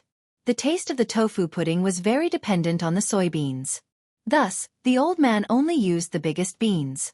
He threw away the dried and bad ones before peeling his selection. He was very meticulous. A bean with the slightest sign of being damaged by insects would be taken out. This complete concentration seemed as if he had forgotten about the rest of the world. Only the beans were on his mind. Xueqi came in and leaned back on a tree to watch without disturbing the old man. Once the sun was falling to the west, the old man finally finished with his bucket. He stretched his waist and slightly narrowed his eyes. "Young man, you have some business?" Xueqi chuckled in response. "I'm only here to visit you, and also see this place." "What's there to see? There's only an old man like me here." He shook his head and said. Xueqi sentimentally stated, "There is a path to everything as long as one has enough perseverance. When one is determined enough, whether it be selling tofu pudding, straw mats, or roasted chicken, these are all different Tao. After reaching the end of the path, you aren't seeing any obscured mysteries, only a persevering Tao heart. Not many realize this. The old man was surprised before becoming serious. He cupped his fist and said, "Fellow Taoist, where are you from?" "Only a passerby from a distant land." Li Qie smiled and blew a breath of air at the peeled strips of bean skin on the ground. Poof! The strips danced in the air before forming a crow. It circled above the old man's head before falling down. Next, only the same strips were left.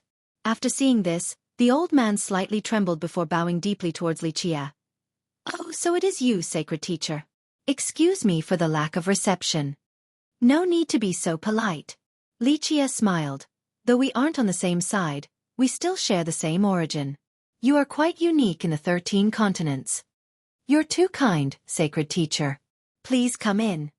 The old man smiled and invited Li Qie inside. Li Qie glanced at the room and saw its simplicity. There was nothing but a table. Not a single speck of dust either. "If I have to name a goal in coming here, then it would be to have a bowl of tofu pudding, your refined art in this generation." Li Qie wasn't shy with his request. "You came at the right time, sacred teacher. I do have a bowl," the old man said with a smile. Just a moment later, he placed a hot bowl of pudding in front of Li Qie.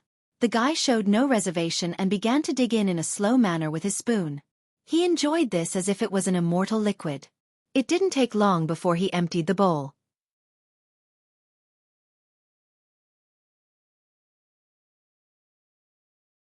He wiped his mouth, satisfied, and said, "A common dish of the mortal world, when made by you, have become a delicacy.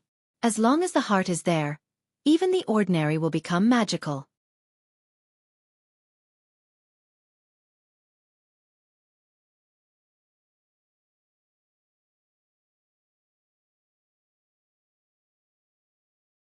Chapter 1989. The old man remained cool and collected without any sign of complacency or humbleness after hearing the praise. "You have traveled through the world, one continent to another, golden, pure, arrogance. Vast they might be, you'll finish walking through them all the same. In each place, you change your craft. Only one in each generation. This is quite a puzzling thing to others, making sesame cakes, straw mats, or tofu pudding. All of these different jobs you were able to reach the apex with." Li Qie revealed. "Sacred teacher, please don't laugh. I'm simply trying to make it through the long years." The old man smiled. Li Qie smiled back. "Only killing time is not enough to polish a Tao heart. Only by truly living out life would one be able to reach the top of different things, each a grand Tao in and of itself. Only through experience would one be able to appreciate the colorful world." The old man said, "I can't be as magnificent as you, determined to sweep through the myriad ages. I am but a pebble in this epic inside the river of time, just moving with the flow and tasting the unique scenes of the world." "There's nothing bad about that."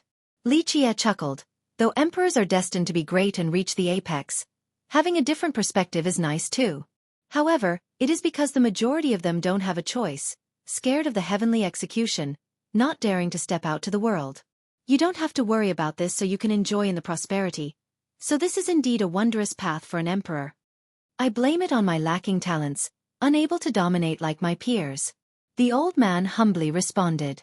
Li Qie chuckled and thought that this tiny room was another world, at least in the eyes of the old man. "Sacred teacher, may I ask for the purpose of your visit?" The old man respectfully asked with cupped fist.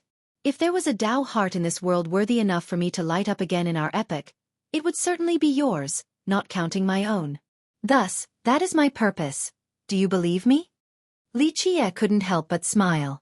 Anyone else who could understand the implication would be frightened, but the old man gently shook his head. "My feeble self can't get into your sight. Lighting me up will have a limited effect too. It won't reach your desired result."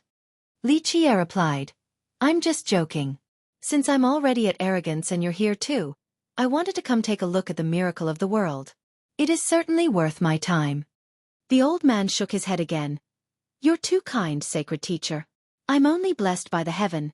This little Tao is not worth mentioning." To which Li Qie retorted, "The old villainous heaven has never given a damn about anyone, and even if it wanted to, it wouldn't be possible. You're the only one who can do this. You have reached a balance with the heaven and earth, allowing you to live. Part of this is because the other emperors favored me as well. The old man said, they have taught me a lot. Deep South Divine Emperor, World Emperor, Crimson Emperor, and a few others have taught me about the profundity of the Grand Tao. You're being too humbled now. Li Qie disagreed. They didn't teach you anything, only wanting to see the mysteries of the heaven and earth on you, the harmonious balance.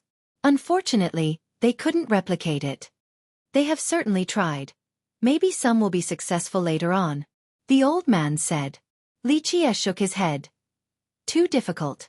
The emperors from the 13 continents and the 9 worlds all want to take the next step to reach the apex. Same with me. To reach our current level, we have all fought against the heaven and earth ourselves too.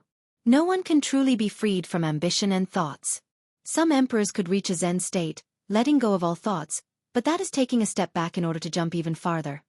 Except for you.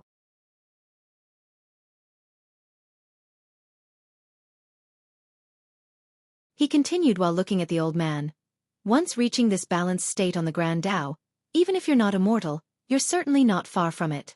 Not taking from the heaven and earth and not punishing yourself, this is balance. For a mortal, if he could reach this mindset, he could live for 100 years. As for an emperor like you, this grants you longevity and free passage in the world without the looming threat of the execution. So many of your peers desire this, but no one can do it, outside for you and Mu Zhua. However, he took it one step further and reached a state of repugnancy. Even the villainous heaven doesn't want him, so he can't die even if he wanted to. Fellow Taoist Mu Zhua's Grand Tao is commendable. The old man said. I had the fortune of meeting him before. In terms of Grand Tao, his is too profound, not something we can do either.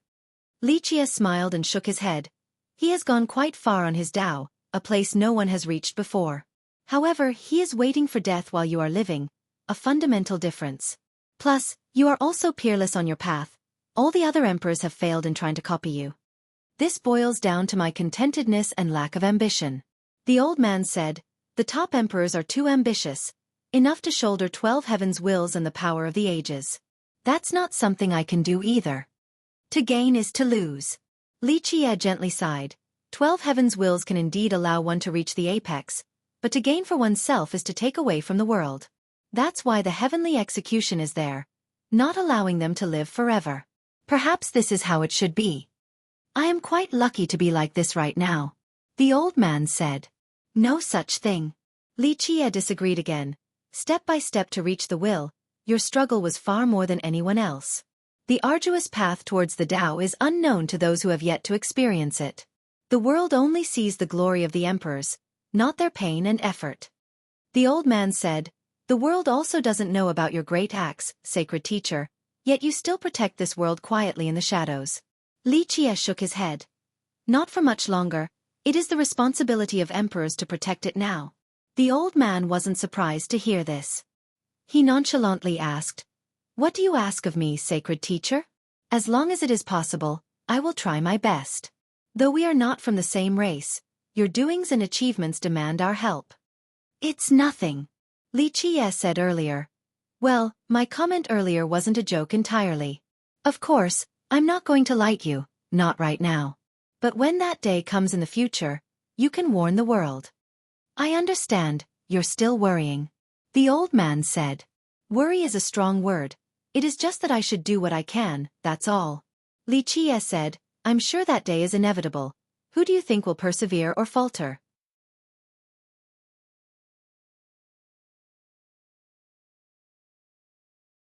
The old man pondered before carefully replying.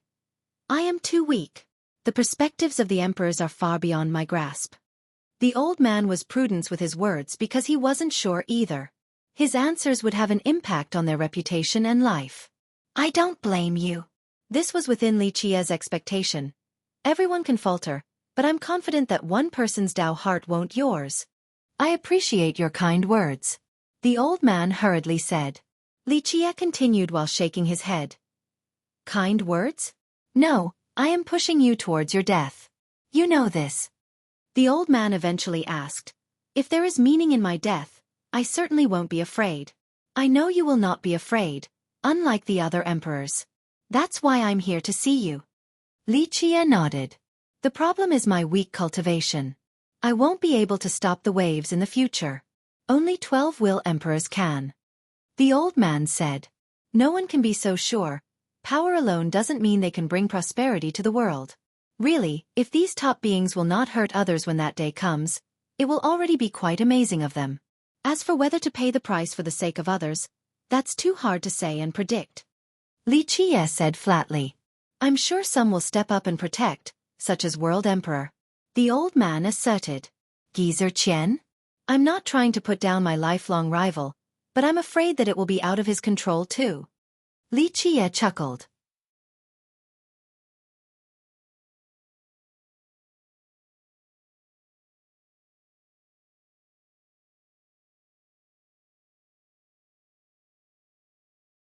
Chapter 1990.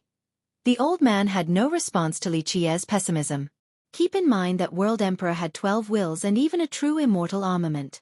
No one actually knew how powerful he was, but if one had to pick the strongest emperor in the 13 continents, he would certainly be in the conversation. If someone of his level would become helpless in the future, just how terrifying was the darkness? He eventually said, though I come from the divine race, bias aside, it is hard to find someone else in the 3 races that can compare to World Emperor. That's why, I'm confident that regardless of the assaulting darkness, World Emperor will hold on to his principles and work for the sake of the continents. He remained confident and spoke what was on his mind despite knowing that Li Qiye didn't get along with World Emperor. I hope so. Li Qiye nodded without refuting. Sacred teacher, what is your path? Do you wish to raise your banner to gather the emperors for the ultimate expedition? After the empresses went back then, there was a lack of result. The 13 continents calmed down again and no one else brought the expedition up. Not even World Emperor or Crimson Emperor. It'll come but not right now. Li Qiye said while shaking his head. It is a peerless and toughest war for anyone. I can't carelessly start it without enough preparation. There had only been 6 expeditions in this epoch. So many brilliant emperors and sages have started on this path, only to never be heard of again. Right. The old man nodded. After immortal Emperor Qizhan started the call, all of the emperors started training before embarking. That's only training. Li Qiye said. In fact, the preparation time for an expedition exceeds your imagination. Qizhan already had this idea ever since Min Ren's 5th one, not just on a whim. She still needed time back then for more preparation, so Min Ren started his before her. The old man was aware of the difficulties despite not participating in one. Each emperor needed to pay a heavy price. It was a long war with no time for breaks along the way. No one knew who started the first expedition, only that Origin Heaven Emperor initiated the second. The second expedition coincided with the start of the Emperor's era. It wasn't as prosperous right now, so he didn't get as many members joining in. As for the third expedition by Immortal Emperor Fei and Deep South Divine Emperor, the 3 races were enjoying their golden age. This one was on a massive scale compared to the previous. Then Immortal Emperor Gu Chun called for the 4th. This was indicative of the rise of the 100 races, establishing their position in the world. As for the 5th one, it was now the golden age of the 100 races. Many emperors from both sides joined in. The racial barrier seemed to be gone. The 6th one was a message to the world, that women weren't inferior to men. A long period separated each expedition, up to a dozen eras. In short, each expedition was very nerve-wracking, a busy time for the emperor wanting to start it from the first thought till the rising of the banner. The old man continued. I'm sure you have prepared for a long time now, sacred teacher. If you can win, the darkness won't even be considered a threat to our epoch. What are you actually worried about? The difficult final battle or the well-being of our epoch, or something else? I'm not caring too much about the light or darkness, it's just that this is my world. Li Qiye said. I'm certain that in a few eras, the destruction will come. Many emperors can sense this and are preparing to face this problem. Before the destruction will be the darkness. I won't be here anymore, so I can only leave behind a little reminder. A warning even. The actual protecting won't be done by me. The old man stopped inquiring. If Li Qiye were to leave one day, he certainly had his reasons.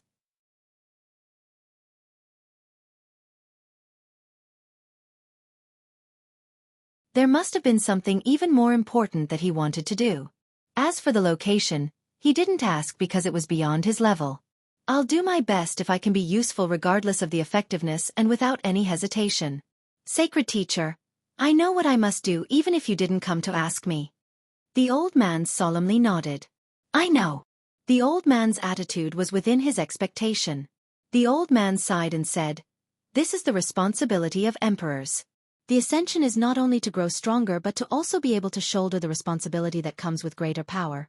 Otherwise, those who have died along the way of our ascension would have all been in vain, friends or foes alike. They allowed the emperors to have experiences through blood. Their bones paved the way towards the throne laden with burdens. Without this responsibility, becoming an emperor would be quite meaningless. The old man was being very serious. Many must die along the way during a competition for the throne, not only the enemies but also friends and lovers. Thus, to avoid the responsibility was to let all of them down. For example, why did World Emperor always oppose the Dark Crow? He felt that he had a duty towards the heaven race. Not everyone can maintain their original wish, not even emperors. Li Qiye asserted. The old man didn't answer since he didn't wish to comment on his peers. Sacred teacher, how do you think the darkness will assault us? The old man said. Li Qiye smiled coldly in response. In our epoch, a few people have visited Samsara wild ancestor before for questions. Because there are vigilant watchmen, they haven't harvested the eras like Samsara, so they thought about going a step further, a complete harvest. But as for the method, I do not know. But one thing is for certain, the world won't just turn into a wildland and it won't be simple as Samsara's life harvest. The old man became quiet because Li Qiye has always been watching the people in this world. His speculation was certainly accurate, so if they were to fail against the darkness, their epoch would become history. The entire world was only a fat piece of meat in the eyes of those lurking in the shadow. The winter was coming, and the brown bears needed to eat a prey big enough to make it through. This was the way of Samsara, harvesting the eras just to accumulate enough resources to survive the terrible ages and the destruction. Alas, this also trapped him inside his own epoch. But for a few existences, just living was enough, even if it meant being inside a prison. They would pay any price without hesitation, including using the rest of the world as nutrition. It was indeed hard for the emperors to remain staunch against the darkness.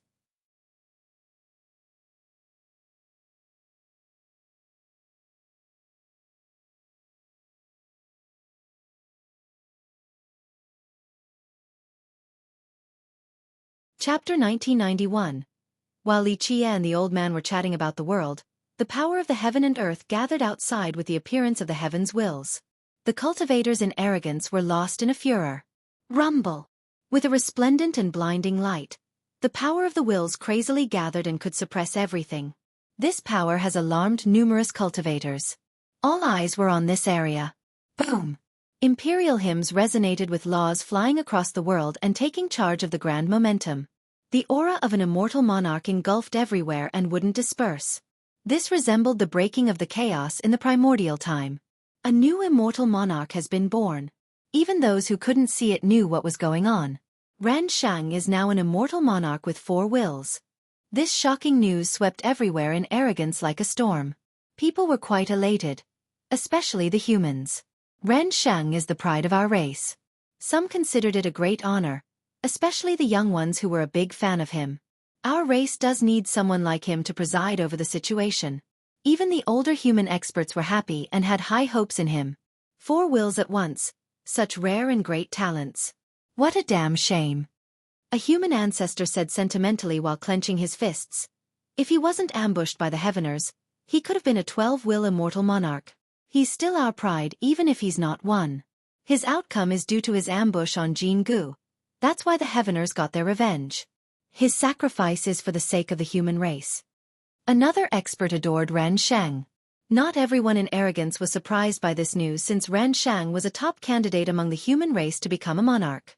Inside the small city, the old man and Li Qiye were alerted as well. They opened their eyes and peered through space to see the ascension area of Ran Shang. They witnessed the entire process. After finishing, Li Qiye only smiled since he has seen these ascensions too many times. No experts from the Heaveners interfering this time.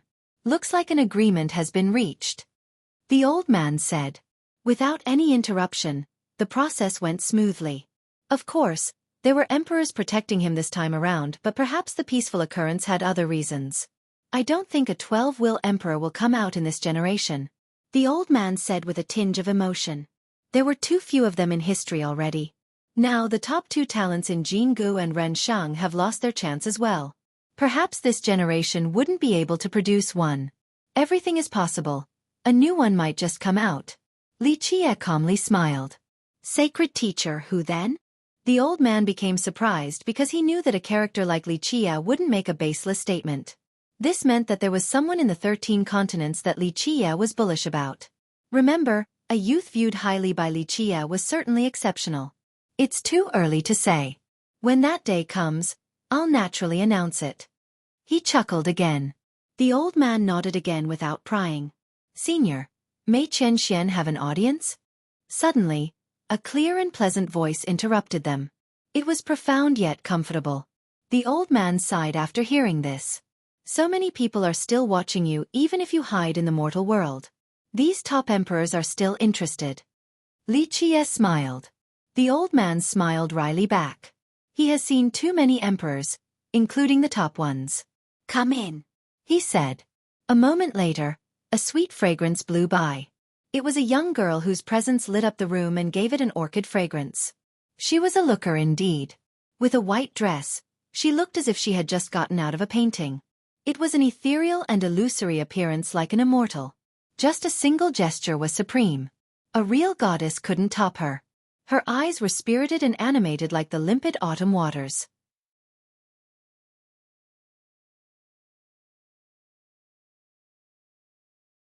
A transcending aura surrounded her as if she was not part of the worldly rhythm. Just a frown or smile was enchanting, but no one dared to have any impure thoughts.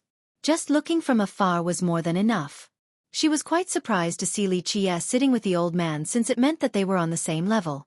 Nevertheless, she quickly bowed and respectfully said, I'm here under the request of my senior. With that, she took out a letter. It was majestic and full of divinity, clearly belonging to someone incredible. She also bowed at Li Qie in a respectful manner despite not knowing his identity. This was definitely someone amazing too to be on the same level as the old man. The old man accepted the letter and didn't open it just yet. He knew who it was from already. I'm done here, time to leave. Li Qie chuckled and stood up.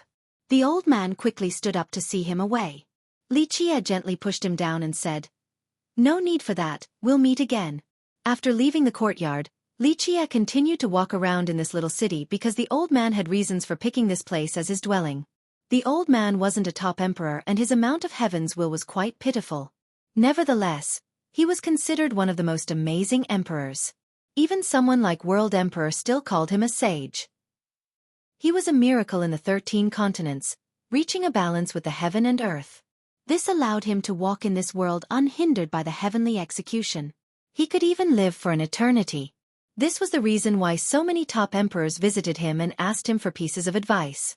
Ultimately, all of them wanted to avoid the execution, but he was the only one capable of reaching the balance. He didn't take anything from nature. This wasn't the case for the others. He walked in the mortal world and would change location and job in each era. For this particular one, he was a tofu maker. Such a normal job was pushed to the limit by the old man. It was a grand doubt to him. He needed to keep trying to reach the very end of this path.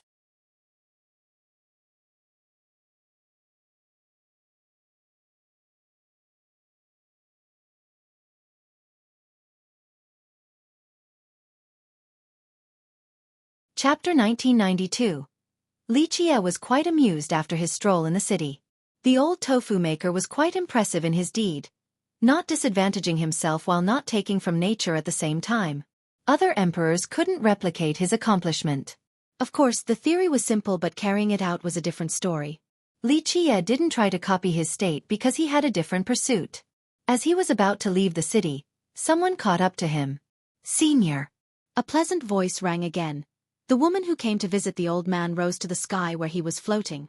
Li Qie was naturally still taking his time. If he truly wanted to cross the plains, there was no way for the woman to catch up. My name is Yu Qianxian. It is my pleasure to meet you, senior. Please excuse my ignorance. Will you tell me how to properly address you? The woman bowed respectfully and asked. She came to visit the old tofu maker at the beseech of her senior. After seeing Li Qie, she was aware that he was an incredible being, perhaps an amazing emperor. Alas, she racked her brain and couldn't pinpoint him to an existing emperor. Nevertheless, she didn't dare to be disrespectful because he seemed to be on the same level as the old man. Li Qie looked at her and chuckled. I'm only an idle passerby, not an emperor.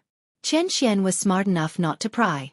An existence of this level naturally had his reason for walking in the mortal world. I have only made my Dao debut recently as a teacher in Celestial Academy, so please excuse me for any offense due to my shallow experience, she said. Li Qie smiled. Quite rare, a seed from the archaic repository coming to the academy to be a teacher? That's quite something since the repository passed down their secrets to you, so why are you at the academy? This casual comment made her shudder.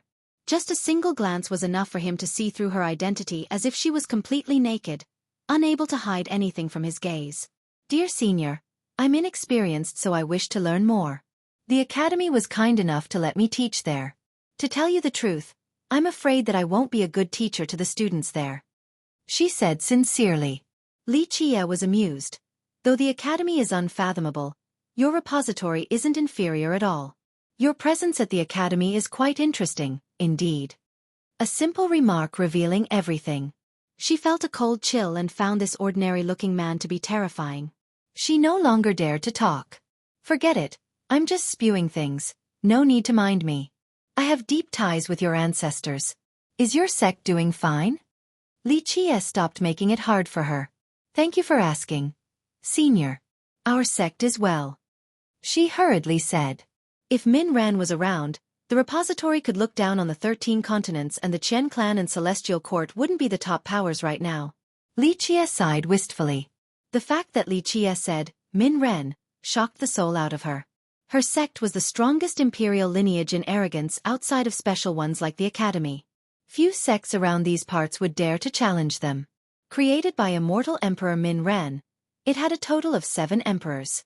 Immortal Emperor Tun Ri and Immortal Emperor Qian Yu joined later on top of another 5 emperors produced later. This was quite a rare achievement. The most exceptional thing was naturally their pillar, Immortal Emperor Min Ren. He resembled a majestic and unreachable peak, forever indomitable. An emperor once said that wherever Immortal Emperor Min Ren stood, that place was immovable. He was a monster during Emperor Hunt, stopping the members of the 3 races. He was certainly strong enough to take on World Emperor too. During that prosperous era, the ancient repository was the Pearl Pagoda of the human race. As long as it remained standing, it could show the way for the humans and gave them hope. This was Yu Qinshuan's sect.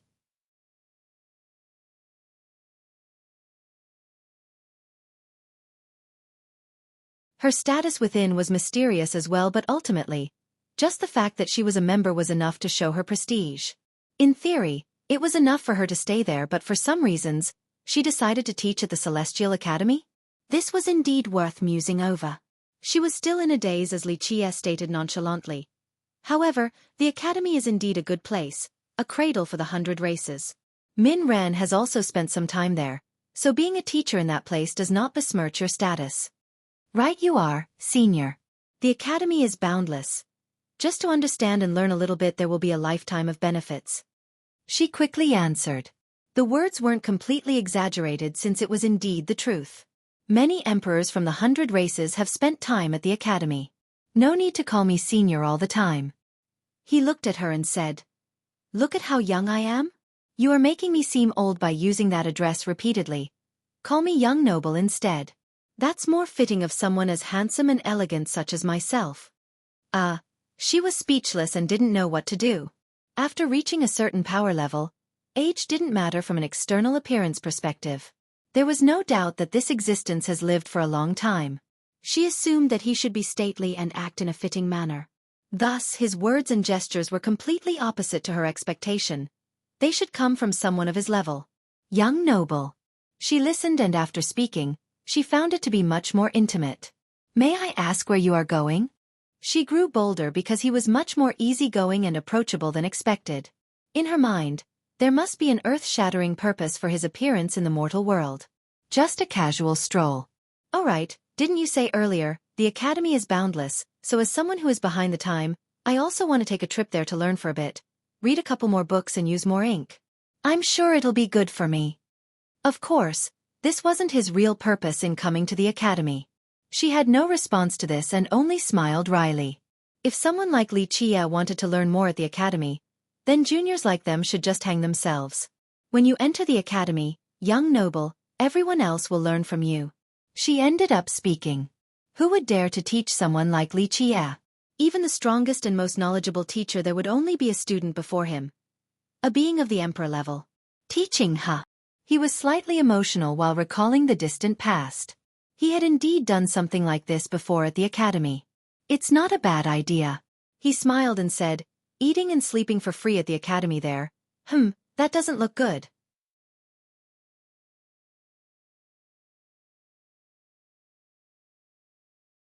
Very well, I will teach for 2 days. I'm sure that will be fun.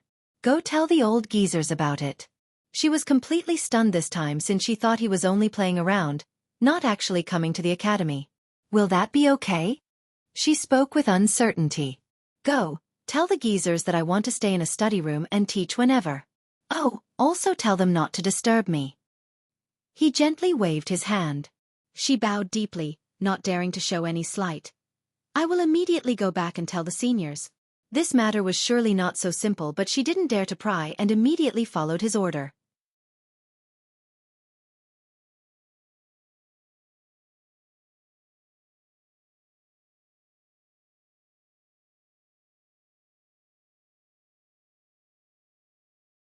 Chapter 1993. Li Chia smiled after she left.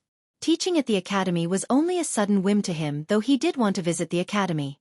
He found this whole thing to be quite entertaining because the academy was worthy of remembrance. It was once a paradise, though it has changed a bit. He took his time walking through Arrogance to meet old friends and allies first. This was also a place full of unforgettable memories to him. He adored the entire 9 worlds, but Arrogance was a special place in the 10th. This was once the main camp of the 100 races, and his as well. They once mobilized their armies from this place, the start of Emperor Hunt. Thus, there were too many memories here. Alas, Arrogance remained, but his lovers and friends were gone. Some started on the ultimate expeditions while others were gone with the wind. Of course, some preferred a reclusive life, never to show up again. He inadvertently became disappointed since he couldn't say goodbye to some of them, not seeing them one last time. From now on, they were forever separated. People such as Qian Li and Qi Zhen. There was no returning for them. He continued on in this manner, resting and seeing old friends, before heading for the academy. Celestial. This name threatened Arrogance and all the continents.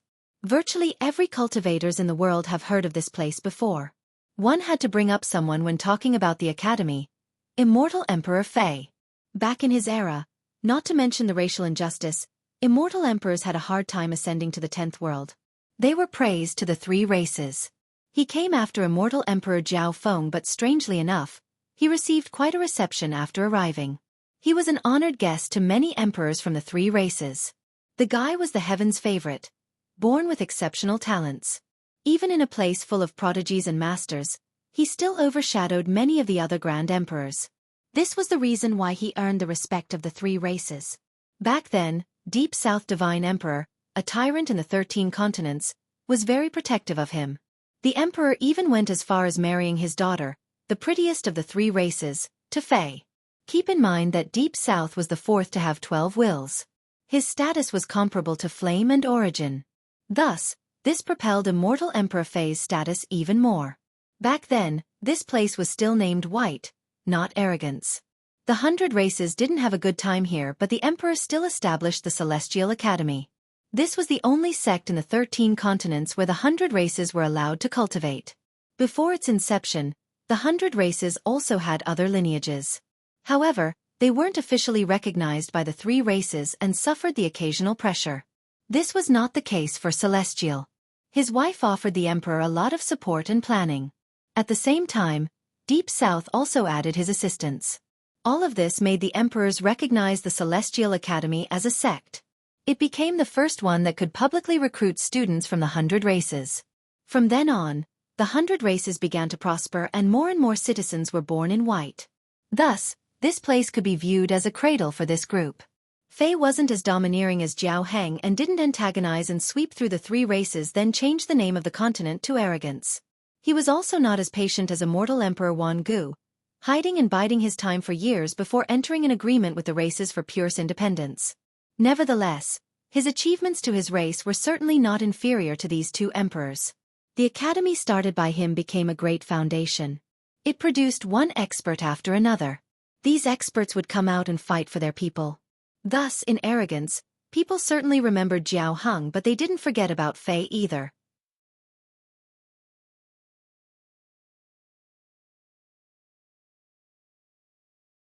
The most lamentable thing was that later on, Fei and Deep South started the third expedition. From then on, they disappeared from the world. It was the start of a new semester, so the academy became rowdy with excitement. The vacationing students or those who went back home were quickly returning. The academy was massive with several entrances. All were lively and filled with people. Screech! A young man on a crane landed outside an entrance. "You're back, Baihe. Your fellow students are waiting for you to take them on a journey." A group of senior students was responsible for welcoming people back. One of them came up to Baihe with a smile.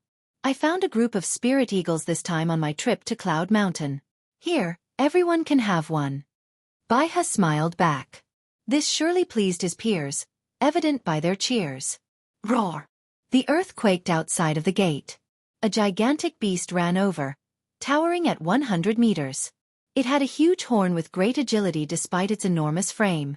Another charismatic young man rode the beast. He had a hint of arrogance in his aura. "Senior Xueqi is back." Another student responsible for registering newcomers laughed happily. "Friends, I found a lot of crimson jades back in my clan's mine. I brought some for everyone." The beast slowed down before reaching the entrance in order to be respectful. The rider jumped down and told everyone. "How generous of you, senior." The eyes of the students from his class lit up after hearing this. The academy accepted students from everywhere as long as they possessed the right qualifications. Thus, the student body was very diverse. Some students were ordinary mortals once. Some were from smaller sections. Of course, there was no lack of students from the great powers and imperial lineages. Even imperial successors came here to learn. Their sex merit laws were certainly amazing. Too many to learn in one lifetime, even. Nevertheless, they were still lacking certain things compared to the academy. This place had too many emperors participating once, such as Fei, Fei Yong, Qi Zhen, Tun Ri, Min Ren, Hao Hai. These famous immortal emperors have all been here and taught their Dao before. As for the immortal monarchs, 6 Dao, Ia, Jilin. These top members of the 100 races have also visited the academy and taught here before. Of course, legend has it that even Deep South from the divine race had famously taught here too. In the 13 continents, the academy might not have the most merit laws and treasures, but it definitely had the highest numbers of different methods for cultivation. It wasn't the strongest clan or sect in the world, but it certainly produced the most talents and masters. Its alumni were usually exceptional. After becoming god or emperor, some would come back and stay to teach at the academy for a short while. Some of them even chose to leave behind their merit laws and secret arts.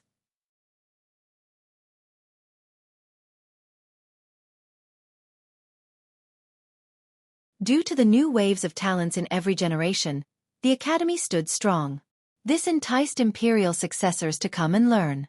It was a good way for them to broaden their horizon. Therefore, in each new semester, these imperial successors would come. This was quite a common occurrence, so the students here got used to it by now. 1. Note, this senior here is from a student perspective, not an older person or master. It is similar to senpai or kohai stuff in Japanese.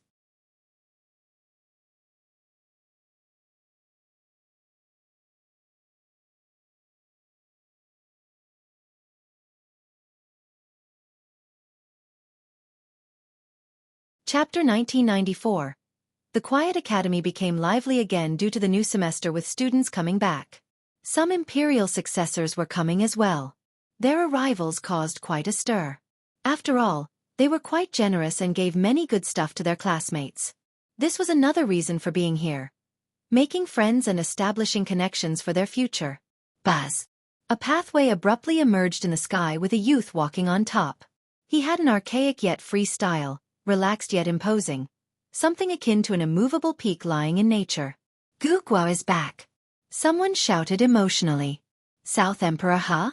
Truly badass. I heard he had an adventure at an ominous ground. A powerful student was convinced. I think he's about to graduate. A teacher says that he only need 1 year to do so. I don't think anyone else in the world can match his talents. A female student was infatuated. South Emperor Guguo, perhaps the most famous character at the academy right now, even exceeding an alumni named Ren Shang. Few knew of his background. Some believed he was from the mysterious Bamboo Mountain, a sect with 6 emperors, while others said otherwise. All in all, back in the last semester, he directly entered the mortal school to be the only student there. The academy was divided into 5 sections: Mortal School, Emperor Mansion, Sacred Institution, 100 Halls, and Study Room. Mortal School was the top class in the academy. There were generations when no one was qualified to enroll. Just one in each generation was amazing enough. For example, Ren Sheng. He was quite an amazing fellow with incredible talents and a unique bloodline. All of this was not enough for him to enroll in Mortal School. Rumor has it that this classroom only trained potential top emperors and ancient gods so naturally. The requirements were stringent. Whoever graduated from it would certainly have a wonderful future. One example was 6 Dao Monarch. Though the academy has never admitted this, everyone implicitly considered it as the truth. If one could enter Mortal School, their future accomplishments would be incredible even if they couldn't become an ancient god or a top emperor. After graduating, joining these realms was only the beginning. Thus, his admittance to Mortal School after joining the academy caused quite a stir. Even the retired schoolmaster personally came out to become Guguo's teacher. Of course, this incited some jealousy as well. Even Ren Shang didn't receive this treatment and only learned at Emperor Mansion. Because of this, some speculated that Guguo's achievements would be much greater than Ren Shang. After taking all of this into consideration, people accepted his self-proclaimed title as South Emperor. In fact, this was a domineering and borderline unreasonable move. People wouldn't pick a title before becoming an emperor, but Guguo still did it. Just how confident was he? Therefore, certain fans of Ren Shang were antagonistic and jealous of Guguo. They were eager to see him make a fool out of himself. It would be hilarious if he couldn't become an emperor or fail to match Ren Shang later on. By all means, Guguo was still very famous and adored. After all, his strength was unquestionable. No students could actually take him on. Only the teachers were qualified to do so. After arriving, Guguo didn't stop at the gate. He entered the academy and disappeared into the rolling hills inside. Senior Guguo will certainly become a 12-will immortal monarch. A beautiful female student watched him the whole time and said as if drunk with infatuation. Not necessarily because he's born in the wrong generation. We already have 3 emperors. The pressure is too much if he wants 12 wills. A jealous male student responded.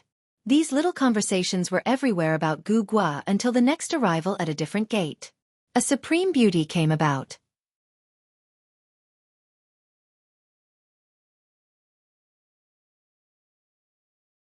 She was inordinately blessed in external appearance and would attract all eyes. However, the most interesting thing was not her physical appearance but rather her transcending temperament. She was untouched by flaws, just like an immortal. Each of her gestures was enchanting and stirring, certainly not belonging to the mortal world. Sister Suyao. The greeters cheered with excitement, especially the members of Emperor Mansion. The male students ran over to greet her. Sister, your arrival brings colors to our Emperor Mansion. We've been waiting for you. One male student declared. His feelings were as clear as day, but he wasn't the only one. All the other youths were completely intoxicated. She was another famous character in the last semester. What earned her fame was not just her beauty. She wasn't all looks and no brains. It was certainly her frightening talents, allowing her to be accepted into Emperor Mansion instantly. Keep in mind that many imperial successors would need to pass multiple examinations before joining this classroom. Once again, people thought that her talents were higher than Ren Shang. She had a calm demeanor like the water in a well, and only answered with a slight nod before entering the academy. The students have grown used to her attitude. In the beginning, she had countless suitors. Some were imperial successors from famous sections. There was no lack of geniuses in Emperor Mansion. Alas, no one could win her favor. She was friendly without any trace of arrogance, but there was an invisible distance or barrier. No one could actually step in her world. I wonder who can capture Sister Suyao's heart. a young female student said with anticipation while looking at Suyao's back. Meanwhile, the males were in a stupor looking at her. No one has been lucky enough to successfully court her just yet. Click, click, click. At another entrance was a stopped carriage. It was simple with an even simpler-looking old man as the driver. Nevertheless, eyes lit up when the woman inside stepped down. In terms of appearance, she wasn't as supremely beautiful as Suyao. However, her noble and serene aura made up for that. Her elegance was relaxing, and people couldn't help stealing a second glance. Sister Miao-chan. The greeters and students smiled. They ran down to greet her. Sister Miao-chan, did you do well at the mysterious ravine during the break? A student from Emperor Mansion started a conversation. Thank you, senior. I did quite well. She slightly nodded, showing off her noble and graceful charm. I told my friends that given your wisdom, you would surely have a big harvest. The senior laughed and said. There were many friends circling around her. She joined last semester and had to pay a fee to enter 100 halls.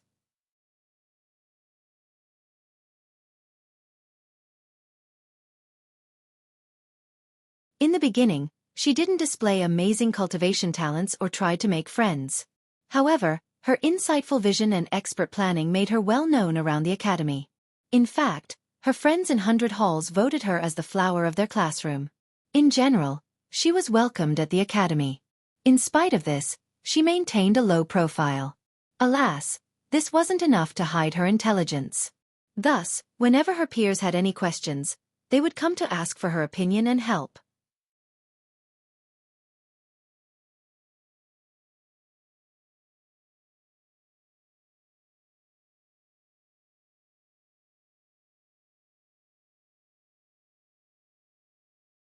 Chapter 1995. When Li Qie made it to the outskirt of the academy, the registration for new students was about to end, so the entrances were less frequented. He was slightly moved while staring at the place from the distance. People came and went. Geniuses replaced by young faces after each generation.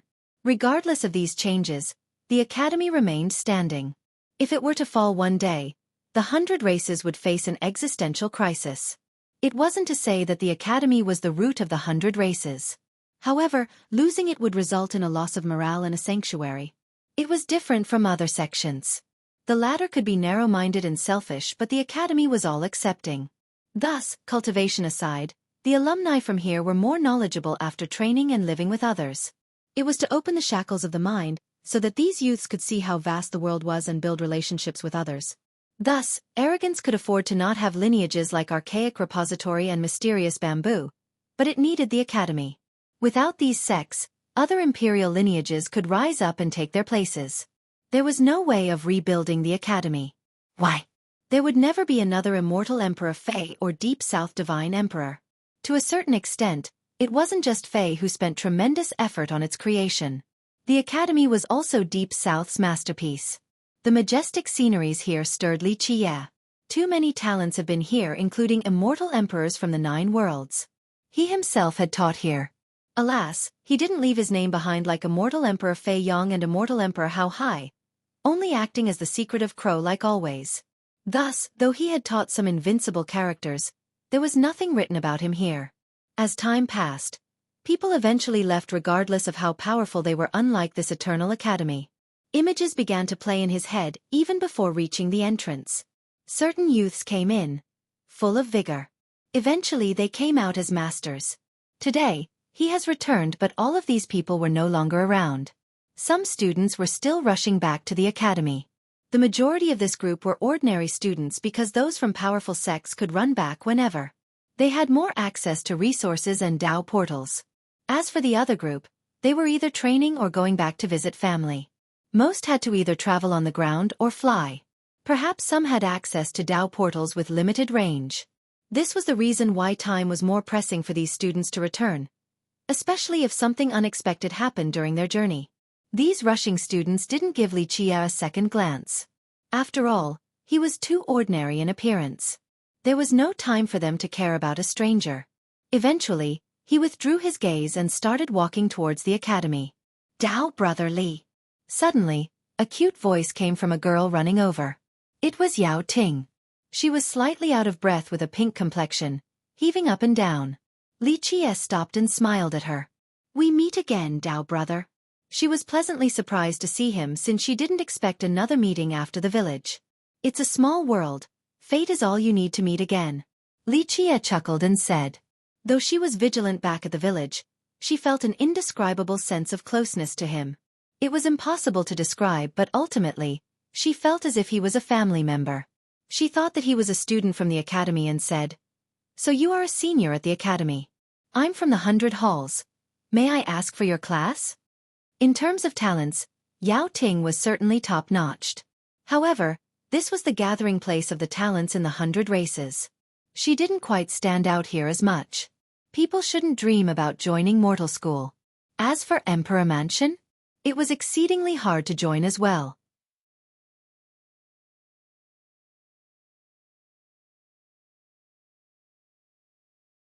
The ones currently enrolled were all top geniuses in the world, such as Ren Shang in the last generation or Mei Suyao in the current.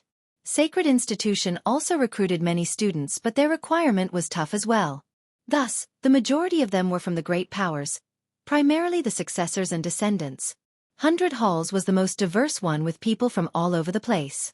Some students were purposely hiding their background here too. It was the easiest to enter. There were two methods: passing the examination or paying enough chaos stones. The top classrooms couldn't be paid to get in, but 100 Halls was different.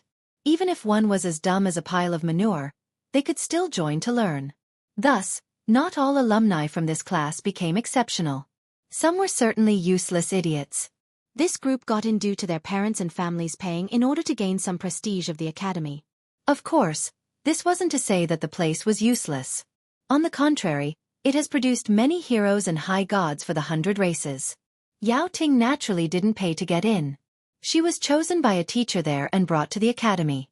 After passing the examination, she became an official student. It could be said that a girl from a remote village like her being able to join the academy had changed her fate. After finding out that she was a student, the king of her country personally came out to greet her in a grand ceremony.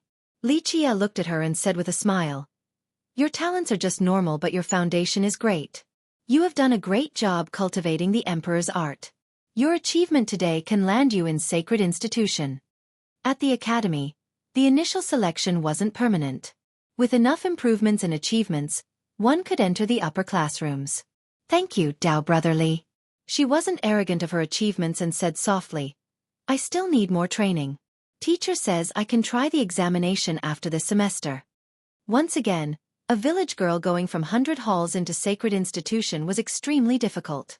She would bring great pride and honor to her ancestors. If she were to actually do it, the king of her country would ask her to take on the Grand Tutor position. "Certain things are inevitable," Li Qie commented with a tinge of emotion. Her ancestors wanted their descendants to live as ordinary mortals, away from cultivation. Alas, she still chose to walk on the same path as them, despite not knowing of their glorious past. "What do you mean?" She didn't quite understand the random comment. "It's nothing. The path is long. Just take your time and appreciate it. I guess this is fate at work." Li Qie answered with a smile.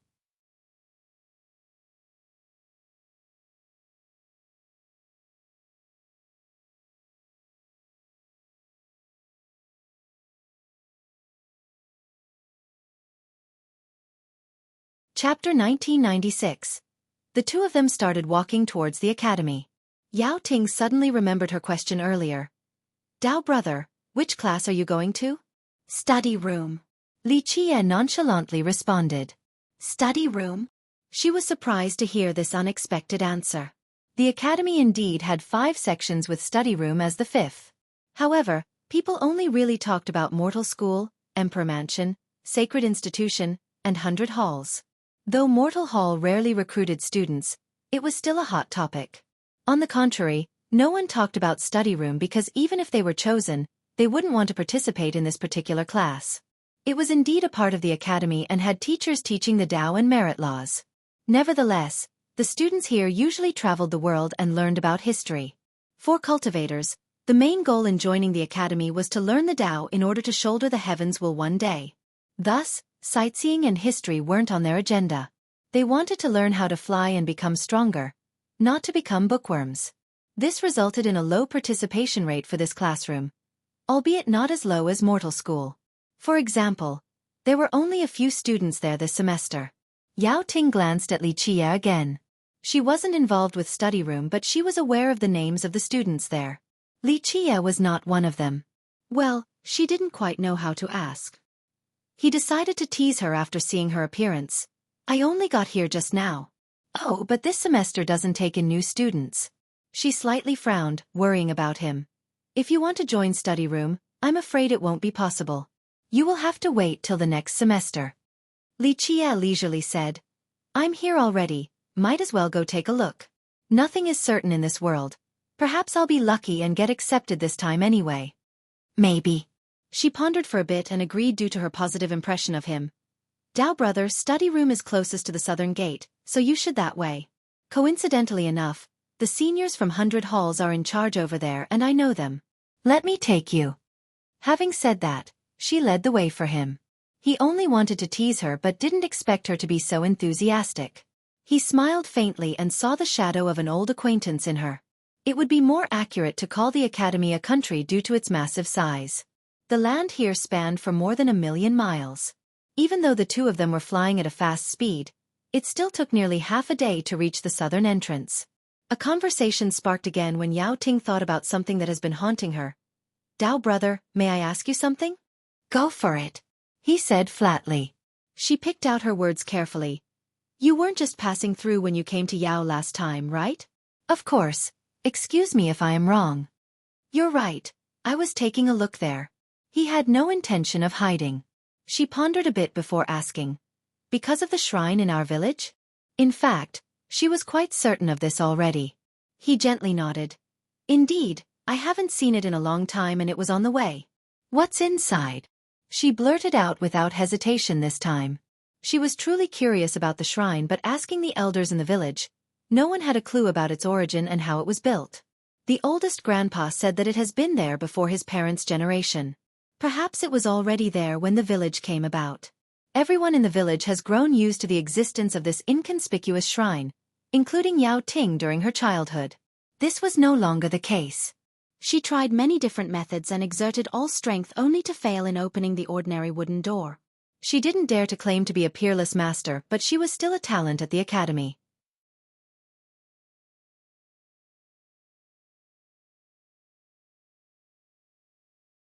In terms of physical strength, she could move a mountain, but this wasn't enough. Her failure told her that the shrine wasn't as simple as it seems. There must be a secret hidden inside. Thus, she thought about Li Qie, but he had already left. How was she going to find him in the ocean of people? Thus, she was naturally excited to see him again and couldn't resist asking about it. He looked at her and she stared back with eyes full of hope and anticipation. He gently sighed inside since she had seen this pair of eyes before with the same emotions flashing within. Of course, please excuse my lack of propriety if you do not wish to speak, Dao brother. Just pretend that I didn't say anything. His silence made her think that he didn't wish to disclose the secret, so she quickly added. He answered, it's not that I don't want to divulge the information, but this requires fate. Without it, even if you gain the knowledge, you won't be able to do anything. It will only be a nail in your mind, impossible to be taken out, an inner demon in your Dao heart. She was not expecting this response. If you truly want to know, then use your heart to feel and listen. Then you will know how to open it. Li Qie pointed at his heart and said, My heart. She became astonished once more. Li Qie nodded and said softly, But remember, whenever you open a new door, another one closes. There is no right and wrong here. Only your own choice that will decide your path. Closing another door? She ruminated and murmured about the profound statement. He gently sighed out loud this time. If it was in the past, he wouldn't have told her, since this was the decision of her ancestors to remove them from fighting and killing. But now, this was no longer the case. The Golden Age was nearing the end, so the future was full of perils. He decided to give her a choice in order to be the master of her own destiny. This was a possible way out for the village as well. They needed to rely on themselves now. The two reached the southern gate before they knew it due to the engaging conversation. There were only 5 or so students there responsible for greeting the returning students. The place was desolate because the closest section was study room, which had few students. The students here became charged after seeing these two. Of course, their flashing eyes were on all Yao Ting. After all, she was still quite pretty, though not on the same level as Mei Su Yao. Sister Ting, you're back so soon? Your village is so far away, so I thought it would be another few days. The oldest and most handsome among them stepped forward. Surely the guy had a crush on Yao Ting, evident by his enthusiasm. The village was fine, so I came back earlier. She was a friendly girl, so she spoke without a hint of arrogance. I actually wanted to come and pick you up from your village, but teacher arranged for me to be at the reception.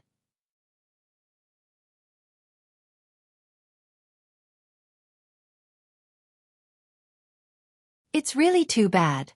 The youth spoke again. Thank you, senior. She nodded and introduced. This is Dao Brother Li. He's coming to study room and we traveled together. And this is an exceptional talent from 100 Halls. Senior Yen Chensheng. Chensheng and the other youths here finally noticed Li Qia. A bit ago, they were fixated on Yao Ting, and someone as normal as Li Qia wouldn't earn a second glance from them. He was a bit unhappy to hear that Yao Ting was traveling another man since he had a crush on her. This was a natural reaction. But he was worrying for no reason. She felt a closeness to Li Qia, hence the introduction. You are a student of study room? Chensheng's tone was completely different towards Li Qia, especially after seeing his appearance. After all, he was a genius in 100 Halls, while someone like Li Qia posed no threat to him. The guy was clearly not worthy to be his opponent.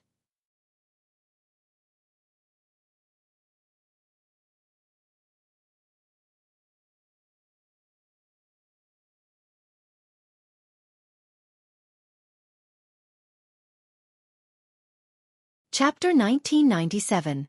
No. Li Qia flatly answered the inquisitive youth. If you're not a student there, then why are you going? Celestial is not a place for the idle. Chensheng was antagonistic from the start, so his attitude showed it. Yao Ting was the opposite, so she spoke up for Li Qia. Brother Li is a new student, wanting to learn in study room. Senior Yen, could he wait here for a bit while I go talk to the teacher, to see if the academy will be okay with it? She assumed that Li Qia wanted to become a student here.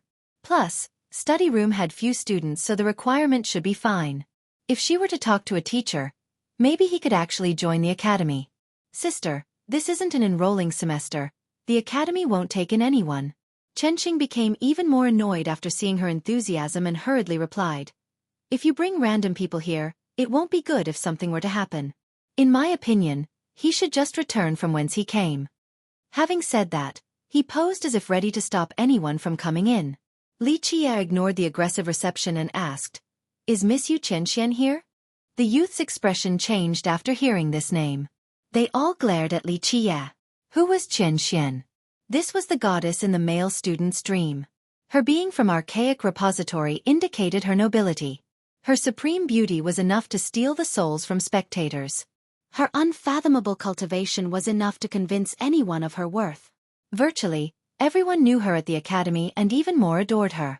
Dao Brother Li, you know her? Yao Ting was surprised because this name was too sonorous at the academy. In her eyes, Qian was an unreachable goddess, someone she could only look up at. Just once before, so I want to see her now. Li Qia chuckled. She was startled because of his nonchalant tone and gently tugged on his sleeve. Dao Brother Li, Qian is a teacher at our academy, not a student. Furthermore, her status is very high here. Not just anyone can see her. She thought that Li Qia misunderstood and didn't know of Chenxuan's position. Ah, so it's a fan of teacher Qian. A student nearby sneered. No wonder he traveled so far here to join study room, it's to see her. This made the other students explode in laughter. A frog wanting to eat a swan. Chenxing snorted. Take a look at yourself again, someone like you wants to see the teacher? Scram already. Senior Yen, please don't say that.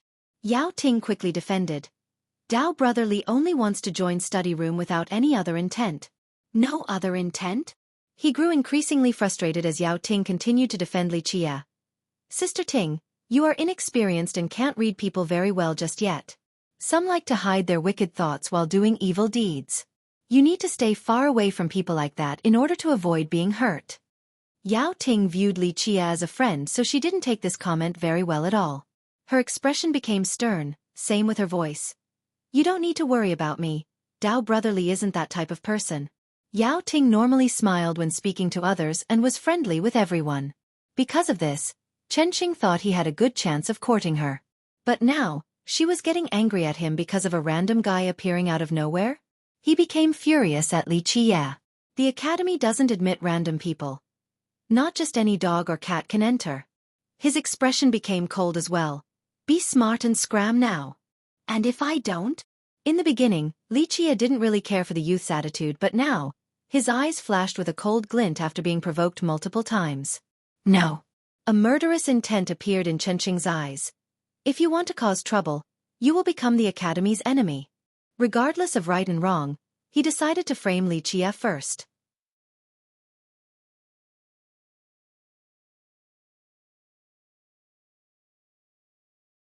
Even if the teachers were to scold him later, he could say that Li Qie caused trouble first and that he was only upholding the integrity of the academy. Senior Yan, you are out of line. Yao Ting stood by Li Qie's side and could watch no longer. Dao brotherly only wants to join study room. How is that causing trouble? No need to accuse him of such a thing. Chenxing didn't expect such an aggressive response from Yao Ting. This made his complexion turn red. Sister, don't be fooled by this scoundrel and his flowery words. The embarrassed youth immediately fought back. If he really wants to join our academy, why didn't he do so at the beginning of enrollment? Who knows if he has some hidden agendas? He's only using your kindness to enter the academy. He's right, sister.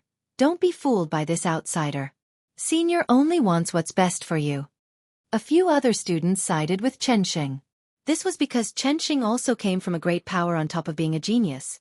People wanted to be his friends due to his strong backing. Lying scum. Daring to sneak into our academy? I will not let you go so easily. Get ready to be a cripple. Chenxing wanted to strike first, so he rolled up his sleeves, looking as if ready for blood. How impudent! Pleasant this voice might be, it also had an unquestionable power to it. A girl landed down from the sky just like a fairy. Orchids started to bloom just like the return of spring. Teacher Chen. Someone shouted at seeing this. Chen Xuan's presence made hearts palpitate, but no one dared to have impure thoughts. Her sudden arrival stunned the crowd. They didn't expect for her to appear here since she was normally quite elusive. Teacher, this person wants to cause trouble. Chenxing seized the initiative. Shut your mouth. Her eyes became stern and sharp like a sword, instilling fear into others. She loudly continued her scolding. A frog under the well, ignorant and rude, disrespectful to your superior. Be ready for a punishment or worse, expulsion. It wasn't easy for Chen right now. Of course, the academy wanted someone of Li Qie's level to visit, so it agreed to his request right away. Because he didn't want to be disturbed, the academy didn't carry out an official ceremony for his arrival. Instead, the reception's responsibility was on Chen. She has been keeping an eye out but didn't expect for something like this to happen. Her scolding naturally stunned the crowd, especially Yao Ting, whose jaws nearly dropped to the ground. She stared at Li Qie, speechless. In the beginning, she thought Li Qie came to study, but now, it looked like he was actually a teacher. Young Noble Li is a newly appointed teacher at the academy. Hurry up and apologize. Chen sternly scolded. Chenxing took a while before calming down. His expression darkened from being yelled at, but he didn't dare to oppose Chen. Teacher, I was only keeping an eye out. He was sneaking. She simply glared at him.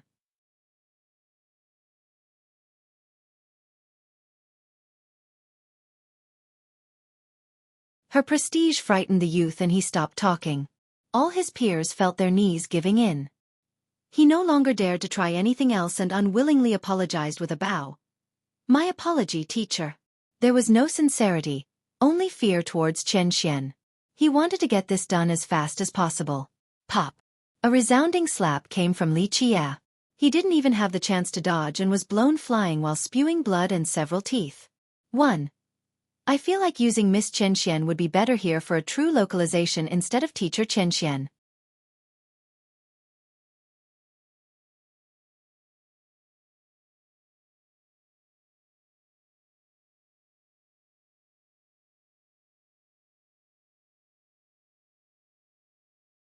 Chapter 1998. Li Qie put down his hand and didn't give the flying Chenxing a second glance. He simply said, "I'm not that forgiven of a person. A disobedient boy deserves a slap." The students here were scared out of their mind. This was the first time they saw a teacher hit a student so hard. This guy didn't go easy at all. "Go back." Yu Qianxian looked at the students and ordered, "Young noble, please enter. I represent the academy to welcome you in as a teacher to our humble abode." She then told Li Qie. Li Qie nodded at her before turning to Yao Ting and get her a playful flick. "Little girl, try your best in order to not bring shame to your ancestors. Come find me if you need anything." With that, he followed Qianxian into the entrance. Yao Ting stood there in a daze, unable to digest what had just happened. In the beginning, she thought that he was only an ordinary expert, not someone who could become a teacher at the academy. Keep in mind that the teaching requirement was unreasonably high at the academy. In terms of cultivation alone, they needed to at least be high gods. So now, one could easily extrapolate his power level. It was quite silly for her to help him previously, so she thought. Meanwhile, Yan Chenxing had already run long ago, carried away by his friends. He wanted to teach Li Qie a lesson, but he ended up losing all fate with no way of paying the guy back. Even if he was more furious, he could only swallow his anger. Qianxian led Li Qie towards study room.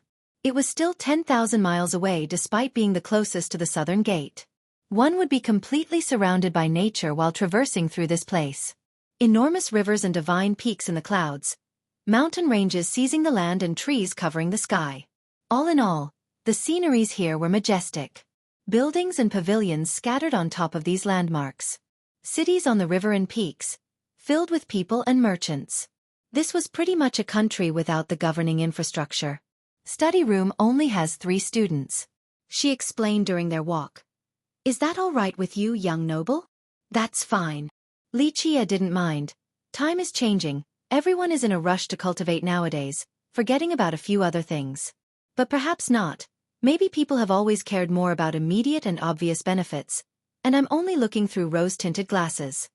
I heard the elders say that in the older eras, there were more students in study room. She smiled wryly. How many would actually want to learn history at the academy? They were here to cultivate and learn merit laws and techniques.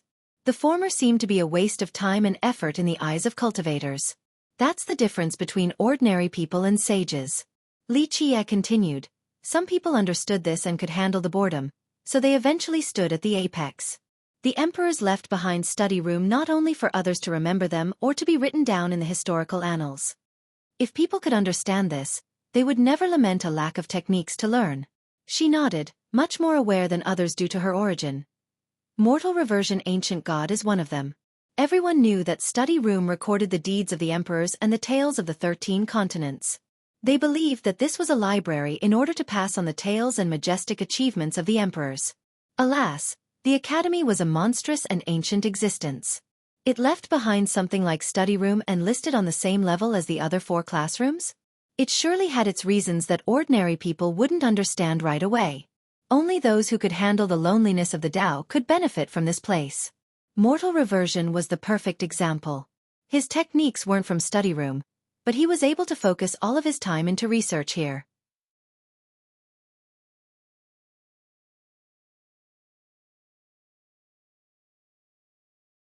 Ultimately, he gained the most complete version of the mortal reversion art in the world, establishing an incredible foundation for him.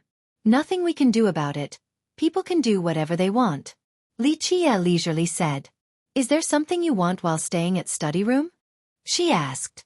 Just meals should suffice, nothing else. Li Qie chuckled and said. She didn't know what to say. A character like him wouldn't have come to their academy for no reason. No one at that level would have so much free time. Alas, she had no way of guessing his intentions.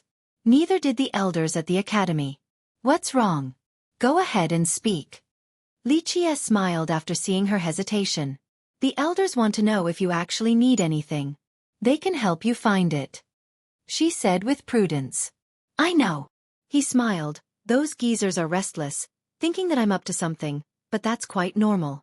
Is Azura still alive? Ancestor Azura is still in this world. She shuddered after hearing about this existence. Take this to him, he'll know who I am. He casually handed her an item before ordering. She took a gander at it but couldn't see anything special before putting it away. Rest assured, young noble, I will give it to the ancestor. Is there anything else you want? Not right now, let me rest for a few days. Lichia smiled and said, Little girl, I know you have questions. That's right, I'm indeed here to find something, but the elders won't be able to help me. Even emperors like Fei and Deep South couldn't research it, let alone them. This nonchalant statement made her astounded. These were top existences that have started an ultimate expedition. But now, he said that they couldn't find this item? Just what could this mystery be? What now? Since when did the Academy become so careful? The relationship between it and the repository is strong, but even without your sect's help, no one can touch the Academy anyway. Since when is it afraid of others? Lichia continued. She hesitated because certain things shouldn't be said. I see, a few things have changed. Lichia said, the era is changing and so is the Academy. Perhaps this is a type of tribulation. The topic was too heavy and outside of her jurisdiction, but she felt that he had guessed a few things. Study room was different from the other classrooms, desolate and not as crowded. It was built among the hills scattering everywhere. Just like that, one could see buildings on top and even around the sharp cliffs. Stone bridges connected the perilous gaps. Lonely stony paths connected everywhere while the leaves fell from the trees. This place looked quite serene.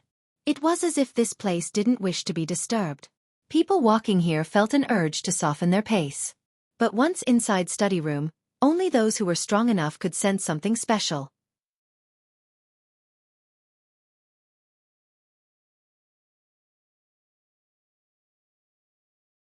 Ordinary cultivators couldn't feel this aura at all.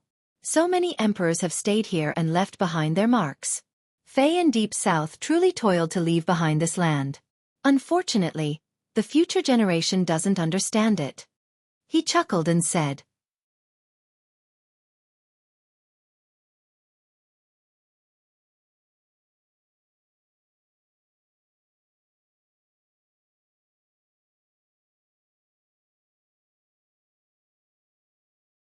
Chapter 1999.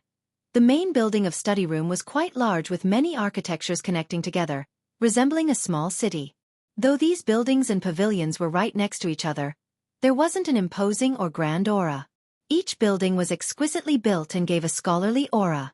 The things in abundance here were naturally books of all shapes and forms, old manuals, ones made out of wood or jade.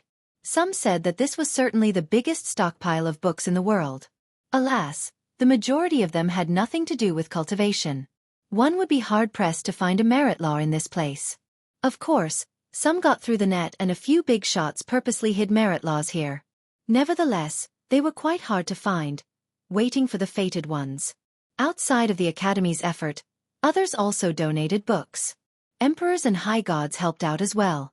The great powers were more than happy to give historical scrolls to the Academy because this could be a good place to store their ancestors' achievements and glory and their kingdom's expansion for an eternity.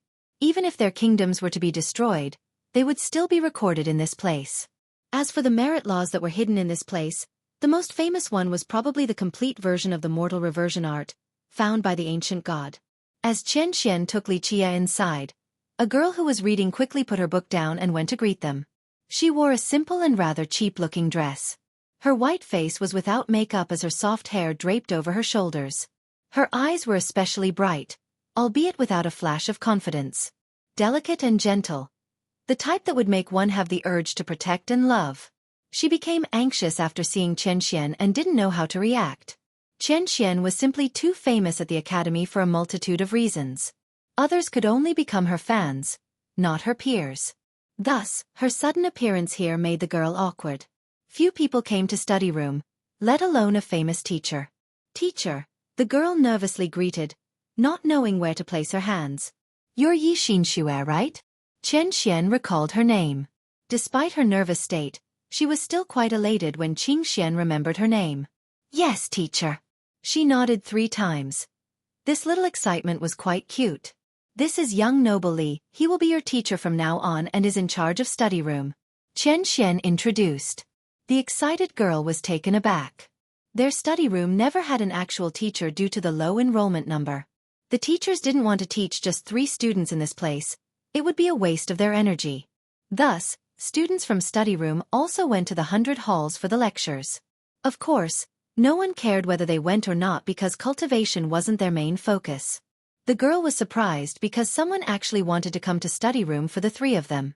Nice to meet you, teacher. She quickly bowed toward Li Qie. Good. I'll be staying here from now on. Li Qie withdrew his gaze from the books and told Chen Xian. As you wish, young noble. Chen Xian nodded. In fact, the other teachers all had their own grottos and enjoyed great treatments. No one would want to stay with the students, but she didn't dare to say anything. Is there anything else you would like, young noble? She asked respectfully. No, just don't disturb me. I'll be researching in the upcoming days. Li Qie waved his hand and said, I will certainly pass on your message to the elders.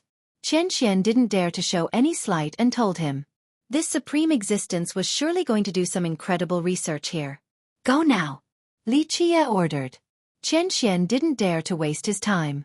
She told Xin Xue a couple of things before drifting away like a goddess. Xin Xue stood there, petrified, after seeing the conversation between the two.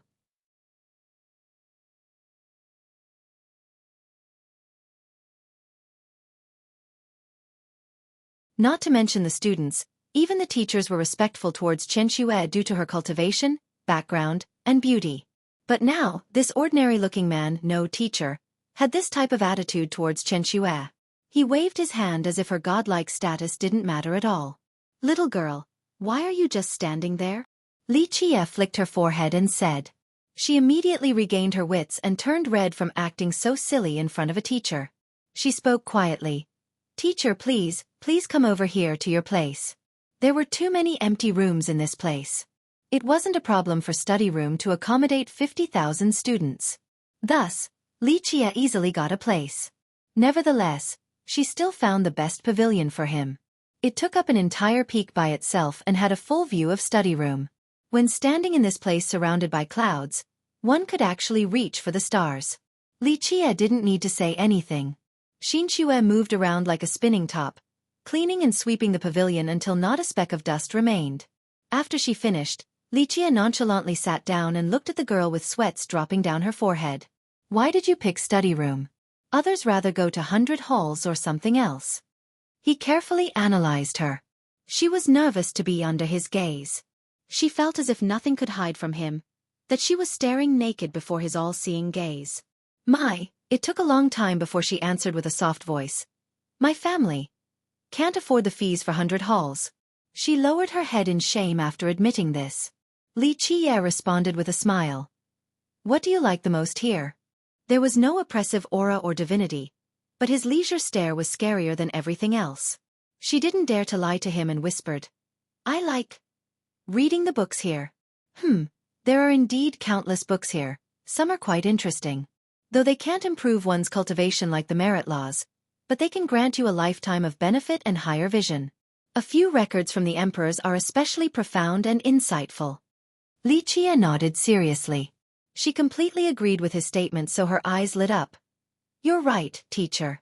There are so many things here, rumors about the emperors that no one else know about. Some even had stories about the 9 worlds. The elders and seniors don't want to talk about this matter. The girl was a bookworm since an early age. Of course, the things she read were considered a waste of time by cultivators, such as historical scrolls. Nevertheless, she viewed these books as treasures and always enjoyed reading them.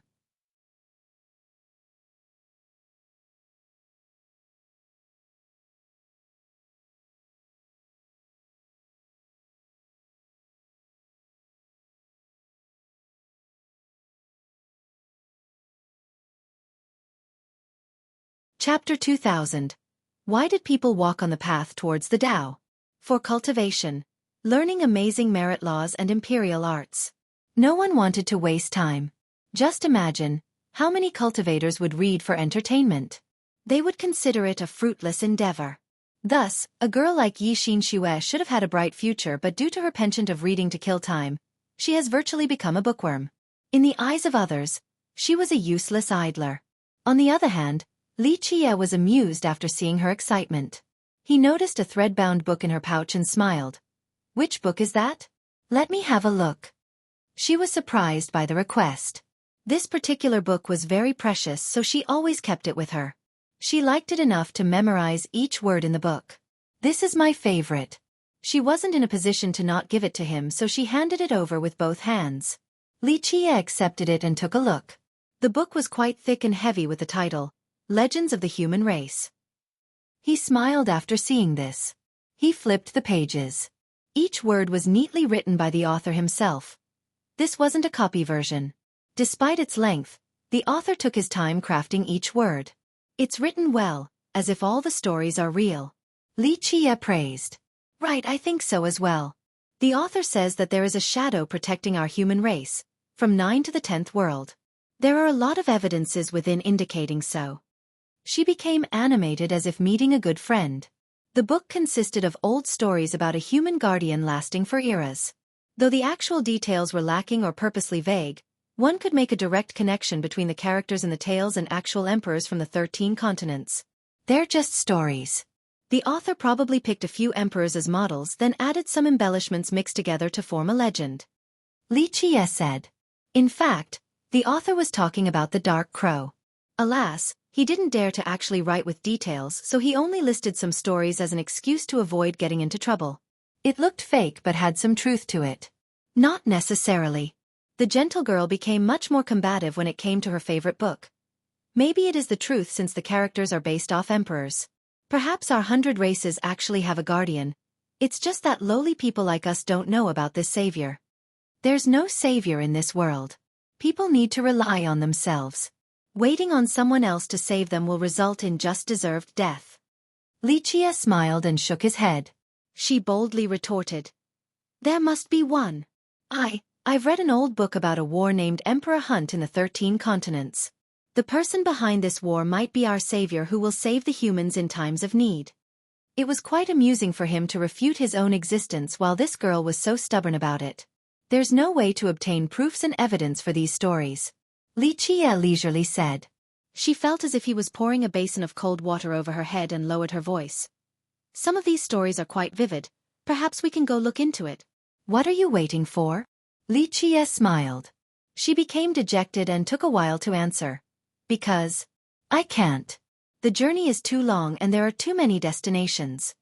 She was certainly interested in the validity of the stories and truly wanted to verify them.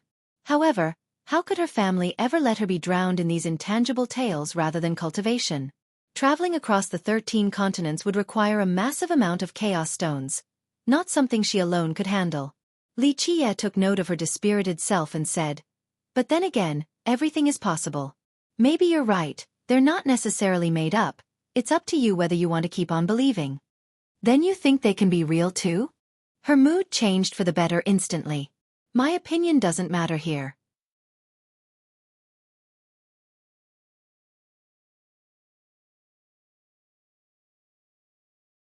Li Qie leisurely said, then changed the topic. Where are the other 2 students? The shift caught her off guard for a bit before she answered. Old Lu and Big Brother Wang. Right, they're studying right now. She looked diffident while stealing glances at him with her head lowered as if she was afraid that he would notice something. Her sneaky behavior was caught by Li Qie. He smiled and said, studying, huh? Okay, take me to them then. Her voice became even softer. Well, I'll go bring them here, okay? No need for that. I'm a teacher here now, so the least I can do is to go see my students. Li Qie waved his hand. There was nothing else she could do but to take him along. Study room didn't only consist of these buildings. It encompassed the entire land of this region with books everywhere. Even the cliffs and caves had books hidden inside. Even the stones, paintings, and statues told a story. The majority was left behind by the previous generations of students or guests. The emperors also added things as well. The carvings and paintings were either masterpieces or just casually done at a whim. Most had nothing to do with cultivation, more about the arts. Xue took Li Qie to a stone forest with varying shapes. On these stony peaks were characters and even paintings. The people here didn't put a lot of effort into carving them, but at the very least, they were different in scales, spanning from a few words to a grand story. Some had signatures while others didn't. The 2 traveled deeper into this formation and saw someone climbing on top of a large monolith. He draped a large piece of cloth over this hill and began copying the characters on the monolith. This was a muscular middle-aged man with a tan complexion. He wore golden rings on his wrists, giving off quite a mighty look. Big Brother Wang. Xue enthusiastically greeted from the distance. Sister Xue, you're here? Wait a bit. I'm coming. The man laughed loudly while copying the characters. Big Brother Wang loves to copy stuff. He had done so to many paintings in study room. Xue quietly told Li Qie. Li Qie didn't say anything and only watched the man copying word by word. After a while, he finally finished copying the entire thing and finally jumped down. Oh! Our little sister is finally growing up. No longer just hiding and reading in your room. You're on a date now? What an improvement. I'm quite impressed. He gave a thumbs up after the two of them together. You're tuning in to the Xueqi's Martial Arts Saga YouTube channel. Don't forget to subscribe and join us on this journey to catch the most captivating stories.